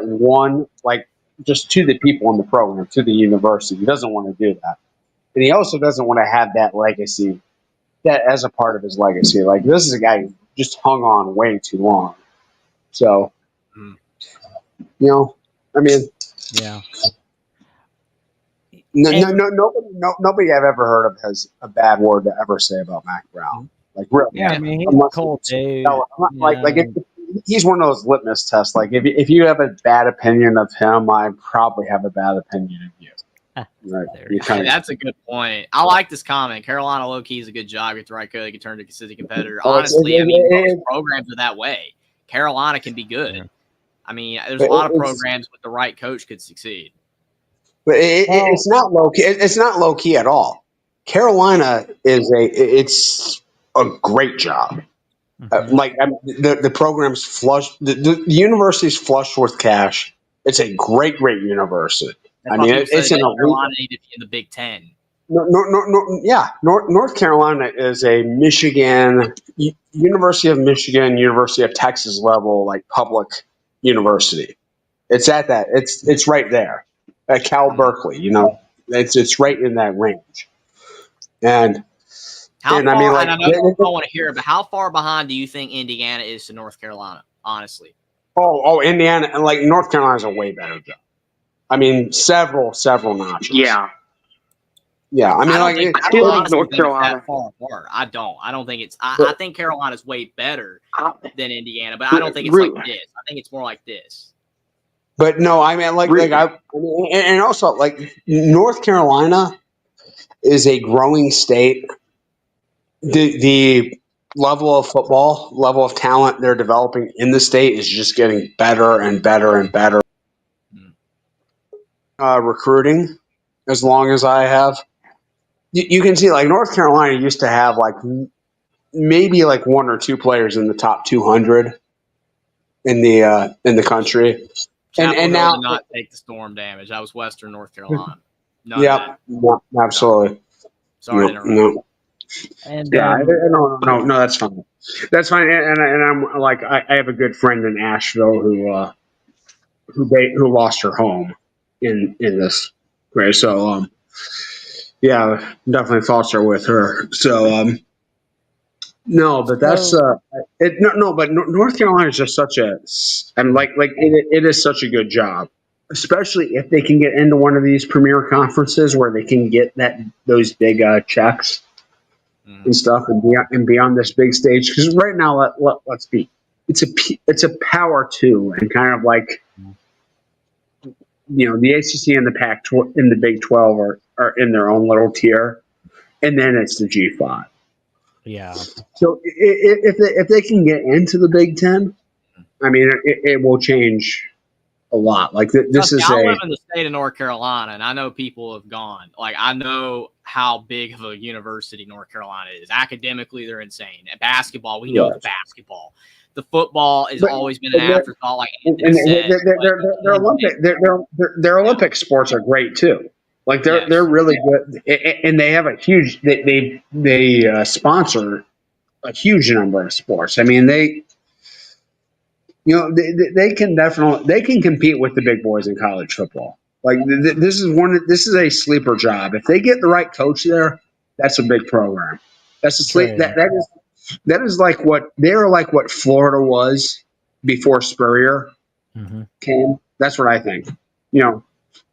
Growing state, tons of resources. Very rich. I Yes, hope North true. Carolina becomes really, really good in football because I love North Carolina basketball. I mean, I've been watching them since I was 5. Mhm. 2009. So I mean, I know people are like, oh my God, he's an Alabama Indiana fan. Keep in mind, I've loved Alabama and North Carolina before Indiana. So just to point that out, I've been watching Carolina for a long time, but I hope Carolina football does have success. I think that Carolina does get underrated, and I honestly still think Indiana gets underrated as well. I do, as a university and as a football team. Now that you see that they can win. I think both North Carolina and Indiana have the potential to be better, especially North Carolina. I mean, honestly, if they would put their money into football, they could become one of the best. The issue is, and this thing a lot of people don't understand, Kenan Memorial Stadium, which is Carolina's football stadium, is smaller than Indiana's football stadium. That's another thing. Carolina's commitment to football has never been there. That's why they don't win. They could be great, but they have to commit to it. They got the money. Will they commit to it? Indiana's finally doing it. Will Carolina do it? We'll see. They need to do it, though, after Mac Brown. I They can think become really good. I think they look like the kind of program that will take a page and be The only like, you know reason- what, they're going to do that. The only reason I keep bringing up Indiana B, that's literally your username, is because Indiana and North Carolina are very similar universities. That's the point. They're very similar. You're not calling him a B. No, I'm not. It's the letter B. His username is the letter B. I don't know. Hey B, hey B, let me tell you something. B. It's the letter B. I don't know. And Oh, I'm not being we rude, love you, B. B. Your letter B username is awesome. I don't know, man. We love you, B. We thank you. We thank you for tuning in to tonight's edition of CFP After Dark. That's not my anyway. fault. I can't help that was your username, man.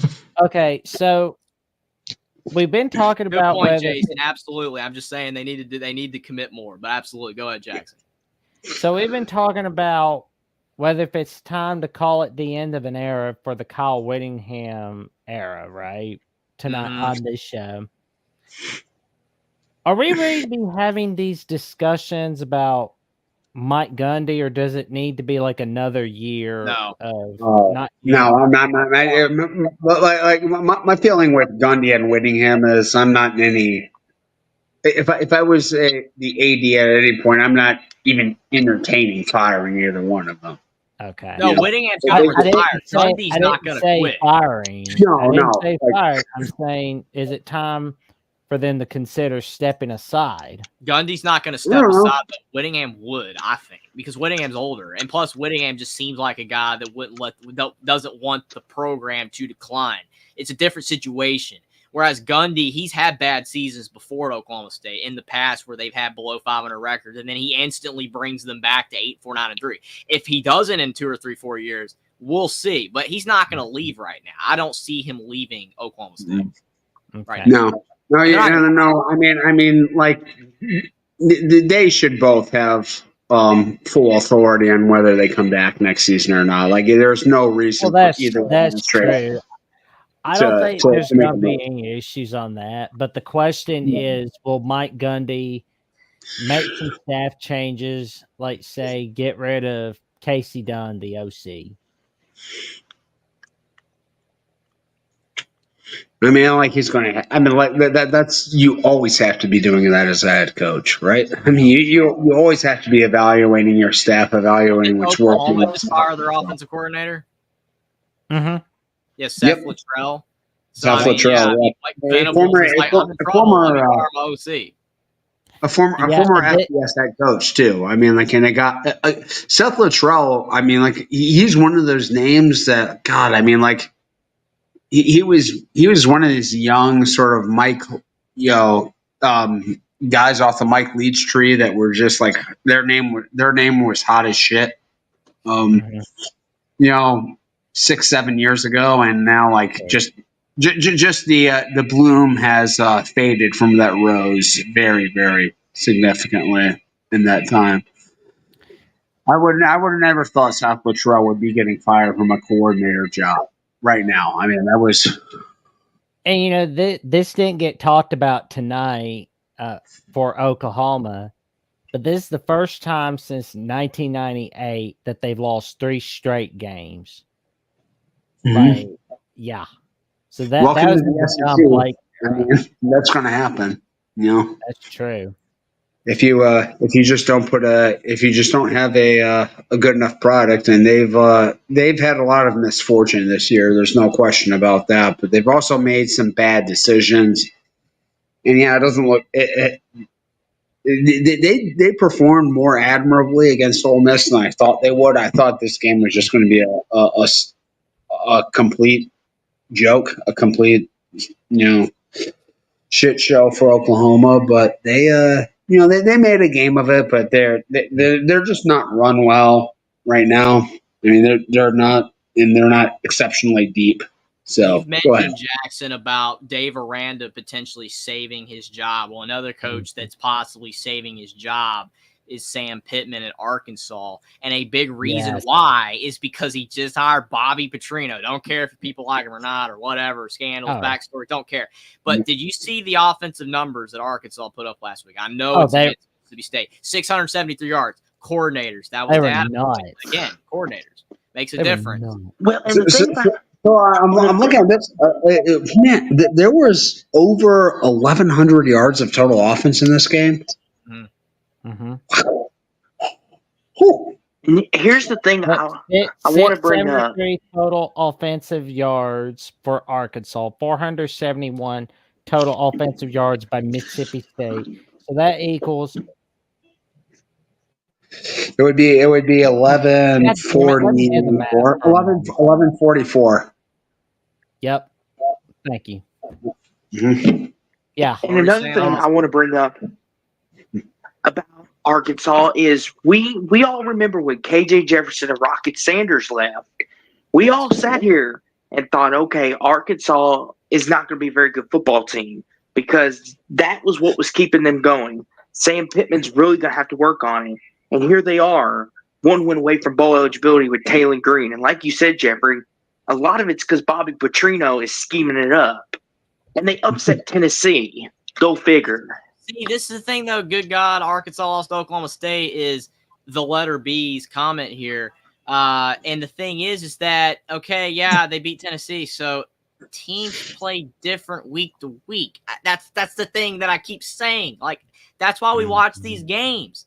Ohio State should have beaten Nebraska by 35, 40 points. They didn't. And if they played right now, they probably would beat them by that much. Mm-hmm. They play like crap. That's how it works. That's why we watch these games. The games don't always go the way that they're supposed to go by the odds or what we think they should go. It doesn't work that way. And I mean, if you take all the teams in the Power Four and you remove like the very, very good teams like the Georgia, Oregon, Texas, Ohio State teams, you take them out, and then you take out like the insane crap teams like Purdue, Mississippi State,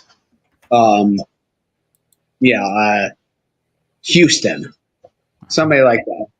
Mm-hmm. You take those teams out, like you just leave like the middle 80%. Any one of those teams from any of these conference can be anybody else. Like, and it's not even that big of a surprise. So it happened. True. Right?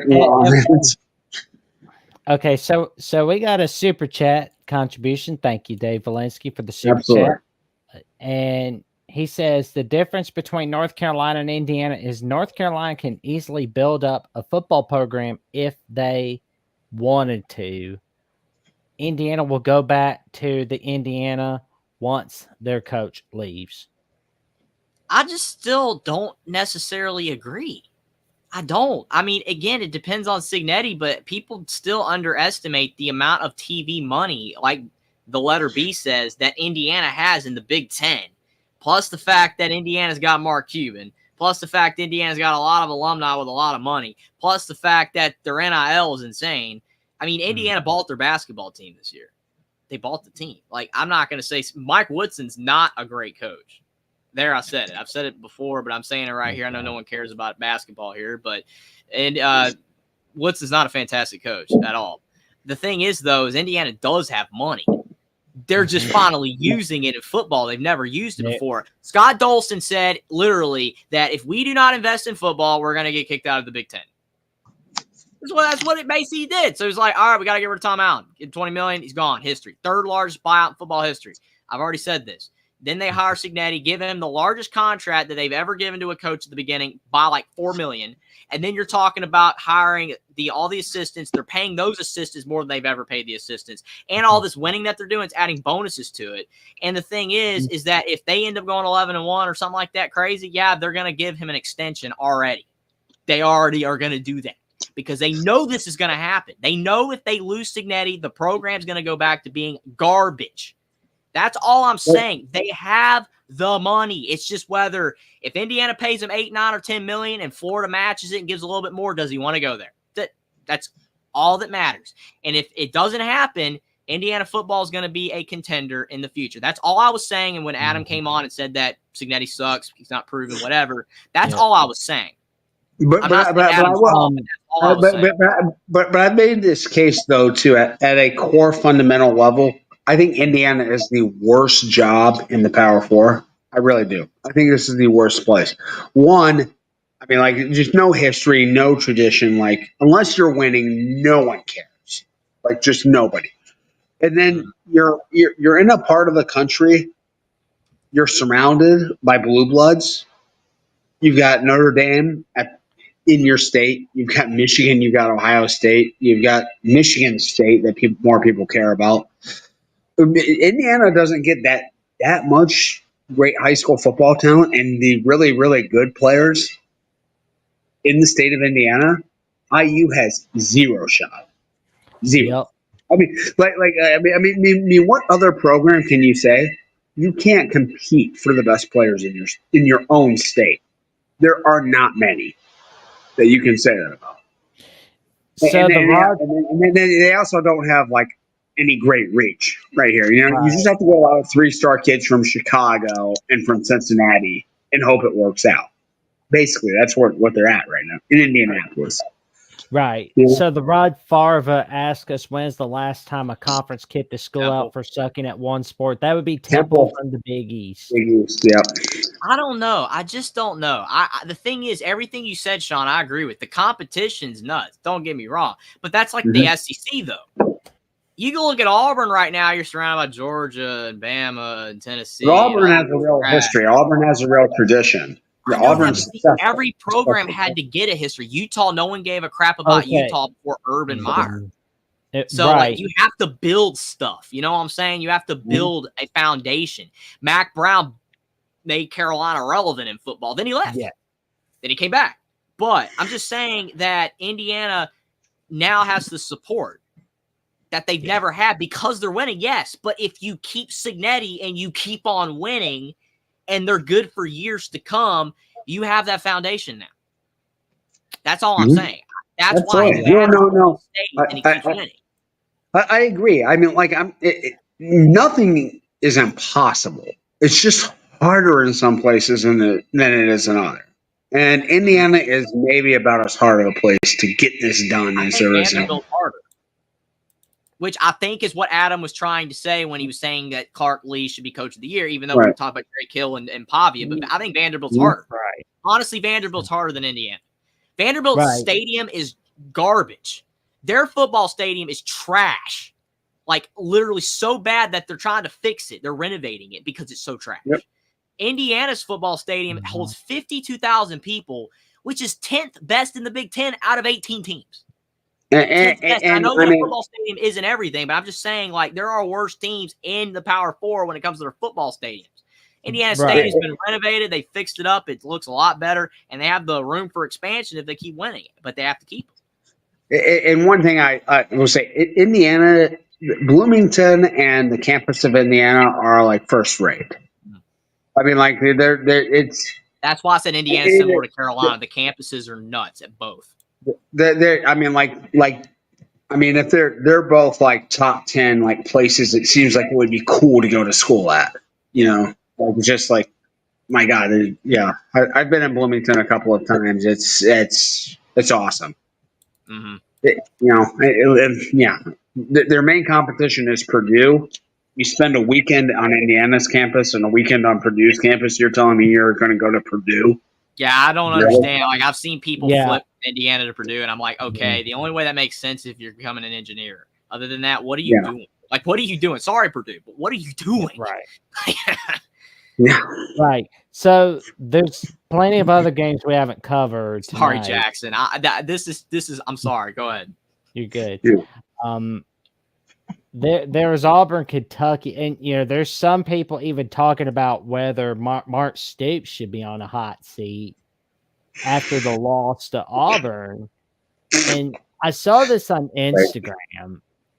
And, somebody said on there that, are you going to forget about where Kentucky was before he got there? They were a 2-win team at that time. That would be like Indiana. Sorry to bring him up again, having Signetti for like 5-6 years, and then they go like 4-6 to start a season or whatever, 4-5, and we got to fire Signetti. And it's like, do you remember what you were before that? You were horrible. So the fire Stoops argument's nuts. Mm-hmm. That's a great point because we all remember. I would get on board with Auburn firing Hugh Freeze just because I think he's an absolute awful human being, and I don't think he should as a head coach. Well, you got me there. There you go. Yeah. Because to be honest with you guys, fire Hugh Freeze, and then I'll root for you again. Because to be honest with you guys, Kentucky was a laughing stock in football. Like Kentucky was that team. You looked at them on the schedule, and you're like, "Oh, that's a W." Like you knew that was a W. And then what happens? Mark Stoops gets them those 9 and 10 win seasons, and now they're getting respected a little more. And if he leaves, could they deteriorate back down to that team that we're playing Kentucky? That's a W. Probably. Oh, that's a W. Plus, they can't because they're not going to do that buyout. They're not A&M. They're not Florida State. I have to ask this question. We'll go back to Kentucky because I want to talk about that further. SEC football said, I want to ask Jeffrey, how did Indiana do so good in 2020? Penix, and the fact that Kevin Wilson's final recruiting class was really good in 2016. They were all still there in 2020, and they had good coordinators. That's why. Kentucky, though, they would fall back apart without Stoops, 100%, unless they got a good coach. But why would a good coach go there after firing the best coach they've ever had? They're not. That would just look bad. The best coach they've had since. In the modern era. Sorry, Bear Bryant, the past they've had, the modern era. Sorry. I mean, I'm not stupid, Jackson. I'm not. I know. I'm not that dumb. I know Bear Bryant. I know. But in the modern era, they've been crap. So that's all I'm saying. That's true. I do want to ask Jeffrey this though. When you saw Jack Tuttle take the job at Michigan last week against Illinois, like how unsurprised were you that he went in there and laid a big flaming turd on the field? That's why Indiana lost to Ole Miss in the 2020 bowl game, because Penix got injured in that season, and then they had to have Jack Tuttle in the bowl game. They beat Ole Miss if they have Penix. They beat Tennessee if they have Penix. Tom Allen's tenure would have looked a whole lot better if Penix just didn't get hurt, but they had no O-line. So that's the thing. Literally, like, Tuttle's not that good. Tuttle's not a good quarterback. The problem is Tuttle was a 4-star Elite 11 quarterback that had all this hype, and he just wasn't that good. He went to IU because he wasn't that good, and he thought he could beat Penix. Utah basically told him to his future wasn't there after a year at Utah. And it was just, it's interesting too. I mean, they lost to Illinois. I was hoping that he would still be the quarterback against Indiana when they play later in the year. But it doesn't look like it's going to be the case because they've taken him out again. No. I mean, he went in for a couple of series against Washington, and like the offense worked not because he was any good, but just he got kind of lucky, I guess. You still think Alex Orji? I still think that he gives them the most upside. I don't think he gives them any upside whatsoever. The thing is that he's not good, but the other two are horrible. No. Well, here was the thing I thought about with Orji as quarterback. When Orji was starting at quarterback for Michigan, I don't know if I've ever noticed the quarterback in a game less than when he's there. He has nothing. Like they barely run him. You know, all they do is They beat give him USC with them. I'm not saying that but, means but, anything. but he had like 80 total yards of offense in that game. It was like, and that was the way it was the whole time he was there. It was just like, we're going to make sure no one even realizes this guy exists. Honestly, I don't think Orge's good at all. I just think he has upside over Davis Warren and Jack Tuttle because they're both awful. And that's why they should have gotten a quarterback in the portal. That's my opinion. Yeah. But I mean, like, that's what I say. Even with Orge being a complete zero, being a non-factor, he might be their best option. That's what I was saying. That's how bad they are. What you just said is what I was trying to say. I think he's their best option. Gives them the best chance to be anything, even though he's nothing, as you say. That's how bad their quarterbacks are. He's literally nothing. I mean, he is like what I would be if I was starting quarterback. Like, okay. You probably would be better, man. I'm just saying. Like, it's a low bar. Like, okay. Don't make me throw the ball more than 5 yards, and then I can just. No sacks allowed. It's touch football. You got any more games, Jackson? I apologize. Me and Sean are just going here. I'm just like, Yeah, for more on Indiana football, check out Indiana at the Voice of College Football Tuesday nights at 7 p.m. Central Time, 8 p.m. Eastern Time, and the Indiana postgame show every week from Jeffrey at Only Talk Sports, where he talks Indiana football. Where he talks about Indiana football, or at least he tries to. That's my slogan over at Only Talk Sports. I talk sports every single day, or at least I try to. Everybody, let's get him to 3,000 subs. So I appreciate it. And you got to check out Alabama football at the Voice of College Football too, with Jackson and Johnny on Mondays, talking Alabama football galore, recapping the games, talking about the preview of the next week's game. Also on Saturday nights to do the post games as well. Sometimes you'll see me, but not often. And then on Thursday nights, me and Jackson for the Alabama call-in show. We got an Alabama call-in show now. Thursday nights at 10. Oh, that's what got me into Indiana, actually, Anthony. It wasn't the football team. I watched Indiana basketball a lot longer. I was watching Cody Zeller, Victor Oladipo, Yogi Ferrell, all that stuff before I watched Indiana football. Yeah, too. I mean, like, Indiana basketball hasn't even been that good over the last 20 years either. I mean, it was just that one little Nebraska. Yeah, there was that one little blip in time with Oladipo and Zeller where they were. You, Tom Green. Oh man, but yeah, I mean, Alabama college show. You want to check that out as well? Absolutely. Exactly. Where we take your calls. We don't care that you're an Alabama fan. We don't care that you're a non-Alabama fan. We welcome you to come on in and talk about Alabama football with us. Hey, if we get enough viewers at the Indiana channel, maybe we'll have a call. I don't know if a call-in show, but we'll have maybe open up the lines eventually, whether on the post game or the Tuesday show. We'll see. That's if we get a lot of people. That's why you want to check out Indiana at the Voice of College Football. You want to check out Alabama at the Voice of College Football. Heck, you want to check out all of the Voice of College Football channels because more teams are coming. We know most people are Bama, Georgia, Ohio State fans, but deep down, a lot of people are closet Pitt fans, Indiana fans. You know, these smaller teams. A lot of people are closet fans of these teams. And by the way, letter B, I can actually go a long time without saying it. If you watch my YouTube channel, Only Talk Sports, I don't talk about them in most of my videos. Tonight's been that exception here. You guys are talking about them. Yeah. Why wouldn't we? They're the team of the year here. They are the you know what Chapel Roan has been to pop culture is what Indiana's been to college football in 2024. Everybody's talking about the team that nobody's ever talked about. That I was the only one that talked about. Like Alabama, like half the time I would just go on Mark's channel, call in. I wouldn't even bring up Alabama because everybody's already talked about Alabama, like 50 billion times before I got on. But then that team that's 8-0 that I'm not going to say because Troy V's going to start getting drunk if I start saying it. Team that's 8-0 right now in the state, the Hoosier State. Yep. It's crazy. It's crazy what they're doing, and everybody's talking about it. I didn't say it. There are closet fans of every team, okay? We all have them. I'm an Alabama fan who happens to publicly announce my support for Indiana.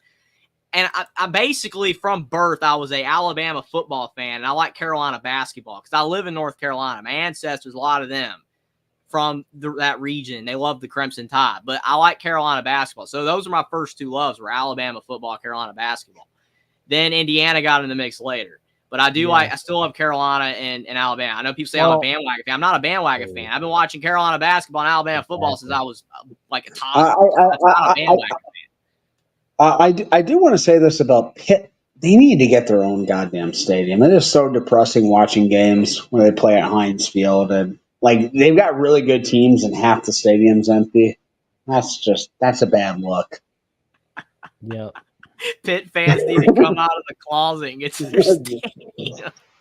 Yep. Cincinnati plays in a Nippert Stadium. It's the oldest stadium in college football. And one of the most hilariously named. And it absolutely is. It absolutely, and I love when they play night games so we can have nip at night. Yeah. People are calling it the nip. I'm like, come on. No. What's the nip? Yeah. Everyone sucks when they come to the nip. So. I can't imagine why. I can't imagine why. Yeah. Okay. If they played all their games at Paul Brown Stadium, I mean, good God, sterile. There's absolutely Austin, you have been summoned. We watched a little bit of Kansas's heartbreaking loss to Kansas State, and unfortunately for the Jayhawks, the winning streak against the Kansas Jayhawks continues for Kansas State. What was your take on that game? Go. Austin, can you hear us? My take on that game is that Kansas actually played good and still didn't win, and it sucks because they already are having a horrible year, and that maybe could have given them some life at the second end of the season, keep their bowl hopes alive, but it just didn't happen. That's true. I mean, they could still win out to get to bowl eligibility, but I don't know if they can. But I really hope that people aren't forgetting about the tremendous work that Lance Leipold has done at Kansas. Oh yeah, I mean Kansas, you talk about the worst Power 4 program in like the last 15 years. It was them. It was definitely not the team that everybody's talking about that I can't say or people are going to get drunk now. We're talking about Kansas. Kansas was bad. They were really bad. Really bad. I remember like 10, 11 years old and Kansas getting blown out 60-7, 60-3 every game against even the Baylors. Everybody beat them by that much. They were trash. Yeah, Jeffrey's not old enough to remember that one Mangino year, are you? I was 3. I didn't start watching football until I was like 4 or 5. So no, I know the season. The 07 season was crazy. I did not watch it with my own eyes. No, I was too young. The 2008 Orange Bowl on January 3rd, 2008. I don't really think any of us really were, like that tapped into football at the age of 3. You know what I'm saying? I don't think that really happened. I remember the 09 season with Alabama against LSU, the championship, all that kind of stuff. I remember that season, like Carolina basketball, Hansborough and the bloody nose. That was my first memory of sports. Carolina 09 season. Alabama 09 season. Psycho T. Yep. And finally, we will get to West Virginia, Arizona. Now, West Virginia. Neil Brown saved his job. I know, right? You made a great point about how perception changes. A few weeks back after West Virginia had that huge win over Kansas, West Virginia was loving on Neil Brown for a little bit again, especially after that win against Oklahoma State. They certainly loved him in the preseason, but after that Pittsburgh loss, it was fire Neil Brown. Neil Brown's a disaster. And prior to the Arizona matchup, it was fire Neil Brown. Neil Brown's a disaster. He's a fate worse than hell. Well, does West Virginia have to win out and I know you said 7-5, which I think honestly that would be like quite a lobbying session.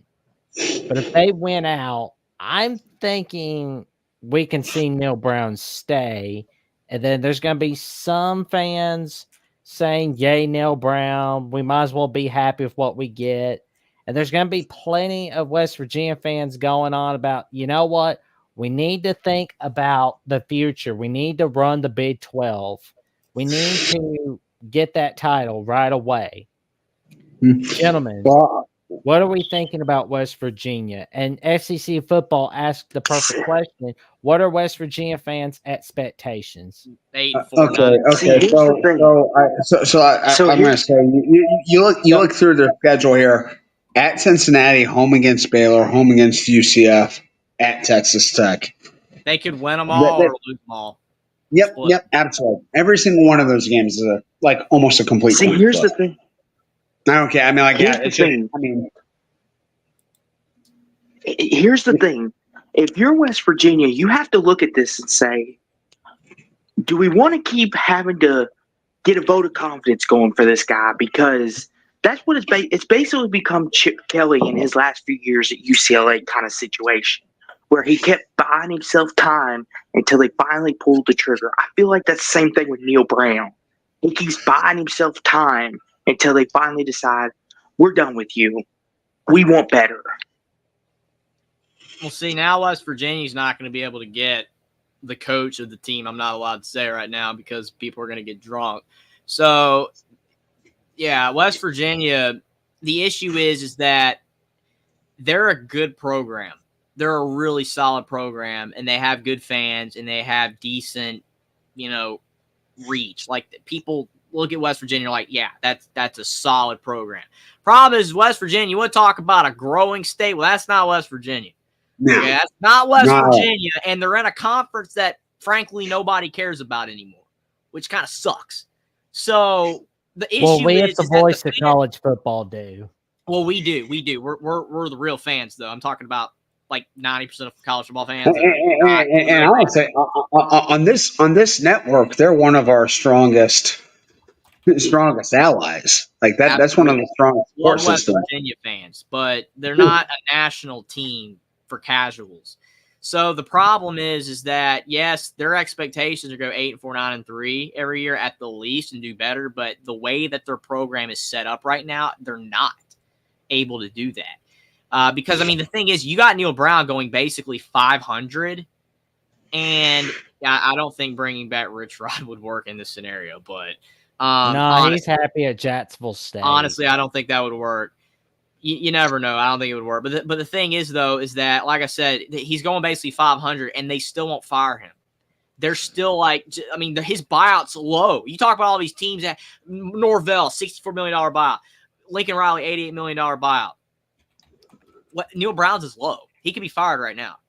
They could fire him right now and get a coach. And there are candidates out there. I mean, whether people think so or not, there are candidates out there. But I don't know, man. West Virginia's kind of in a rough spot. They're in a rough spot. So we look at the rest of the schedule for November.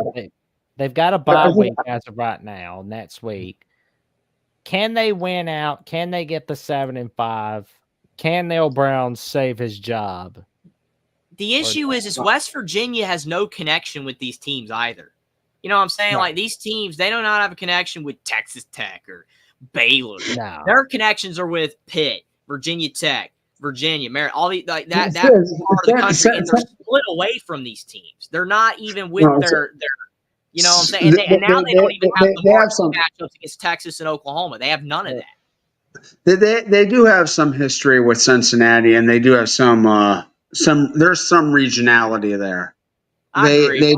Cincinnati, they used to play each other very often as independents before West Virginia joined the Big East in the 90s.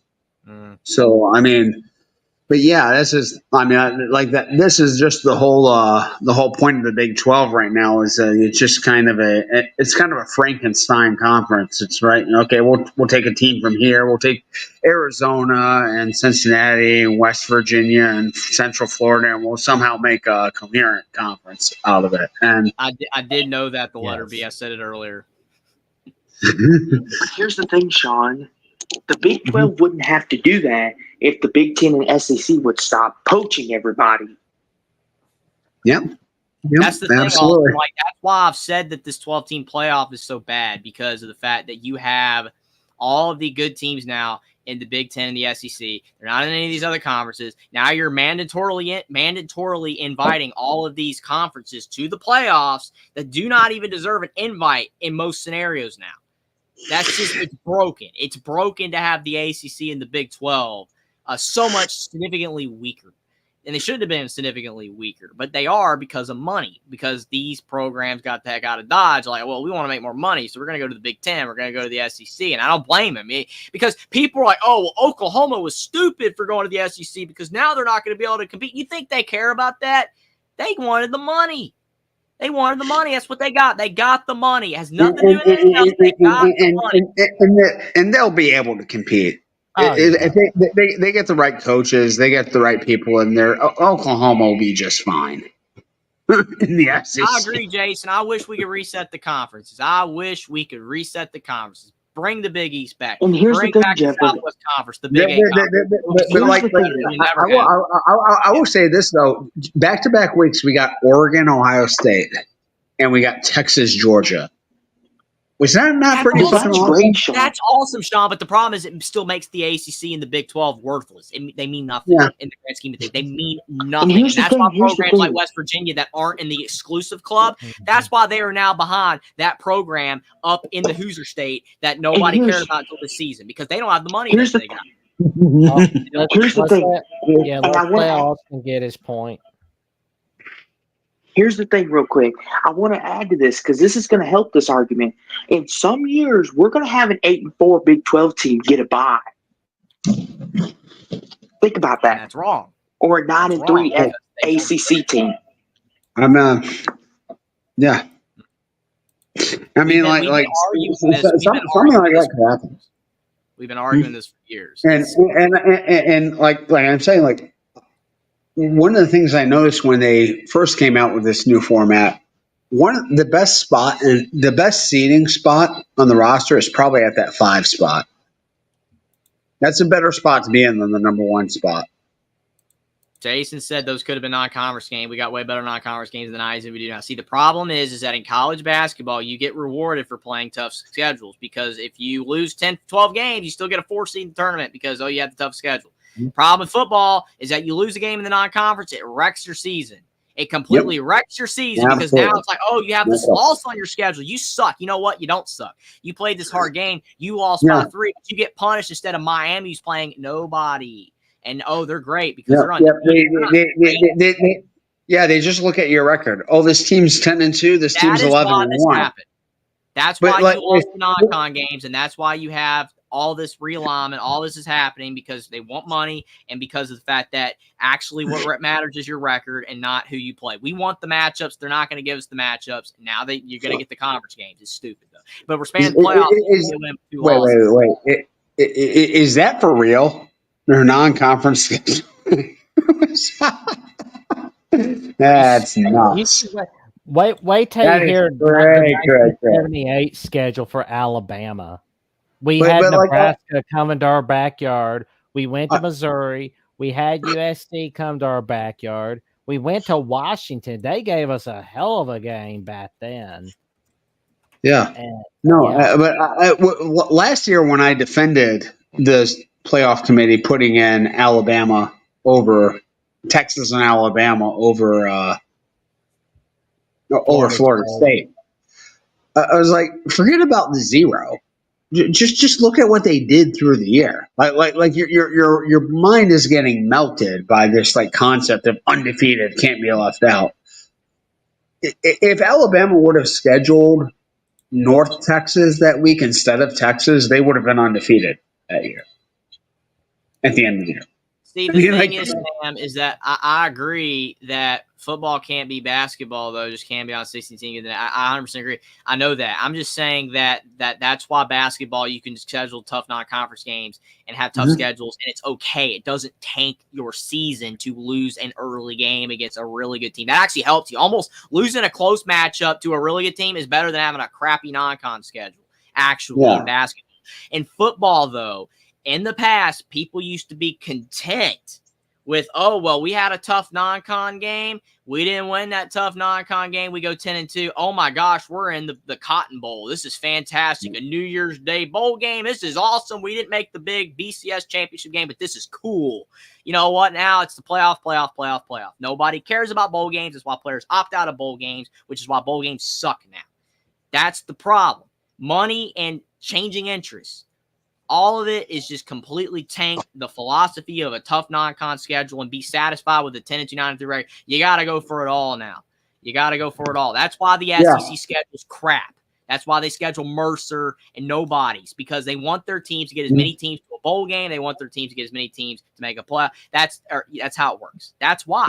We want to see these big matchups. We want to see the conferences go back the way they were before, but it will never happen. It's never going to happen. Yeah. Well, like we saw Michigan the past couple of years, they bought out home and home with UCLA. It does them no good to even play the game. They would have beaten them, but it still does them no good to even play the game. Yeah, but and especially like at the point you don't know how good that team is going to be at the point you schedule them or at the point you like try to buy them out. But it's like, you know what? Let's just play Colorado State. Let's just play Connecticut those weeks instead. You know, doesn't matter. You know, I mean, we're not going to lose against those teams ever. So, and then then we can have a nice cushy, guarantee ourselves a nice cushy record at the end of the year. Yeah, I mean, people trashed Indiana for getting out of the Louisville game. That was Tom Allen, by the way. Signetti would have never done. I'm sorry I said it again. But I'm just saying that when you look at the fact that Indiana did not play Louisville, right, this season, 3 easy non-conference games, blew them all out, helped set you up for the schedule, right? Instead of having that game against Louisville that would have been hard, that does you what? What does it do? It doesn't do anything. And if Indiana beat Louisville would be in worse shape to make a bowl game right now. So it doesn't help Louisville or Indiana. It doesn't. It does not help either team. It does not. It doesn't matter. It is completely superfluous to play that game. It doesn't help either program at all. We want to see it, but it doesn't mean anything anymore. No. Yeah, and team, and I mean, in the past when it was actually like a benefit to get on TV, so you could actually sometimes like these mid-level teams would schedule like, oh, we want to get on ESPN because then we can actually make a gate. We can actually make some revenue from actually getting on TV. Everyone's on TV everywhere now. Everyone is. You said against Western Illinois, you're going to get on the Big Ten Network. So there's really no. Austin's team, right? Louisville last year. Yeah. What good does it do to play Kentucky? That tanked their season last year, in a way. What good does it do? It doesn't. It's a rivalry game. It's a rivalry. You have to play it, but does it help Louisville? No. And see, here's the thing as well. Sam says it matters. Empty stadiums. People show up to games anyway. People show up to Michigan obliterating a crap team in the non-conference. People still show up. Yeah. Michigan plays Hawaii. 105,000 people are going to show up. You know, it doesn't, and it's going to get on television. You know, they wouldn't gain an extra nickel if they scheduled Oklahoma that week. It really wouldn't change much. All right, guys, it's getting really late here. So what we got going on in our adventures this week? Jeffrey, we will start with you. I appreciate you guys bringing me on.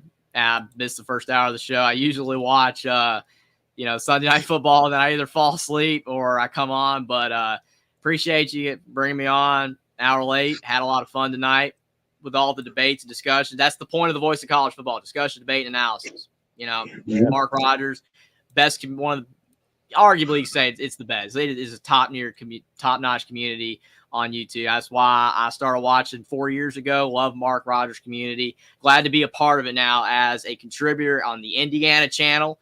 I know you guys are sick of talking about it, but if you guys are still not burned out by Indiana after tonight, go to the Indiana, the Voice of College Football channel, subscribe. I would really appreciate it. We're trying to get the subs up. Absolutely. People are talking about Indiana. You want to talk about Indiana? I'll be on Tuesday nights at 7 o'clock talking Hoosier football, previewing the Michigan State game. So definitely would appreciate if you guys would go sub to the Indiana channel. Also, Alabama at the Voice of College Football for Jackson and Johnny, but also me and Jackson Thursday nights at 10 o'clock, the Alabama Call-In Show, where two Alabama fans get to talk with Alabama fans and non-Alabama fans about the state of Crimson Tide football and what's going on. A lot of stuff. People are falling off a cliff with DeBoer. Always sucks. You want to discuss it? Appreciate if you guys would check us out over there. And also my YouTube channel, Only Talk Sports, where I talk sports every single day, at least I try to. Basketball, football, NFL, NBA, all that kind of stuff. You're not going to want to miss it. I appreciate you guys in the chat for still being up with us at 3:20 in the morning on the East Coast or 12 o'clock on the West Coast. You guys are fantastic. You guys are the reason. I always say this on my show or any of the shows that I'm on with Mark. You guys are the reason that the show is fantastic. If you weren't here and we were talking to nobody, wouldn't matter at all. So we appreciate you, or I do definitely. I appreciate you guys a lot. There we go. And Sean, where can they find you on your adventures this week? Well, I'll be around the various programs on this network, as I typically am. Tomorrow night, you will be able to find me in the heart of Grand Rapids, Michigan, probably at Brick and Porter sometime early in the evening. Make my way down to the Hopcat for a nightcap. Afterwards, celebrating my birthday. Happy birthday. Well, we birthday, celebrate birth week. Absolutely. Happy birth week. Happy birth week. Yeah. So, and then How old are you going to be? old. No, it'll be 36 here coming up. So And then 4 years away from making an iconic "I'm a man, I'm 40" speech. Nice. Not even close to a boomer. That's 2 generations off, man. But okay, but then eventually you might be able to find me at the Mary Free Bed Hospital downtown, getting pumped full of IVs. If the night is good, I will end up in the hospital there. So yeah, I'll be celebrating like a champ tomorrow night, and then we will see getting just pumped for the big showdown with big noon kickoff this week. Penn State college game day is going to be there. I'm very interested to see who Penn State is going to have as their guest picker for the week. I'm hoping it's somebody with the Cale Sanderson, somebody with the legendary Penn State wrestling program, the program that's won 10 of the last 12 national championships. That would be a great choice, I think. Bo Nickel, right there. Absolutely. So, super, super excited. And God, guys, great show as always. Fucking you guys. I mean, like we didn't lose like any viewers over the whole time we were here tonight. I mean, like you guys are just ridiculous. Yeah, in the best way possible. Appreciate it. Austin, where can they find you this week?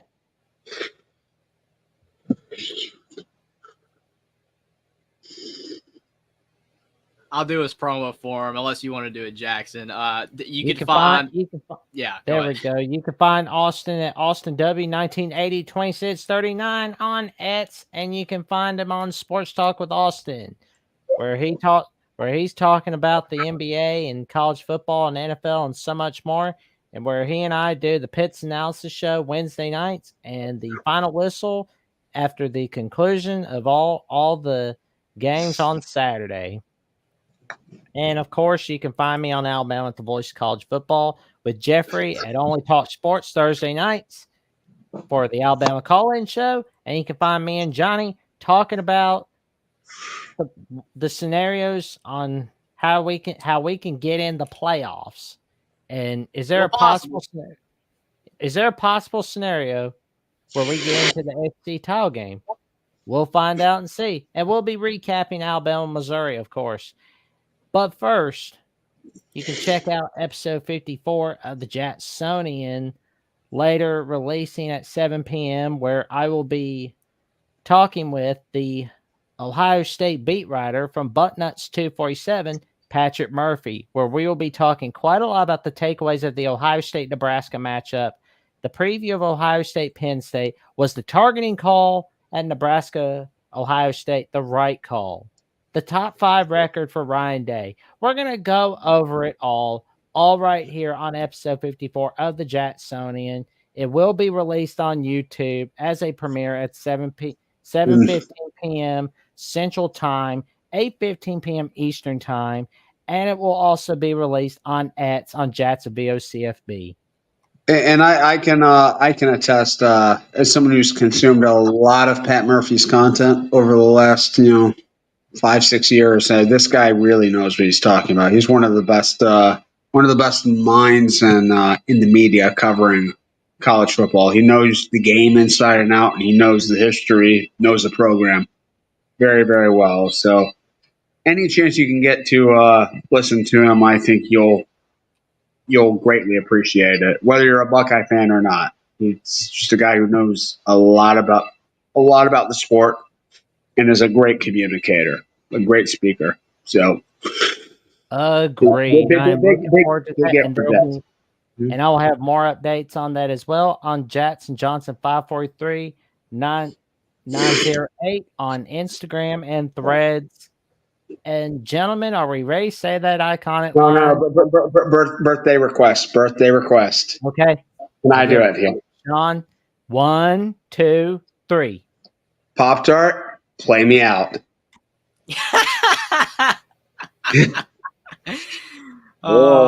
And that's not even the weird thing tonight.